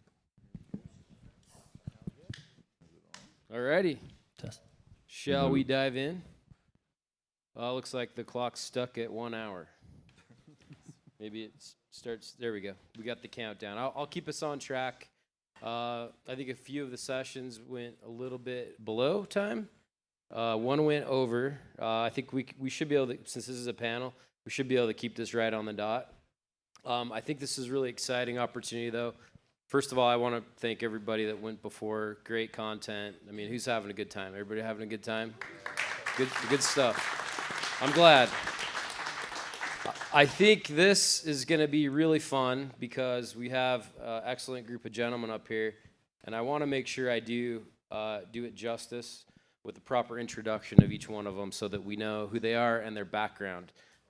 We've done I think, an extremely careful and good job at curating very carefully this group up here so that we will all learn a lot from each of these fine gentlemen. So I'm going to do an intro, and unfortunately, I'll read these, but I want to do that so that I don't miss anything because I think it's really important to establish the professionalism and the background experience that each one of these gentlemen offers. So I'll start with Will.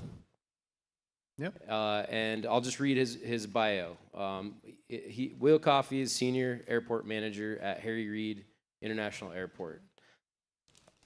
Leading IT teams responsible for passenger processing, digital signage, surveillance, and paging systems. He oversees the operation of advanced RFID and biometric technologies that enable the airport to efficiently process millions of travelers each month, ensuring seamless operations and enhanced security throughout the passenger journey. So that's Will. Now we'll move over to our friend Chris Black here, right here. Chris Black is a senior systems analyst specializing in public safety for Provo City. He and his team manage all hardware and software related to police, fire, and 911 dispatch. Additionally, he manages citywide access control and video surveillance systems supporting various departments such as the library, Provo Power, Public Works, Parks and Rec, and the ever-expanding Provo International. Believe that or not, Provo has an international airport, and it is rapidly expanding. So that's Chris. Let's jump over to Scott Farron down there on the end. Scott Farron is the IT Cyber Physical Security Manager at Seattle Children's Hospital, leading a team that enhances the safety and experience of patients. And I find that interesting because he's managing the experience. So there's a little different dynamic there that a lot of us in the security space deal with, or we do it and we don't even realize it. So anyways, I wanted to point that out. His team works to enhance the safety and experience of patients, staff, and the visitors alike. His team designs, implements, and manages security technologies such as access control and video surveillance systems, ensuring a secure and protected hospital environment. And last but not least, we have Luis Duran. He's a seasoned security leader with over 30 years of expertise and experience across military, law enforcement, and corporate sectors. As security manager for AbbVie's Irvine, California site, the company's largest North American manufacturing, R&D, and laboratory hub. By the way, Botox. Anybody use Botox? I'm just kidding. That product is actually a product of where Lewis works. So just to kind of give you an idea, pharmaceutical research, R&D. And he's driving initiatives to enhance security operations through advanced technologies, a lot of what we've seen today, training, and compliance with federal agency standards. Before joining AbbVie, Lewis served 20 years as a U.S. United States Navy officer, active duty, both active duty and reserve. And thank you, Lewis, for your sacrifice and commitment to our country. They fed me. So he did that for 9, and then has an additional 9 years in federal law enforcement, and holds multiple master's degrees and industry certifications, underscoring his dedication for professional excellence and continuous learning. So that is our wonderful panel. I think we're in for a real treat. Thank you. Now, what I'm going to do, we want to keep this, we're going to give this a try. I think it's going to work quite well. But if we have anybody that misbehaves, then we're going to have to just go back to the old school way of doing a panel. So what I mean by that is there's a QR code up here. Hopefully everybody has the ability to scan it, that I'm not in the way. So we wanted to open it up to the audience. So anybody that has a question that you want to pose, we could do this real time. And this even works for those that are remotely streaming. The QR code, they can see it, they can scan, and you can see the questions that are coming in. You can also pose your own question. Naturally, I don't think we'll have the ability to get to all questions that come in, but we're going to do our best, and I've got access to them live. Let me just do a quick screen refresh here. I should be able to see them live here on my laptop. And I'm going to just start at the top and ask you guys, and I think we'll start out, whoever wants to start, just raise your hand and go after it. And if you don't have any comment, that's fine too. So first one, I'll pose this question. Walk us through a typical day in your role. How does your environment, whether it be a hospital or an airport or a city environment or manufacturing, anyways, walk us through, how does your environment influence your priorities and actions? Anybody want to take that one first? All right, sure. So again, Scott Farron from Seattle Children's Hospital. And so when I think about my day-to-day, I think about what are my priorities, what's keeping me up at night. It's probably a lot less than what's keeping up my leadership. But it's ultimately, I'm thinking about enterprise risk management. I'm thinking about staff safety. I'm thinking about patient safety, the patient experience. There's a lot that goes into that. And then with just healthcare is very fast paced. There's a lot that's going on. There's new priorities that come up, whether it's on a weekly basis, sometimes it's a daily basis.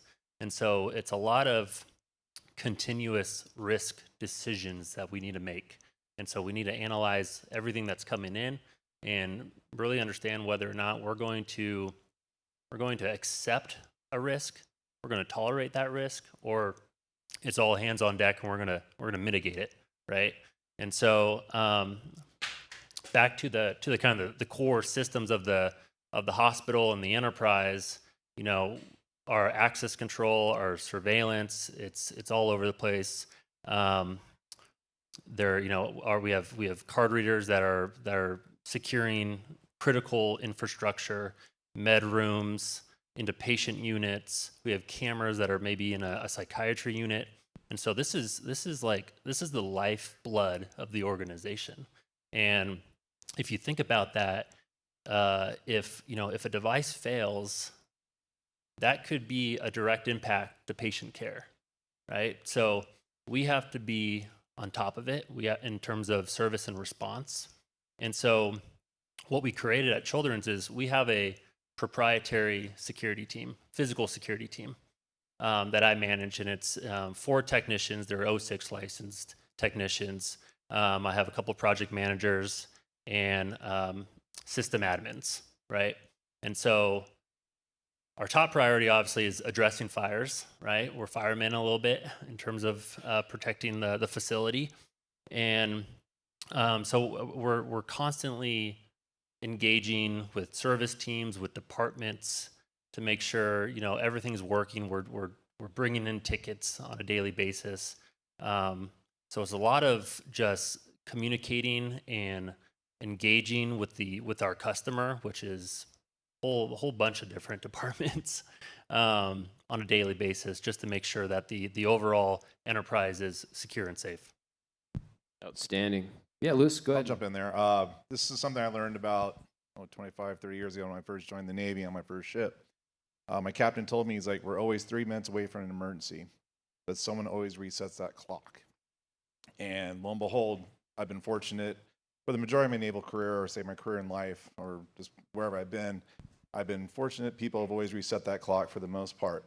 So that's one of the main things I look at and I try to explain to my guys is that we're all here, we're trying to get our jobs done, but our job is to make sure we keep resetting that clock. So if a camera goes off, an alarm goes off, an accident happens on our campus, or we're having to engage our internal business partners, we're constantly trying to reset that clock so that we can understand, or we don't have to face the emergency.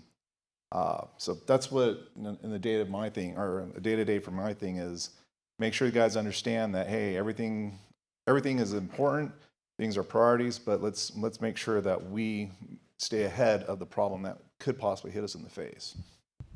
Yeah, good stuff, guys.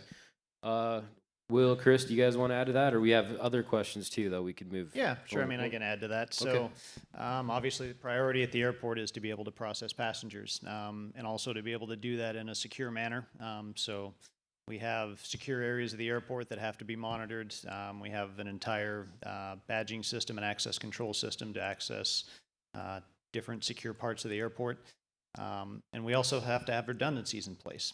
So we make sure that we plan that if there is a failure, that it doesn't stop the processing of the airport. And that's really the teams that I have and that I oversee, both our day, our swing, and our grave shift across all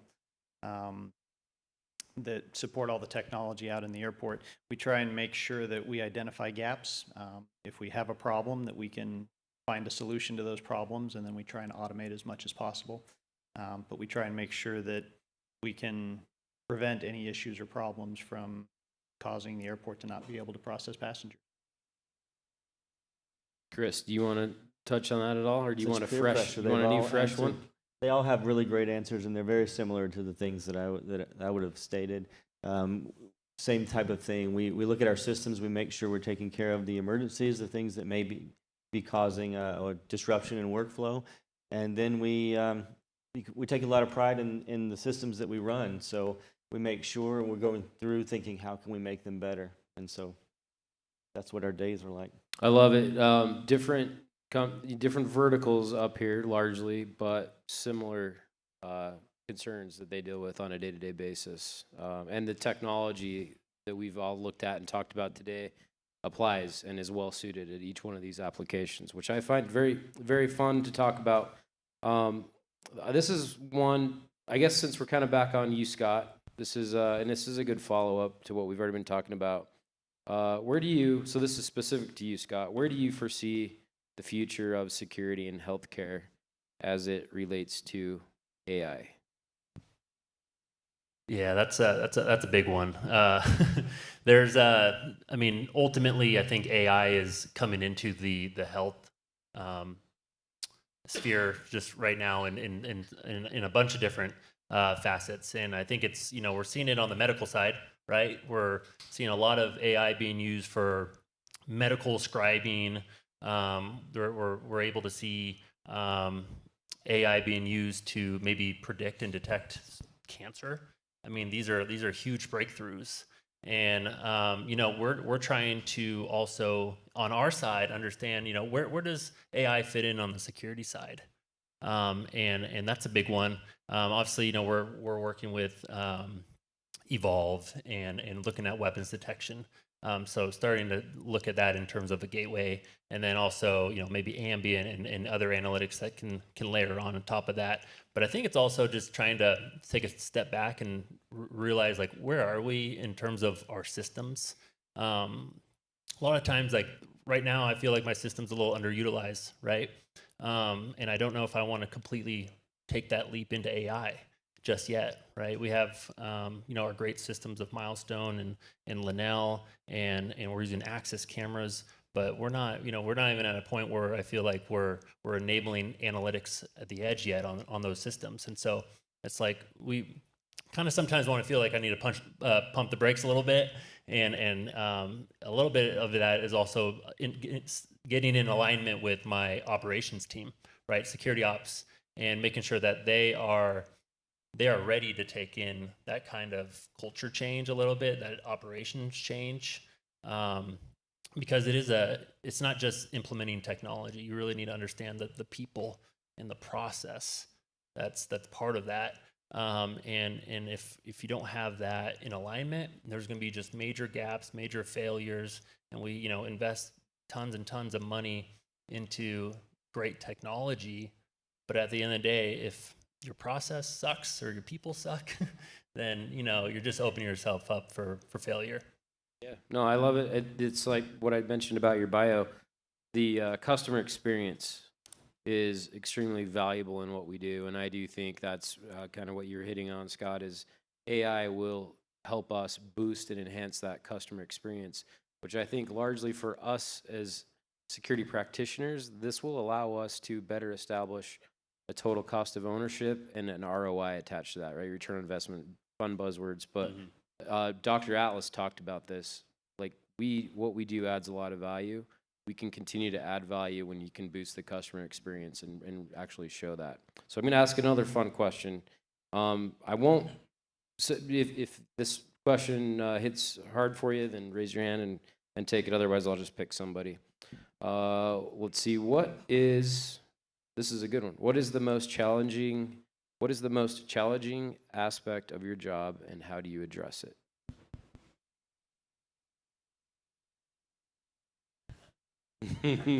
Looks like Lewis might want to take that one. Lewis, you want to take a stab at it? Oh, the most challenging part about the job, it's people. The technology is just technology.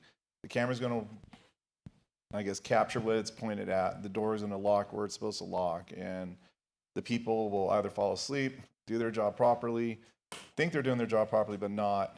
So I think that's the hardest part. And when it comes to, we'll say, security personnel, I've been fortunate where I'm currently at with Abby. I mean, I got former law enforcement guys that actually care. I mean, they have ethic. That's one of the first things I walked into. And that's one of the first words I use with them is like, these guys have a work ethic. They want to do the job. The other portion of that is, the people that aren't in security, that you have to sit there and kind of argue with. Everyone here knows that the word security is a bad word when it comes to companies, because why? We cost money. And that's all we do is cost money. But when something occurs, I always have a catchphrase, you always have enough security until you don't. And that's something that we have to continuously explain to people outside of our realm of like, hey, these are the things that we need to do. These are the things that are going to help us stop these things from occurring.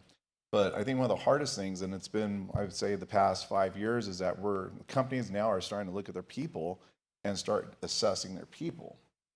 And in California, where I'm at now, some of you guys may not know, SB 553 came into effect last July, which means it's a workplace violence law. And this law is the first one in the country. It's going to go west, and it's going to hold companies accountable if things occur with people at your job. And if you're not aware of it, the company or we will be held accountable for that. And about 10 years ago, I joined a state agency, and there was a love triangle going on. Management knew about it. The love triangle went very violent, where one individual actually physically shot another guy. And that individual lived through it, thankfully, but he sued the agency, sued people that knew about it. The state agency had to kick out another $5 or $6 million for medical expense, for rehab, all that fun stuff. And then on top of that, put a security team with him at his house because the guy had some PTSD from what happened to him. So the hardest part for me now is explaining to people that, yes, we have all this technology going in, but we need to be aware of what's happening with our people. And if you see things that are going on with them, you have to tell us so that we can get the right support or help to that individual. And it's not just flushing them out of the company, because that is happening now, but it's going to be where no. You picked up on this. You know this person has some trouble. You're you're liable for him. And if you just throw them out or fire, lay off, whatever you want to do with this person, it will come back on the company. So, quick short answer, I'm not sure, is figuring out the people on that and figuring out the people assessment. That's going to be the next steps for us. Okay, nice job. Anybody else want to take that question? Or I'm happy to move on. We've got quite a few really good ones that have come in. I'll touch on I think, budget cuts, especially in healthcare right now. I think all of healthcare is kind of experiencing budget cuts everywhere, and it's a challenge. I'm thinking, I'm being asked to do more with less. And I'm supposed to, protect this great enterprise, this great mission at Seattle Children's Hospital, the people, the patients, and I'm being asked to do more with less, and reduce, my scope and all that, and it becomes really challenging. And when I think about that, I'm like, I think the way to overcome that is we need to be better at what we do, in all different facets. I think ultimately it's probably just acknowledging that it's lights on, doors open, but we also need to make sure that our systems are resilient and sound. And so maybe that's scaling back a layer and going back to the basics where is my firmware updated, right? Am I leaving any sort of can my organization be compromised at all? And then also, I think there's a great opportunity here with technology nowadays, is that it can be a force multiplier, right? Going back to the analytics, going back to the intelligent door systems where we can send alerts to a SOC right now. And so it's really understanding where can we optimize our systems right now that we have in our existing infrastructure that can show that value to the organization. And I think what's so important is, my relationship with my integrator, right, with Stone, so that, they're on the same page, they acknowledge the same concerns that I have, and then, we can work on roadmaps and life cycle plans, because if I don't have any of that, then, I'm not providing that value back to my C-suite or back to my organization. Yeah, man. That's impactful for sure, and I agree. I hope that we, as an integrator, add a value to our partners in general. As you guys, work through the challenges that you deal with. I want to dive a little bit deeper on the same question a little bit, but I think it also, there was 2 or 3 of these questions that came in. How do you, again, digging a little deeper here, how do you gentlemen work internally with executive leadership, C-suite, to establish a budget each year? Any creative things that you've been doing to find funding, and how do you justify the funding that you? I mean, I can start out with that one. So I think it's the main important thing with the executives in your C-suite is helping them understand what you're trying to do, right? Not just giving them a quote or saying, hey, I need $500,000 for this and I need $3 million for that. Help them understand what the technology can do for the airport or for your operation. Help them understand the vision of what this is going to do or what upgrading this does, or help them understand why, right, there's an importance and high visibility on cybersecurity, and making sure that things stay updated. But I think it's taking the time to explain and maybe setting up those meetings so that it's not just a simple budget meeting of, hey, here's the 10 areas that I want to spend $1 million. It's has more content to it so that they can understand and they can see how that this affects the overall operation of the company. Thank you. Chris, do you want to add to that at all? Oh, sure. I think you get ahead of it by establishing relationships with those individuals. They see the things that you've been able to accomplish with the resources that they've given you, and you take the opportunities when they arise to show them, you invested in this. We put cameras here, and now this is what we got. When you needed the video, it was there. The quality is there. The equipment is there to back you, and it's really about the results and just establishing those relationships ahead of time. Okay. Lewis, how do you go to bat to get the funding that you need? Oh, I go big and then hope for little. But now the thing that we kind of discussed this the other night with the group, and the way I go about it is trying to explain the why, but create the roadmap of where we want to get to. We're here now. This is where we want to go.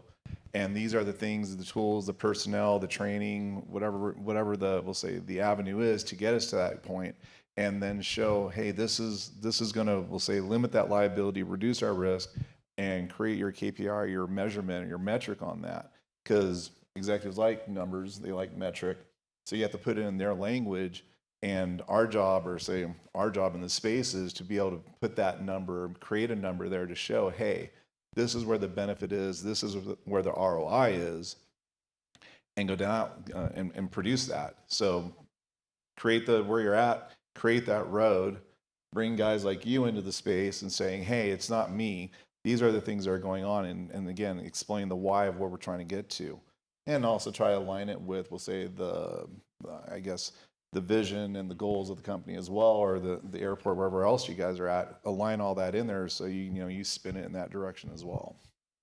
Outstanding. Okay, so you guys are all end users. The last thing, or one of the last things you'd ever want to do, at least in my mind, is get the approval of the budget, deploy the solution, deploy the system, and then it fails, doesn't work, whatever. CEO can't get in his office whatever it is, right? So that's a lot. That to me seems like a bad day. That being said, this is a good tie into a question that somebody asked out here. One of the hardest aspects of security is matching threat model with product performance. Beyond vendor claims, how do you verify that the product works and actually does what you need it to do or what it's intended to do? And I'll take this one just because I've got some real world experience in this one. So back a few years ago at the airport, we took on a major CCTV upgrade for the entire airport. It was well over 1,000 cameras, a couple data centers. There was a lot involved in the project. Obviously, we had everything wrapped up, and one of the things that that we discovered in talking with all of our vendors is that we had some requirements written into the project for redundancy. So we were supposed to have dual redundant data centers so that we would have a backup in case there was something that happened with the video. And as we started discussing in detail with all of the vendors in the project, we came to the realization that none of the vendors in the project were able to provide that redundancy that was written in the contract. So what we did, we worked with Stone, we went with them. They were very helpful in reaching out to some other vendors in the industry to help us find a solution. But the way to avoid that is you have to have those technical discussions. You have to take it beyond just the salesman's presentation of here's what you can do.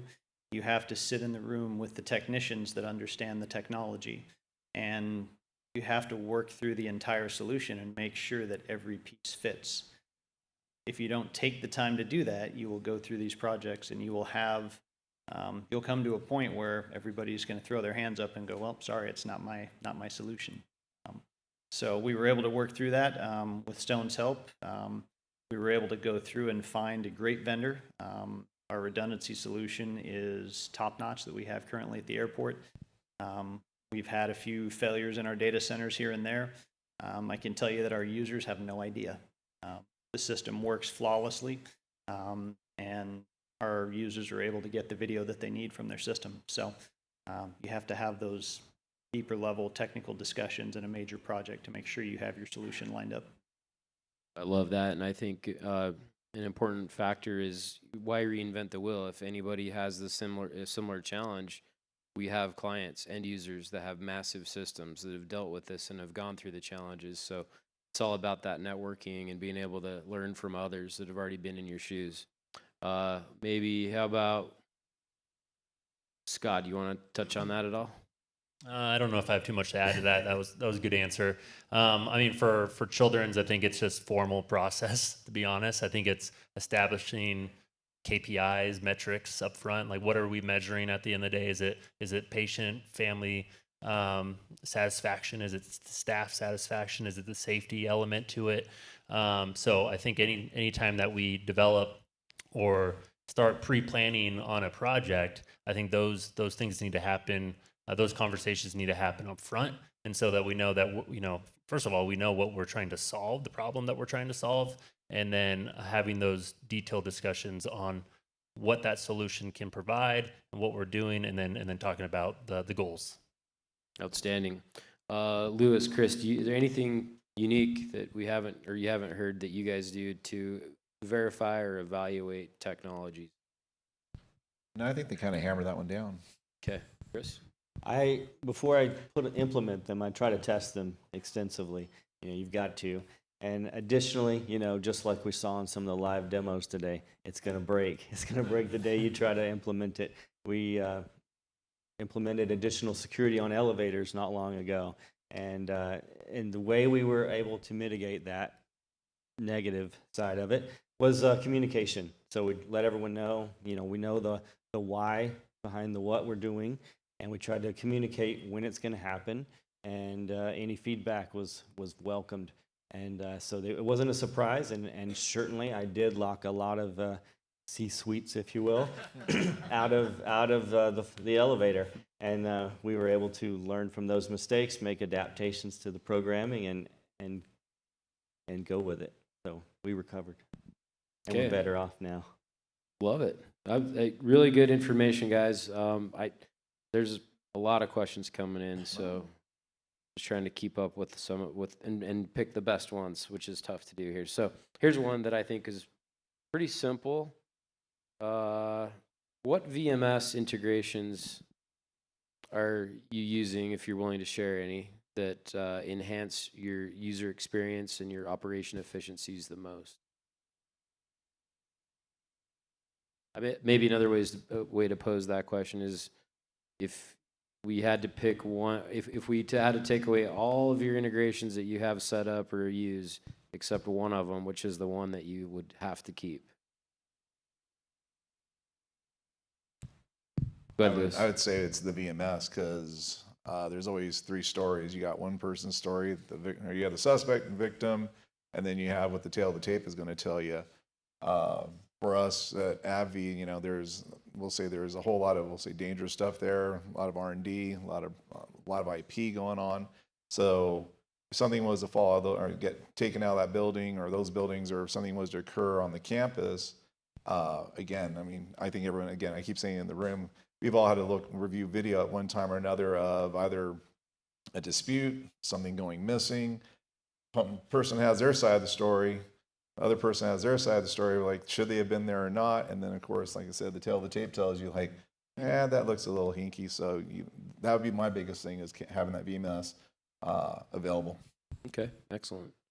I'm going to call on you, Chris. Do you have any integrations?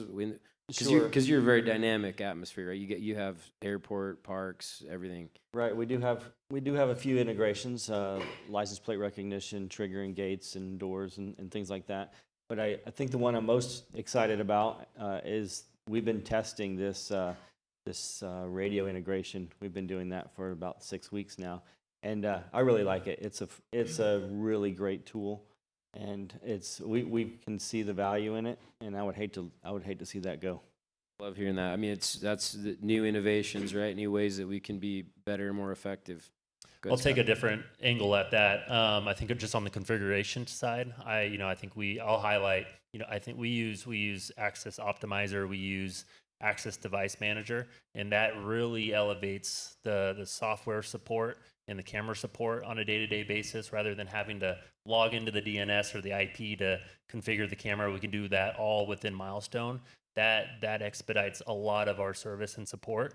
And then also just having the health monitoring feature in terms of, looking at the big picture of all the firmware and being able to push that across Access Device Manager. I think that helps a lot on the service and support side. Yeah, no, those are very effective tools, and most of them don't even cost any additional money. Right. So good way to add some ROI. Will, you have anything you want to add to that? Yeah, I mean, kind of what I mentioned earlier, our redundancy solution, our high availability solution for our system, that is probably the most critical one that we have. We are working on implementing a surface area management system, which will integrate with CCTV, so that'll help using AI to manage aircraft and aircraft parking. So I imagine that when that is in place and fully functional, that will be something that's very critical for the airport as well. Okay. Man, I think thank you guys. That's great answers on that one. I think we covered that pretty well. Let's see, we got 22 minutes, so we got enough for maybe 2, maybe 3 more questions. This one I think is a good one. Why do you think, and I often wonder this myself, I have my own ideas, so curious to hear yours. Why do you think so many organizations are slow to adopt or implement visual weapons detection systems? And maybe I'll start with Lewis. I guess from the hip is that companies don't think it can happen to them, and they don't see it as a viable, say, resource, because why? It's not going to happen to us. It'll happen down the street. It'll happen over there, but it's not going to happen to us. People, like I said, I kind of started on the threat assessment of personnel. They think everyone works for them are, we'll say, happy, fed, being paid well, no disgruntlement, no whatever else it is. So why would anyone want to come here and hurt us? That's, like I said, from the hip, that's what I believe most companies don't think is going to happen to them. I mean, all of us in the room don't think bad things are going to happen to us. As a law enforcement officer, I never thought anything bad was going to happen to me. I mean, I have a vest on, I have a pistol, I'm formidable. People still messed with us, why? Because they just want to take the challenge. I think also, and I always use this as a frame of reference, is that we all have our own box. We all have grown up in a certain way. We all have lived in a certain way. But until you come out of your box and see what the world can do or not do, not saying that box is small or large, but when you start seeing, we'll say, the bad side of what can happen out there, or better yet, witness some of the bad stuff that can happen, then you go from this type of point of view to a much more peripheral point of view of things that can happen. I can only imagine the stories you got going out the airport. I mean, I see it whenever I go there. I'm like, God, how hard is it to get your bag now? But no, like these are the things that we witness, and again, I think as we go through life, whatever else is, again, it's never going to happen to me. No, why? And so again, why would I want to put this in? Why would I want to use this technology? No one's going to bring a gun here. It might happen. Yep. Excellent. Anybody else want to add to that? Okay. I think we're good on that one. Well covered, though. And I know there's other reasons, right? Obviously, it comes always back. A lot of us, the easy answer is funding. If I had the money, I would certainly, go look at, but I have to prioritize. So that is a good segue to next question. As security professionals, I think we can all agree that, finances are always a challenge that we're going to continually deal with. I mean, we technically don't earn money for the businesses we work for in other ways that we traditionally see.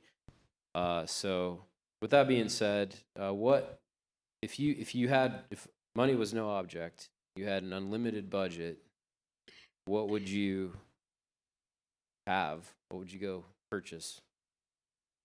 Probably more on the technology front, more relevant to this crowd, but what would you pursue, and then why? Why would you prioritize that? Maybe I'll start with Scott at the end there.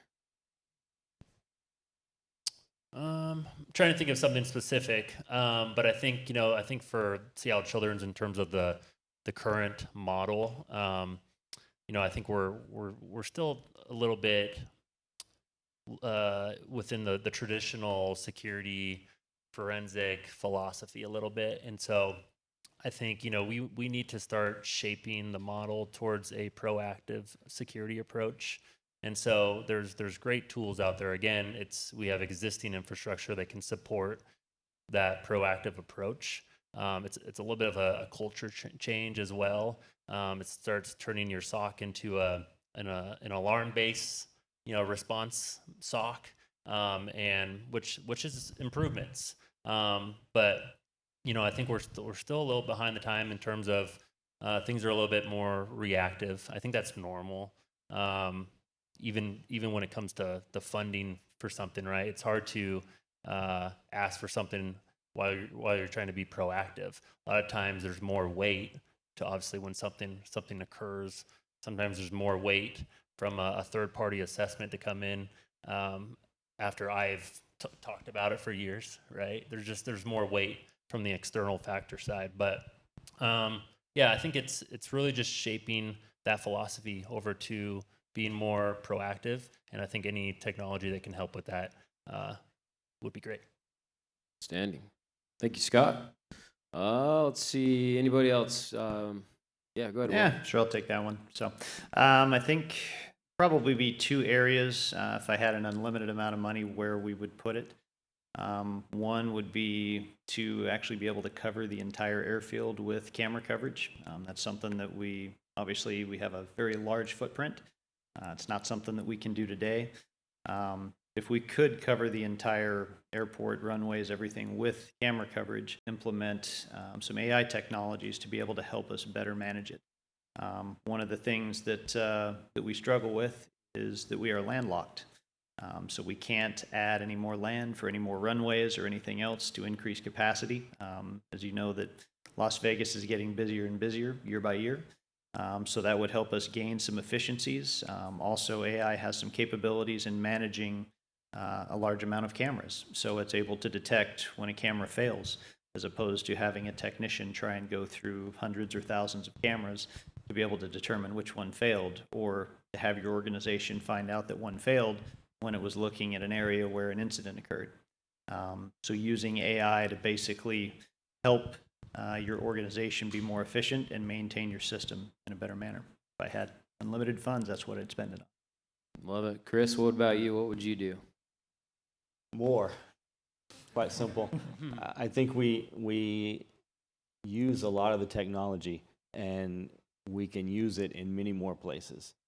I would look at increasing door counts and cameras, of course. I would look at integrations, further integrations. I would love to have a nice integration with our human resources system into our badging, so that we take out the human factor, and it's just a more seamless process with that. So there's ways we can always look at what we have and make it better through these integrations, and that's what I'd be pursuing, is some more of those. Love it.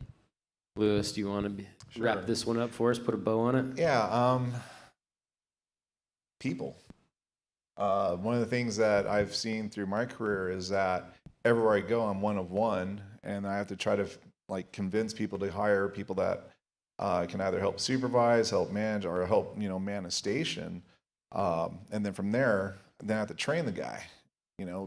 People and training is where I'd want to dump money into, because cameras, I can buy so many cameras. All right, great. I have 100 cameras, but if I have people that know how to use that camera properly, then all right, that camera is insufficient to me. But manpower, everyone hates the word manpower as well for some reason. Headcount, that's another bad word. But in my opinion, it's like getting people, paying them the correct wages, getting the training, make them feel valued, creating a career path. Because again, like I said, through my career, it's like you're one-on-one. All right, great. Now what do? Can I have some people? Can I do this? Can I do that? Can I get some training? Can I get these guys, make them a better person, make them a better security person, so that, yeah, if they want to leave me, they can go over to this other company and, teach them some things as well. I've been fortunate where I've been able to mentor some people, and a colleague of mine, he was at, I'm not going to throw out companies' names, but he was at a solid company, but then he was able to go to a bigger and better company because of some of the stuff that we were able to put into him. I think that advances the whole entire security, we'll say network, business, portfolio, or business, and that's where we need to go. That's where I think we need to go with it. All right, that's where I put it at. Yeah, no, I love it, and I do think that's where we can all add value, whether you're manufacturer or integrator side, because you don't have an unlimited budget, so therefore you don't have the ability to hire and retain as many people as you probably each need in your organizations. And so we have to leverage technology to better augment what we have, right? Anyways, so yeah, I think we have 13 minutes left, and so I think that I want to finish with this final question, and I think it'll leave ample time for each of you to really go deep with it. Because I think this would be a good way to wrap this up. So here's the question. Without revealing sensitive information, of course, unless you want to. It is the secret lives of security professionals. So maybe I should reword that. Without revealing too much sensitive information, could you share, or would you share, an interesting or unexpected story from your work? And I know nobody probably wants to go first on this because it could be a little bit deep. Anybody ready? Got one off the top of your head? Or should I just call on somebody? Yeah, I'll throw it down. Okay. I'm just new to Avi. I've been there for about a week or so, but my prior employer, some of you guys know, some of you guys probably used their equipment yesterday on the golf course. I walked in there 2 years ago, almost to the day, and within 2 weeks, 3 weeks, one of my guys comes up to me. He's like, "Hey, I think so and so over here is taking some stuff."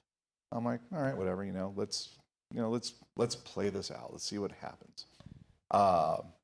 From there, it turned into, yeah, he is taking a bunch of stuff, and he was one of the customer service guys, and he found a loophole, or we'll say a hole within the customer service realm of ordering to customers, or customers coming in and ordering stuff, whatever else it was. $104,000 later, yeah. Well, the funny thing is that people were afraid to tell me because I was like, I'll dig into it. The first number that came out was $30,000 worth of stuff stolen, and of course he sent about 15 of it back, so he was shooting 50%. I looked at it, and I've been there for a couple of months, and I was like, or a couple of weeks. I'm like, this is nowhere near 30. This is like, my number came out like at 85, and then my auditors jumped on it, and they're like, no, 104. And so you would think a company would want to go after someone that did this to them, but I was amazed with how many people were like, well, do we want to ruin his life?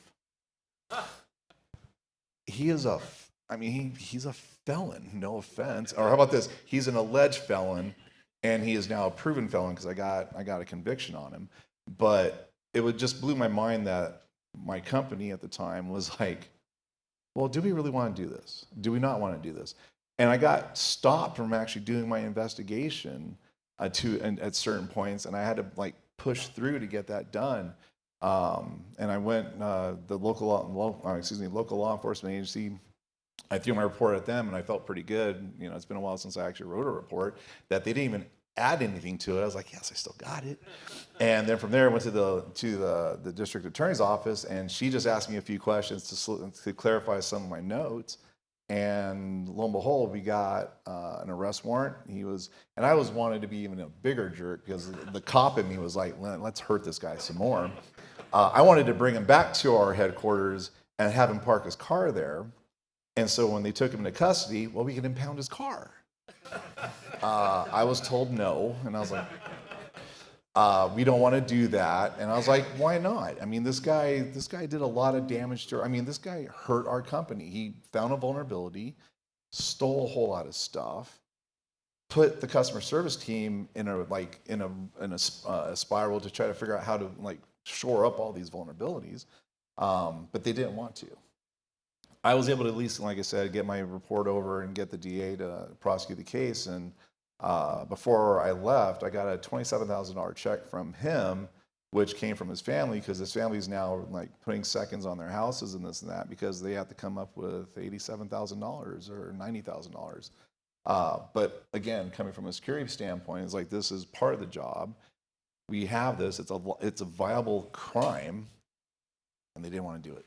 But luckily, I pushed it through. That's a great story. I do think, that's the crime progression scale. At the very end, the repercussions have to be meaningful, or we will continue to see crime happen over and over again.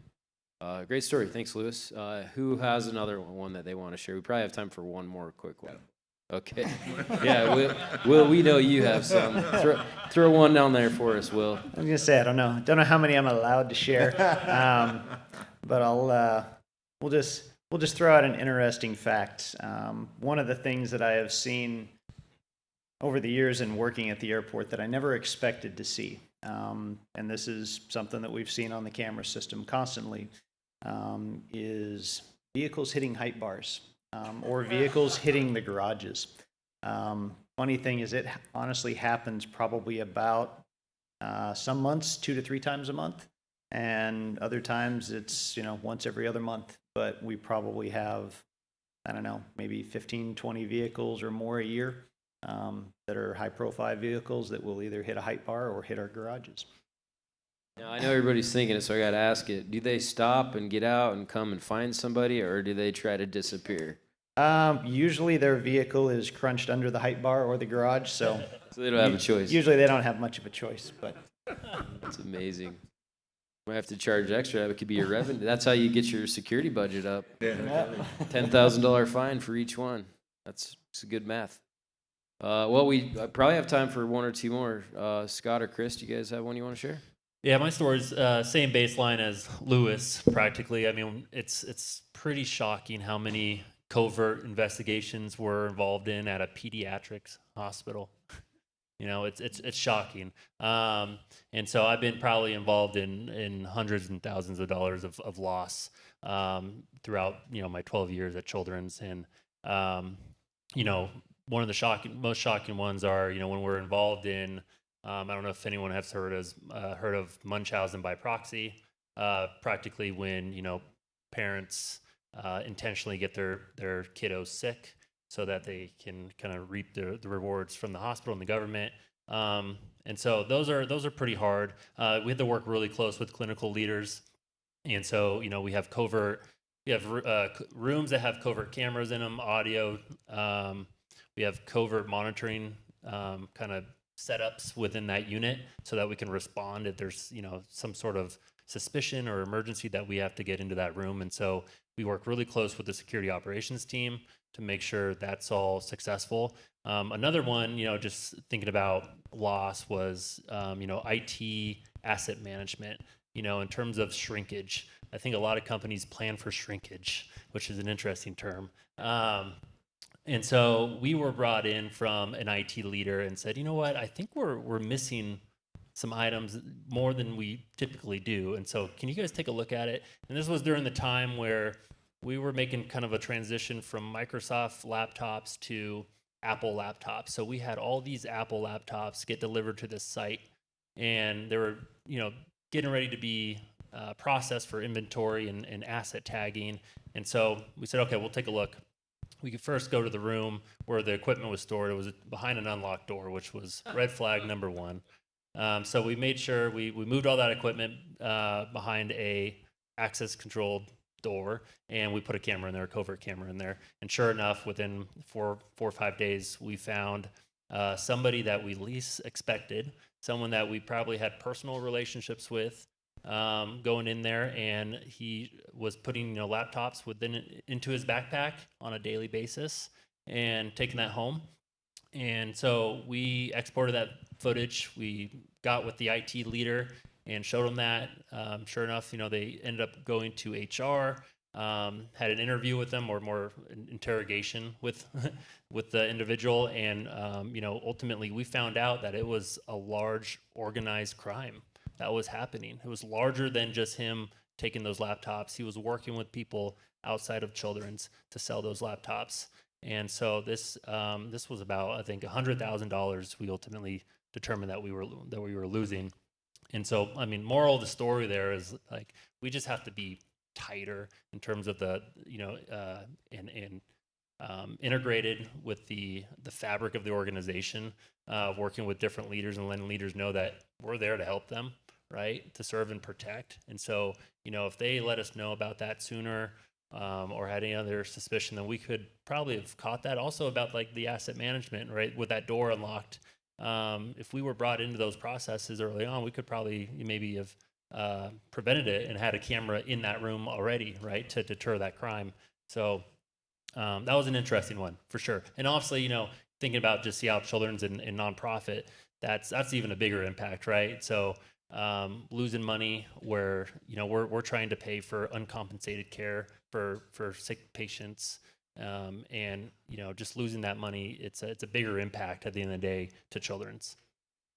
Excellent. Great. That's a great story. Well, 2-3 minutes. Chris, do you think you could give us a story? I'm glad, because I didn't want to tell too many. I'll just give one humorous thing we caught on video once, right after we started our airport new terminal. We had a small GA airplane, general aviation airplane, pull up right beside the big airliners, and his wife got out, and she runs up and starts banging on the door because she can't get in because the doors are locked. It's a secure, sterile area. Anyway, that was something pretty interesting that we caught on video early on. Did she need the bathroom? Well, thank goodness that it was somebody that wasn't nefarious per se, right? Because that's the thing. And that was actually one of the questions we won't get to, but that was one of the questions. What keeps you awake at night? What's the maximum, blowback if that did occur within any organization? And we won't go through that. We don't have time, but these are things to think about. And again, I'll just go back to our keynote speaker today, Dr. Atlas. He teaches a great class at Florida Atlantic University. So anybody that's interested in his class, I'll just put a plug in for him because I took his course. That's how I met him, and it's outstanding. And one of the things that he has you do is you have to go do a ride along with law enforcement. So you get to go out on the beat with a Leo, and you really learn a lot about SEPTED and the things that they deal with. And I know, like, talking to the police chief with the agency that I went out with, SEPTED's high on their list as well. How can we, in our city environments and working with, we have several end users up here, but law enforcement wants to work closely. Scott talked about organized crime. Well, you have to work closely with law enforcement agencies to help find that, track that down, and prosecute. Lewis mentioned the same thing. Like, we have to prosecute. We have to make it painful enough that people will leave us alone, and you have to be that hard target. So it's important to work with law enforcement and understand the crime prevention through environmental design and things that you can do to mitigate and work together as partnerships. What we do matters. It's important. And it's a really fun industry. It's always dynamic. It's always changing. I mean, we got a taste of a few stories up here.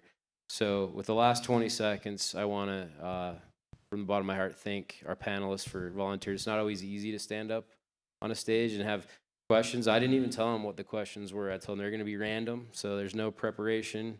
And I think they did a great job. So let's close it out with a round of applause for our panelists.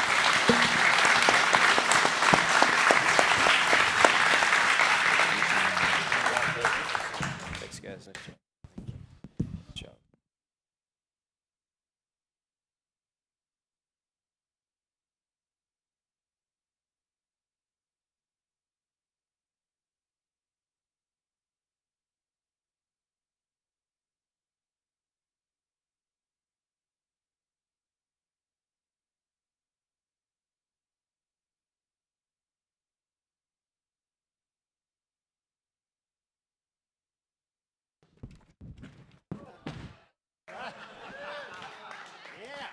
Okay. What you guys don't know is I actually snuck into the building with 2 very dangerous weapons. Does anyone know what those are? Any guesses? They're not these. They're not these. 2 other weapons. All right, here we go. Ready? Reveal.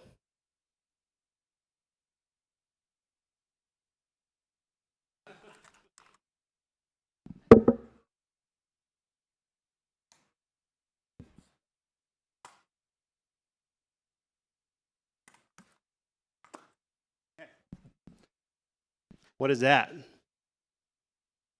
A drone, a little micro drone, right? Okay. Anyone guess what the other dangerous weapon is yet?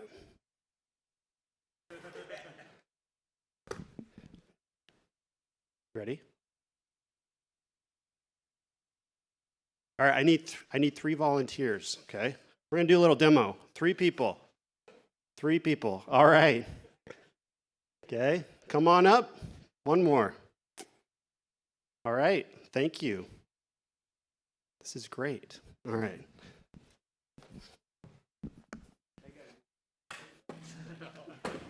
One-time thing for the float.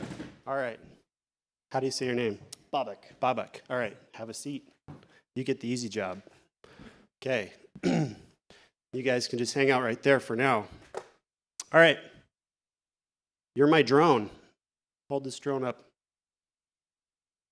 You're my questionable substance, okay? All right, drone, hover over Babak here. Okay, nice and high.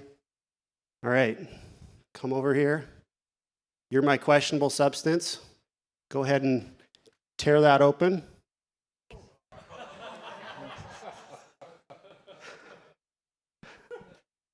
We'll be nice. Don't pour it on his head. Just pour it over here somewhere.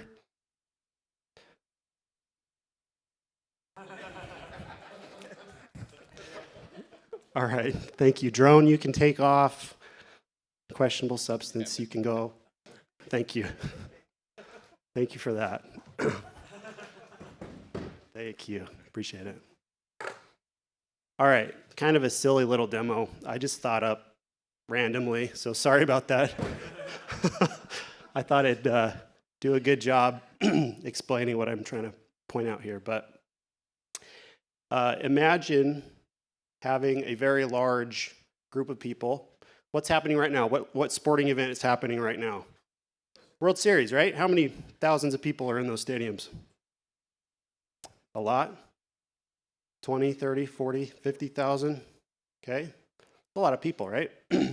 What do you think the consequences would be if somebody all of a sudden felt and saw some powder falling on them? They look up and they see a drone or 2 flying over the stadium. What do you think that would do with the panic in some people? What does your thought go to if you get hit with some powder? Babak? You knew what was coming. You didn't know what it was, right? This happens to be sucralose. It's very dangerous. Okay. But what if that was cyanide? Or it could even be sucralose, and you think it's cyanide or something else, right? It could cause a whole bunch of frenzy, a whole bunch of negative reactions to that, right? Or worst case scenario, right? What if it was something that's extremely harmful and poisonous, such as cyanide, right? Does anyone know what is the lethal dose of powdered cyanide to a human? It's 0.2 grams. This little packet, less than a half a gram. This is a cheap drone, right? Not a lot of payload. You can buy that at Costco for $300, maybe Facebook Marketplace or somewhere else used for $50, $100. What's the payload capacity of this little guy? It's about 100 grams. So for $200, I could carry 100 grams of cyanide or something else and deposit that on 50,000 people. Think about that, okay?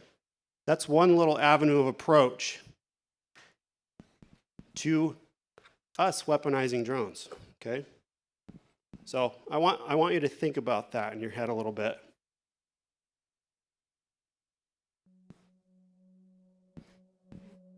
In almost every aspect of modern living, drones have become an integral part of society. Modern manufacturing processes and advances in technology have made these once costly tools available to the general public and are now owned and operated by more than 30 million Americans. Unfortunately, these modern conveniences are plagued with misuse and are deliberately utilized in committing criminal activities. Our public safety, privacy, and critical infrastructure have never been more vulnerable. This year, drones are responsible for 70% of all reported near misses involving commercial aircraft. They are impacting our correctional institutions in a major way and account for the majority of illegal contraband entering correctional facilities, including weapons, illicit drugs, and cell phones. Drones have even been used in targeted assassination attempts and are the vehicle of choice in delivering explosives or conducting espionage in unconventional war operations throughout the world, causing billions of dollars worth of damage. In recent years, United States legislators have passed stringent laws criminalizing individuals who pilot a drone within restricted airspace. Unfortunately, this is largely ineffective. The reason? Many drones can be untraceable and easily spoofed to bypass existing detection and mitigation solutions currently deployed. Legislation can do little to stem the overwhelming flow of drone-based threats in our country or abroad. Truly, in today's world, it is easier than ever to commit crimes, facilitated by the fact that the use of drones can greatly reduce the likelihood of lawbreakers getting caught. What can you do about it? Because you can do something. You can implement the only proven detection platform that will track a drone in any situation. At mobilesecurity.net, we take these evolving threats seriously, and we stand ready to provide the solution. Introducing the Mobile Max Drone Detection Platform, combining the world's most capable radar, cameras, passive RF, and command and control software. Combining these complex systems together and delivering real-time situational awareness in a single mobile package within minutes. Mobile Max empowers you to detect, track, and respond, gaining the upper hand against one of today's fastest growing threats to critical assets and human safety, the threat from above. To learn more about how we can help protect your mission, your assets, and your future, visit mobilesecurity.net.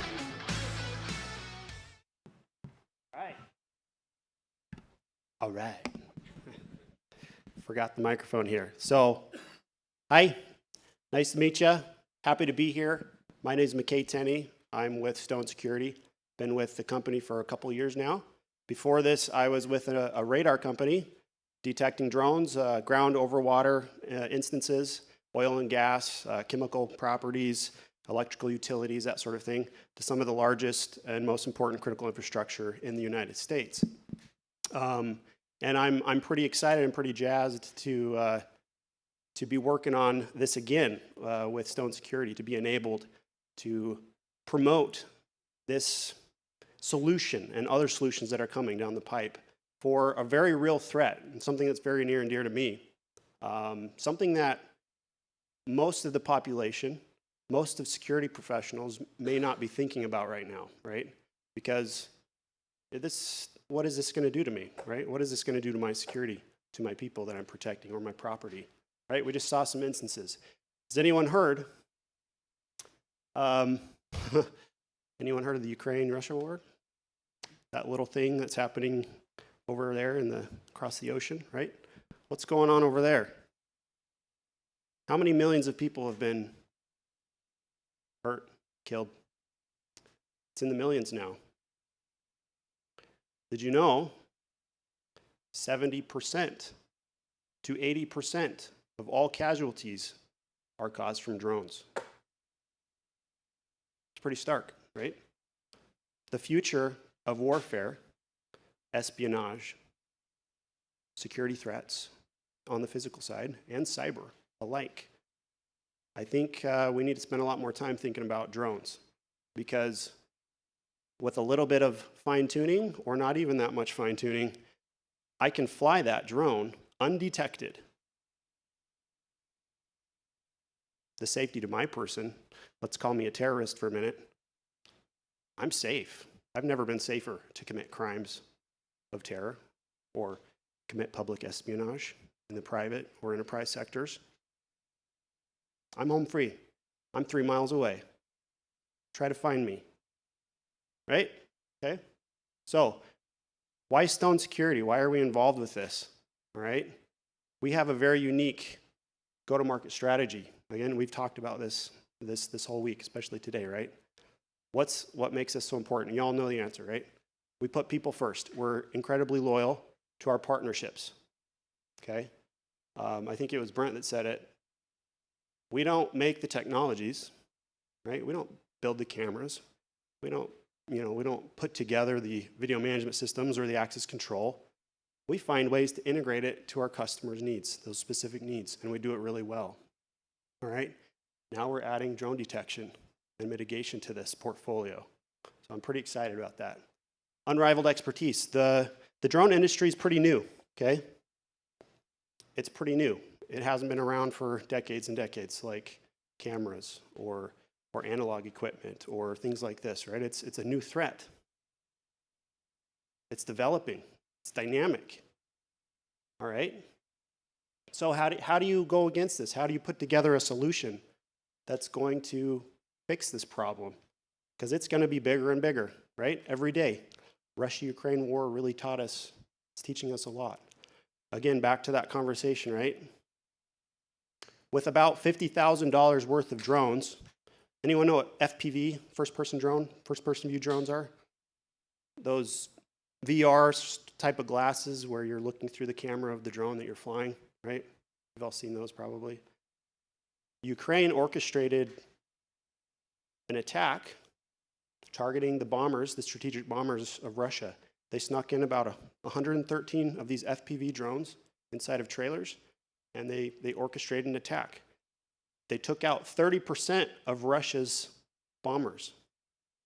$7 billion worth of damage with $50,000 worth of explosives and drones. Imagine that. Our partners, Echodyne, world's greatest radar, most capable.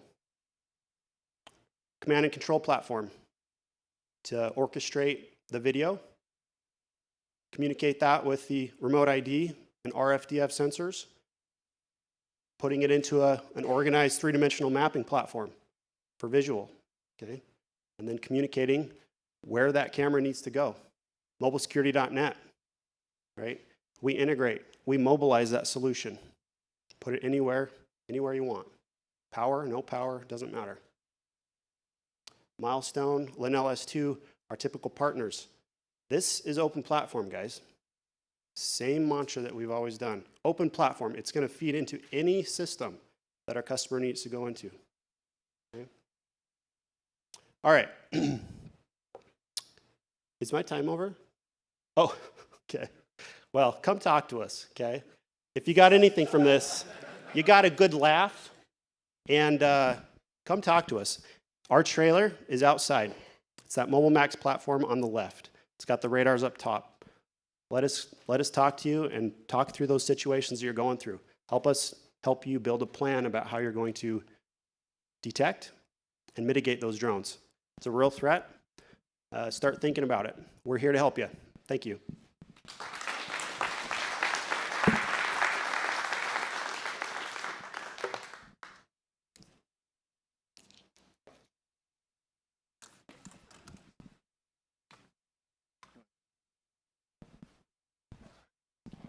Okay, sorry. Marco from Ambient, are you close by? There he is. All right. Addition to the schedule, we wanted to bring up Ambient for a quick conversation about their technology, and we're going to let Marco take a few minutes here. There you go, sir. Yep. Thank you. All right. I'm going to bring this one home for everybody. I'm excited to talk to you a little bit about Ambient today. Luckily, I have a 10-minute timer in front of me, so I will not be long in the tooth, I can promise you that. But I'm discussing a topic that's quite near and dear to my heart because it's what I do for a living, but I get to see the impact of what we're doing every day with some pretty substantial businesses around the world. And I want to share some of those insights with you on how AI is actually being deployed today. Our mission is pretty simple at Ambient. We're here to prevent every security incident possible. It's a grandiose mission that is going to take quite some time to create, but we're very focused on that core mission. And I think when we look at the state of physical security today, it's pretty hard to deny the fact that security breaches and incidences are increasing, not just in frequency, but also in severity. Not too long ago, we've all been aware of what's happened with the Charlie Kirk assassination, the shooting at LDS Chapel, and the pretty brazen robbery at the Louvre. Now, when you see incidences like this and they make headlines, it's very easy for a layperson to sort of judge and say, wow, this happened because physical security failed. Like they didn't do their job. I would argue that it's a pretty naive approach to say that it's gross negligence. Because if you're in physical security, you spend any time in it understanding how it works, and the teams behind them and the technologies at their peril, you realize it has nothing to do with negligence. I fundamentally believe that the core problem behind this is actually a big data problem. And this data is actually living and derived from the traditional security solutions that you all use every single day. I kind of put them in three main buckets. You have your cameras, your access control system, and your guards. All instrumental pieces of infrastructure. The problem with these solutions is that as you scale them, it creates more challenges to manage these solutions at scale. So let's take the cameras, for example. Before I got into physical security, I thought when I saw a camera, someone was watching it. Like when you were maybe younger, you would think that, if something bad happened to you, a camera was there. So if something did in fact take place, someone was there to kind of prevent it from escalating. That's not the reality at the enterprise level. Our customers have sites all across the world. They have hundreds, if not thousands, of cameras. And you've just come to recognize very quickly that the cameras are in place just in case. Not very often are people behind those cameras proactively monitoring them. And the sole reason behind that is because as you buy more cameras, you're not getting more funding to hire more operators. And when I go to these GSOCs around the world, I sit down with operators, I'm always curious. I'm like, how many cameras are you responsible for? And usually on average, I see 200 to 300 to 1. So naturally, it's not very practical that you can expect any security operation to be able to detect things when they're happening. So that's the challenge with scaling cameras. On the access control side, instrumental for controlling unauthorized access. Unintended consequence of that, as we all know, is that as we scale access control, it still requires someone to triage these alarms. And access control does create a general amount of noise that does require someone to delineate whether or not that is signal or whether or not that is noise. And by the time they find one that is noise, oftentimes it may be too late before that form of unauthorized access already took place. And then the third one are the guards. Guards can't be everywhere at once. They're instrumental for security. But security teams today have a lot of trouble trying to find out how to strategically position them to have the biggest impact, the biggest ROI, to justify adding more guards. So these are traditional security solutions. And the impact of these, managing all of this data at scale, is kind of represented from this photo. I'm sure most of your GSOCs don't look like this, but whether it's a fancy GSOC with a lot of monitors or you're decentralized and you're just monitoring each site remotely, Operators today are sort of forced to play this game of what I call whack-a-mole, where they're looking at cameras, they're dealing with access control alarms, they're getting phone calls, and they're running investigations of incidences that already happened hours, if not days later. So it forces the industry to be very reactive. And if you're reactive, it's very difficult to detect incidences when they occur. The future of physical security, I believe, and what Ambient believes, lies in leveraging the expertise of a human paired with the power of artificial intelligence. And the way that this is practically done today, I'm going to show you. Ambient AI, generally speaking, is an end-to-end security platform that takes all of the data required from monitoring cameras, all of the data required from triaging access control alarms and positioning guards correctly, and it leverages AI models to do that for you. Not to replace you, but to manage the data and only surface insights that are actionable. It allows security professionals to focus on high-valued activities, not ones where they're sitting in a SOC on their phone with their legs crossed, making little to no impact. So the way that we do this on the camera side is we automate video monitoring by training AI models to get very good at detecting very specific behaviors. I'm not talking about motion or line crossing. I'm talking about specific safety and security related incidences that if they were to occur and someone was watching that camera, they'd want to know about it. So I'm going to give you a couple of examples. Normally I'd want to give you a demo, but everyone's kind of on their way out anyways, and I was the last one to speak. So I'm just going to give you a couple of stories that I think will actually resonate much more than a can demo. We have a customer in the aerospace business. They launch rockets into orbit every day. And they had an employee that disposed of a battery improperly at an outdoor trash bin right before he went home. 2:40 in the morning, the battery exploded. Within seconds, our models detected smoke and fire. It raised a high severity alert, and the operators immediately dispatched emergency response, which were local, and they were on the site within 3 minutes. They emailed us the next day and said, "You have no idea how much this would have cost us if we did not detect it immediately." Not only burning the adjacent building, but there was a lot of vegetation nearby as well. Next story, Fortune 50 company based out of San Francisco. There was an attempted break-in. This is actually the real clip. It's actually a GIF that repeats. They used cutters to break into the lock itself. The AI was monitoring the perimeter cameras, detected crowds forming, generated a high severity alert. The operators dispatched the guards, and they deterred the break-in itself. Last example, and I love this one because it actually happened last Wednesday. They're one of my customers. There was, this is on the side of an investigation, the power of AI integrating into forensic search. We had a valuable personal item that went missing. It was late on Wednesday night. And the person that lost the item was just looking everywhere for it.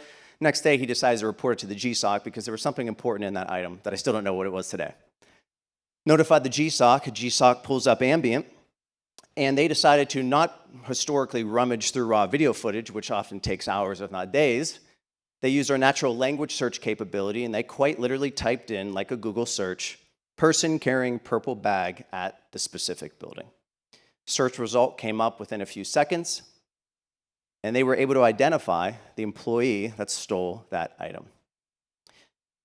What was crazy about the story is that the person that lost the item was the CEO of the company. So when I hear stories like this, to me, on the vendor side, these are what I would call wins. Wins for physical security. Physical security professionals invest in products all the time. It's very difficult to deliver wins because no matter what product you're deploying, you still have a big data problem. So being able to save the day, being able to prevent a fire from breaking out, being able to tell senior leadership that you found the item that went missing in a matter of seconds, that makes me most proud to partner with companies like this because it makes the physical security teams look really good. And in a world where, at least from my perspective, physical security tends to be viewed as a cost center, and the department to blame when the shit hits the fan, when you can deliver wins, not just to security, but other adjacent departments, and then senior leadership finds out that this is a mission critical team that's making an impact, that's really what gets me up in the morning. So, I jumped too quickly, darn it. All right, so I noticed my thunder was stolen a little bit with the simulations earlier for the dumpster divers, which I thought was a good demo. But what I did in preparation for this presentation is thought to myself, all right, I can tell stories, this will be great, it'll resonate. But anytime I talk to a security professional, no matter how impressed they are with what I show, they're always going to say, well, I want to see it live in my environment. Until I see it live, it's not going to really have that much of a movement for me, which is fine. We run proof of concepts, talk to your Stone rep, and we can get that set up. But what we set up was ambient, live, in this environment, on the surrounding cameras in the building. And over the last 7 days, we were able to see some real-time alerts that came in naturally, as well as some cool simulated ones. So I'm going to end this presentation showing you that there is actually a pretty pervasive problem with dumpster divers in this building, not just during the day, but at night as well. So we got some people rummaging through. We had people just quite frequently coming back, more often than probably the Stone guys realize, but there's clearly valuable stuff back there. We had a use case of just showing a door propped open. This is the power of integrating into the access control system, is that every alarm that comes in, we will verify it as being a real breach or not.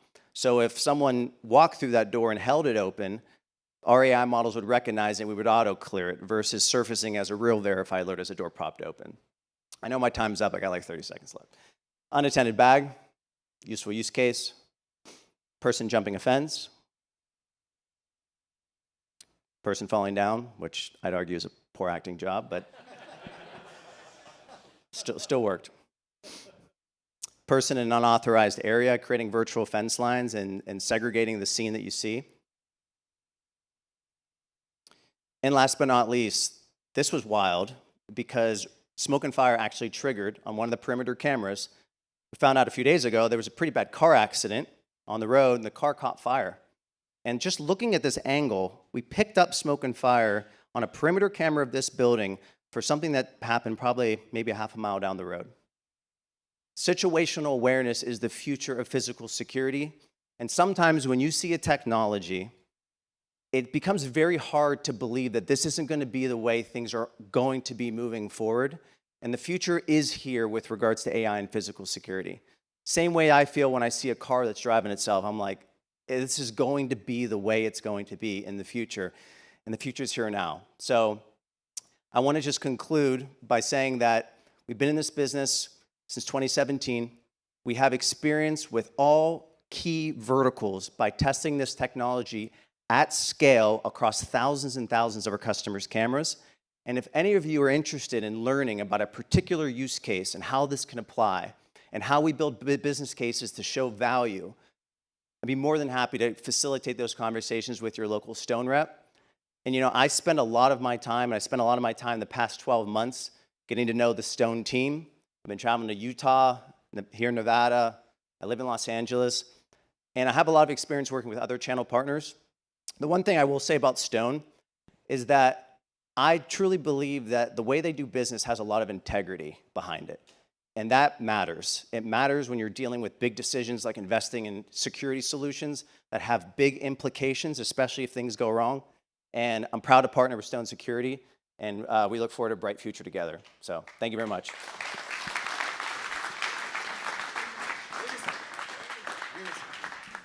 Thank you. No, I don't need it. I don't even need a clicker. We're good. Again, I'm supposed to bring this home. Joey Edmonds helps with I help with our enterprise sales team, one of the co-founders. This has been an incredible event. I hope you guys realize how much time and how much effort our team puts into something like this. There's a lot of thank yous that I want to first express to a lot of people in this room. Thank you for our partners. Thank you for the Stone team for putting this on. Thank you for our end users. I hope you guys realize if you haven't dealt with us or you do deal with our team, we truly want to earn your trust every single time we work with you. Every chance we get to get in front of an end user is an opportunity for us to bring a solution, earn your trust, be that partner that you can rely on and really believe in. And we want to be different in the industry. Everybody knows that in this room. We have a lot of incredible competitors in the market. It's the truth. And we want to stand out. We want to be different. And putting on events like this, I truly believe, kind of sets us apart. And just incredibly thankful for everybody to make the effort to come to Las Vegas. Really grateful for the people who logged in. A ton of people logged in on the web and participated in the event. We have desserts, we have cookies. Stay, mingle as long as you want. This GTC, this Global Technology Center, was really built for our end users. Please come back. If you guys want to learn about new technology, like Adam said, test something out, it's an incredible opportunity. But if you ever need to use the GTC for an event for your team, for your company, anything like that, I hope you guys realize we're pretty easygoing people. But just incredibly thankful. And this event was awesome. So thank you. Thank you again.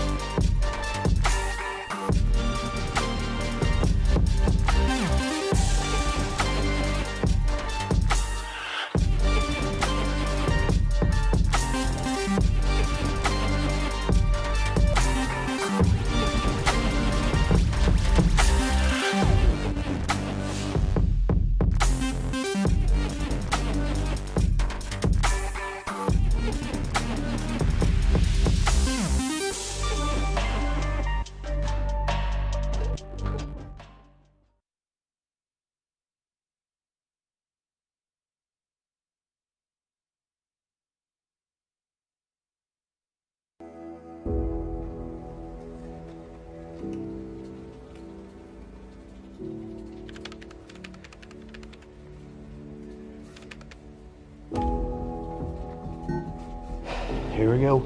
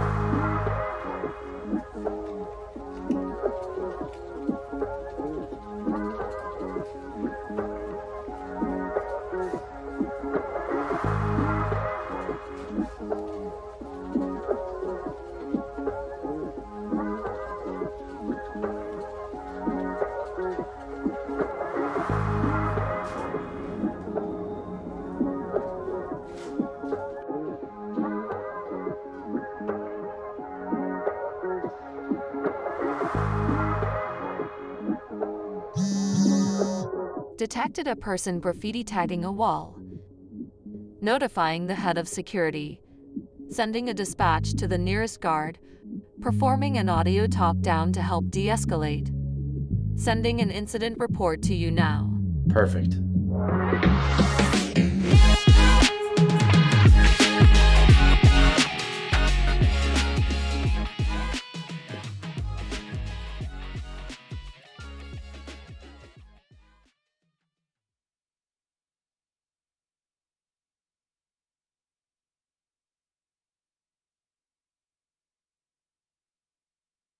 Virtualizing your hardware is a valuable and powerful option for businesses looking to maximize their ROI. When failures occur within a traditional architecture, resources that were on the server that failed will only become available again if the server can be restored to its operational state. That means that any video data on the server will be unrecoverable if the server cannot be brought back online. By storing video data locally to a server, we create a single point of failure for video retention requirements. When we virtualize in a high availability environment, video data is stored on a centralized SAN or vSAN that is capable of delivering 5 nines of availability. The compute side of the virtual machine has the ability to run off of any server in the cluster. Upon node failure, the virtual machines that ran on that node will redistribute to the remaining nodes, reboot their OS, and not only continue to function, but will have access to all the video data that was stored previously. By virtualizing and creating an HA environment, we remove the single point of failure from the system and ensure its operational status, as well as archive video that resided on the system. vStore can do everything hyperconvergence can do without the complexity or licensing requirements. It is also not limited to just video surveillance, but any software-focused environment like access control, building management, VMS, nurse call stations, and more. Reach out to Revolve at bcdinc.com or visit bcdvideo.com/virtualized-infrastructure to schedule a demo and learn more.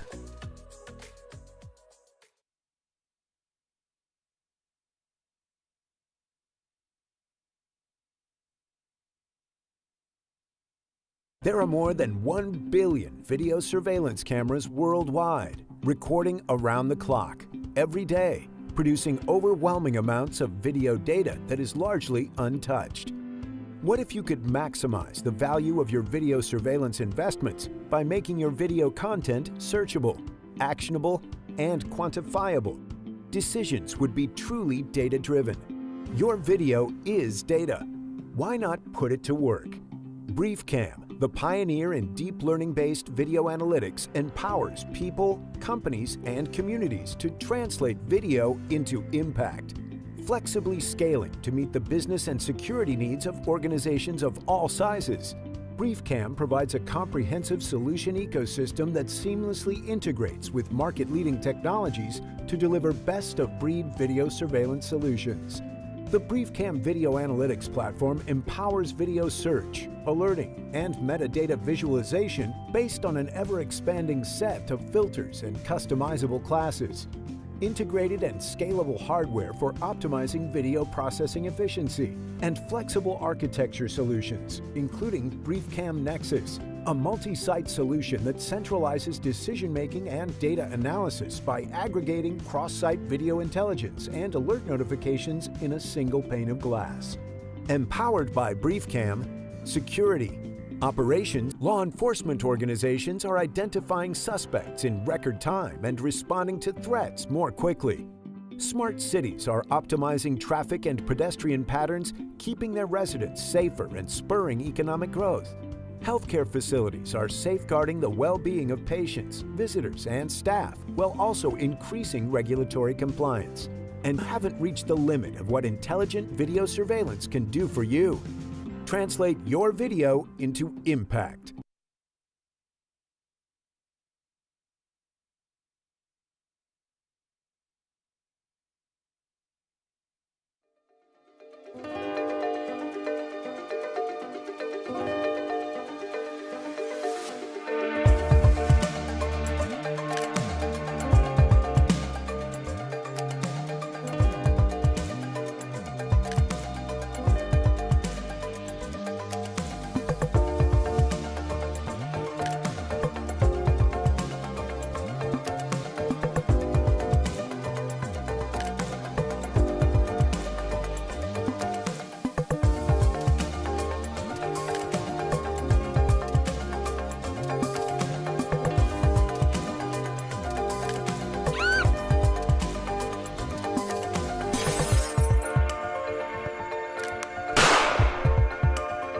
An emergency has occurred. Please evacuate immediately.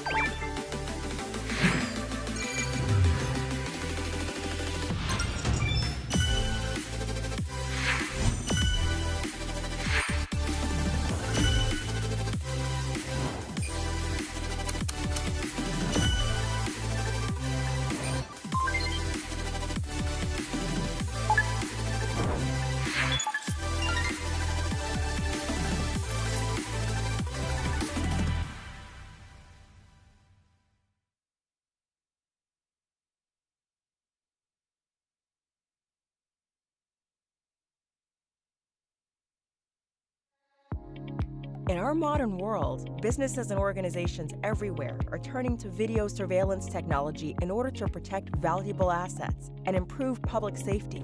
As resolutions increase and recording technology becomes more advanced, many organizations have struggled to find an affordable and reliable way to store the ever-increasing amounts of data generated by video surveillance cameras. Enter Wasabi Surveillance Cloud. Wasabi Surveillance Cloud is a solution that allows users to effortlessly connect their existing on-premise video management systems to Wasabi's affordable and highly secure cloud storage service. Wasabi Surveillance Cloud installs in minutes and runs automatically in the background. The video management system continues to work as usual with no change to your existing operations. Once installed and configured, users have an effective hybrid cloud storage solution where video data is stored both locally and in the cloud.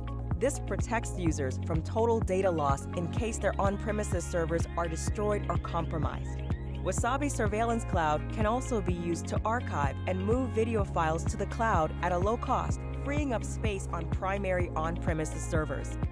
This ability to scale on demand helps users avoid costly server upgrades as their organizations collect more and more video surveillance data with each passing day. To learn more about Wasabi Surveillance Cloud, visit wasabi.com.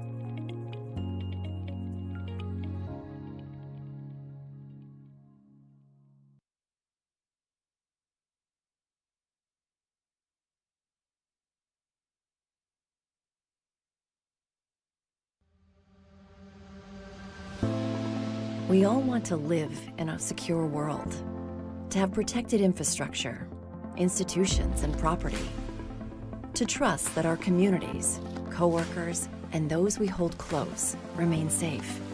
We believe that securing the world starts with a purpose-built solution that protects everything. From government buildings to university campuses, to hospitals and transmission towers, and through the train stations that take you home, shielding factories and our friends that punch the clock there, securing shipyards and schoolyards alike. From the ground to the cloud, we've got you covered, working behind the scenes to fortify, secure, and protect the people and places that matter most. Because that is what matters most.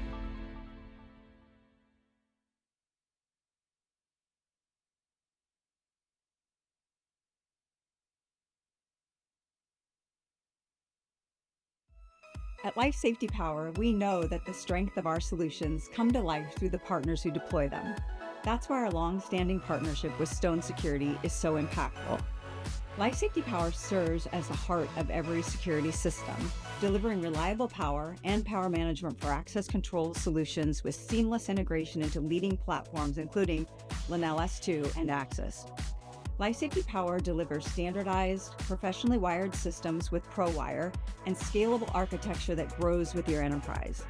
As Myron Levitt, the general manager from Stone Orlando, said, "The ProWire enclosures are the most versatile power supplies on the market.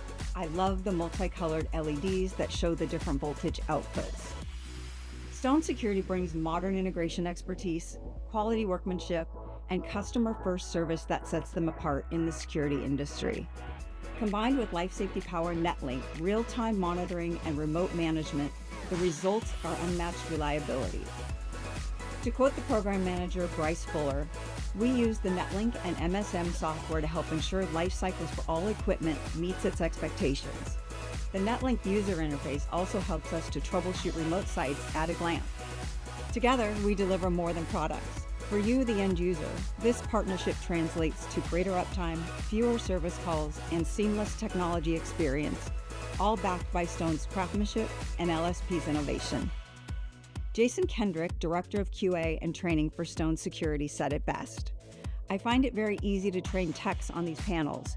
They're very straightforward, labeled well, and the finished product on the ProWire looks absolutely amazing, which makes my QA side smile." Choosing Stone Security and Life Safety Power means choosing a partnership where quality, trust, and technology come together to elevate enterprise security. For more information, reach out to your Stone Security office or LSP representative. Have a great day.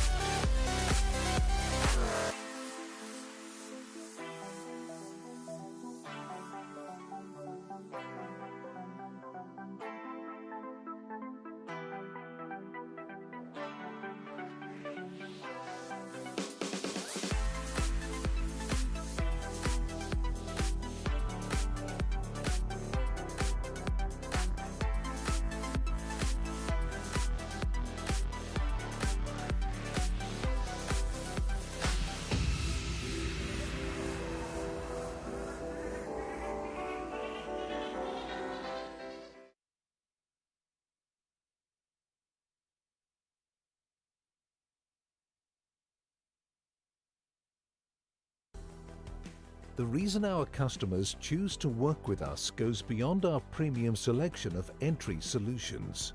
It's also about the value we add as an organization. This is reflected in 6 key commitments that we live up to every time we do business. That starts with building trusted partnerships, aiming to build long-term relationships with our customers, suppliers, and partners. Maintaining these relationships require a strong connection. That's why we have a global presence, so we are close by wherever you are in the world. Being reliable is just as important as being nearby.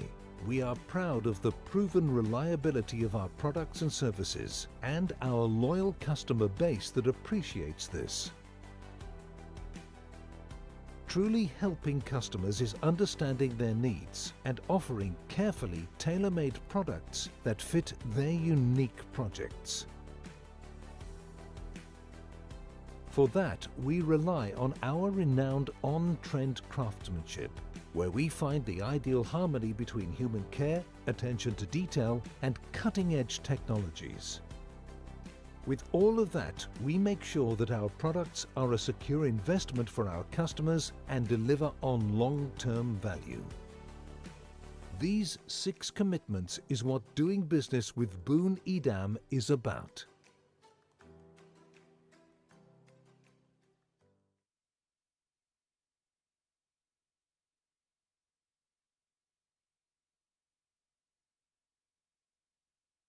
So you just got Milestone XProtect, and you're looking for an easier way to manage it.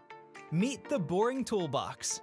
Built by admins, for admins, the Boring Toolbox is simple to set up and intuitive to use, making it easier than ever to achieve 100% camera uptime.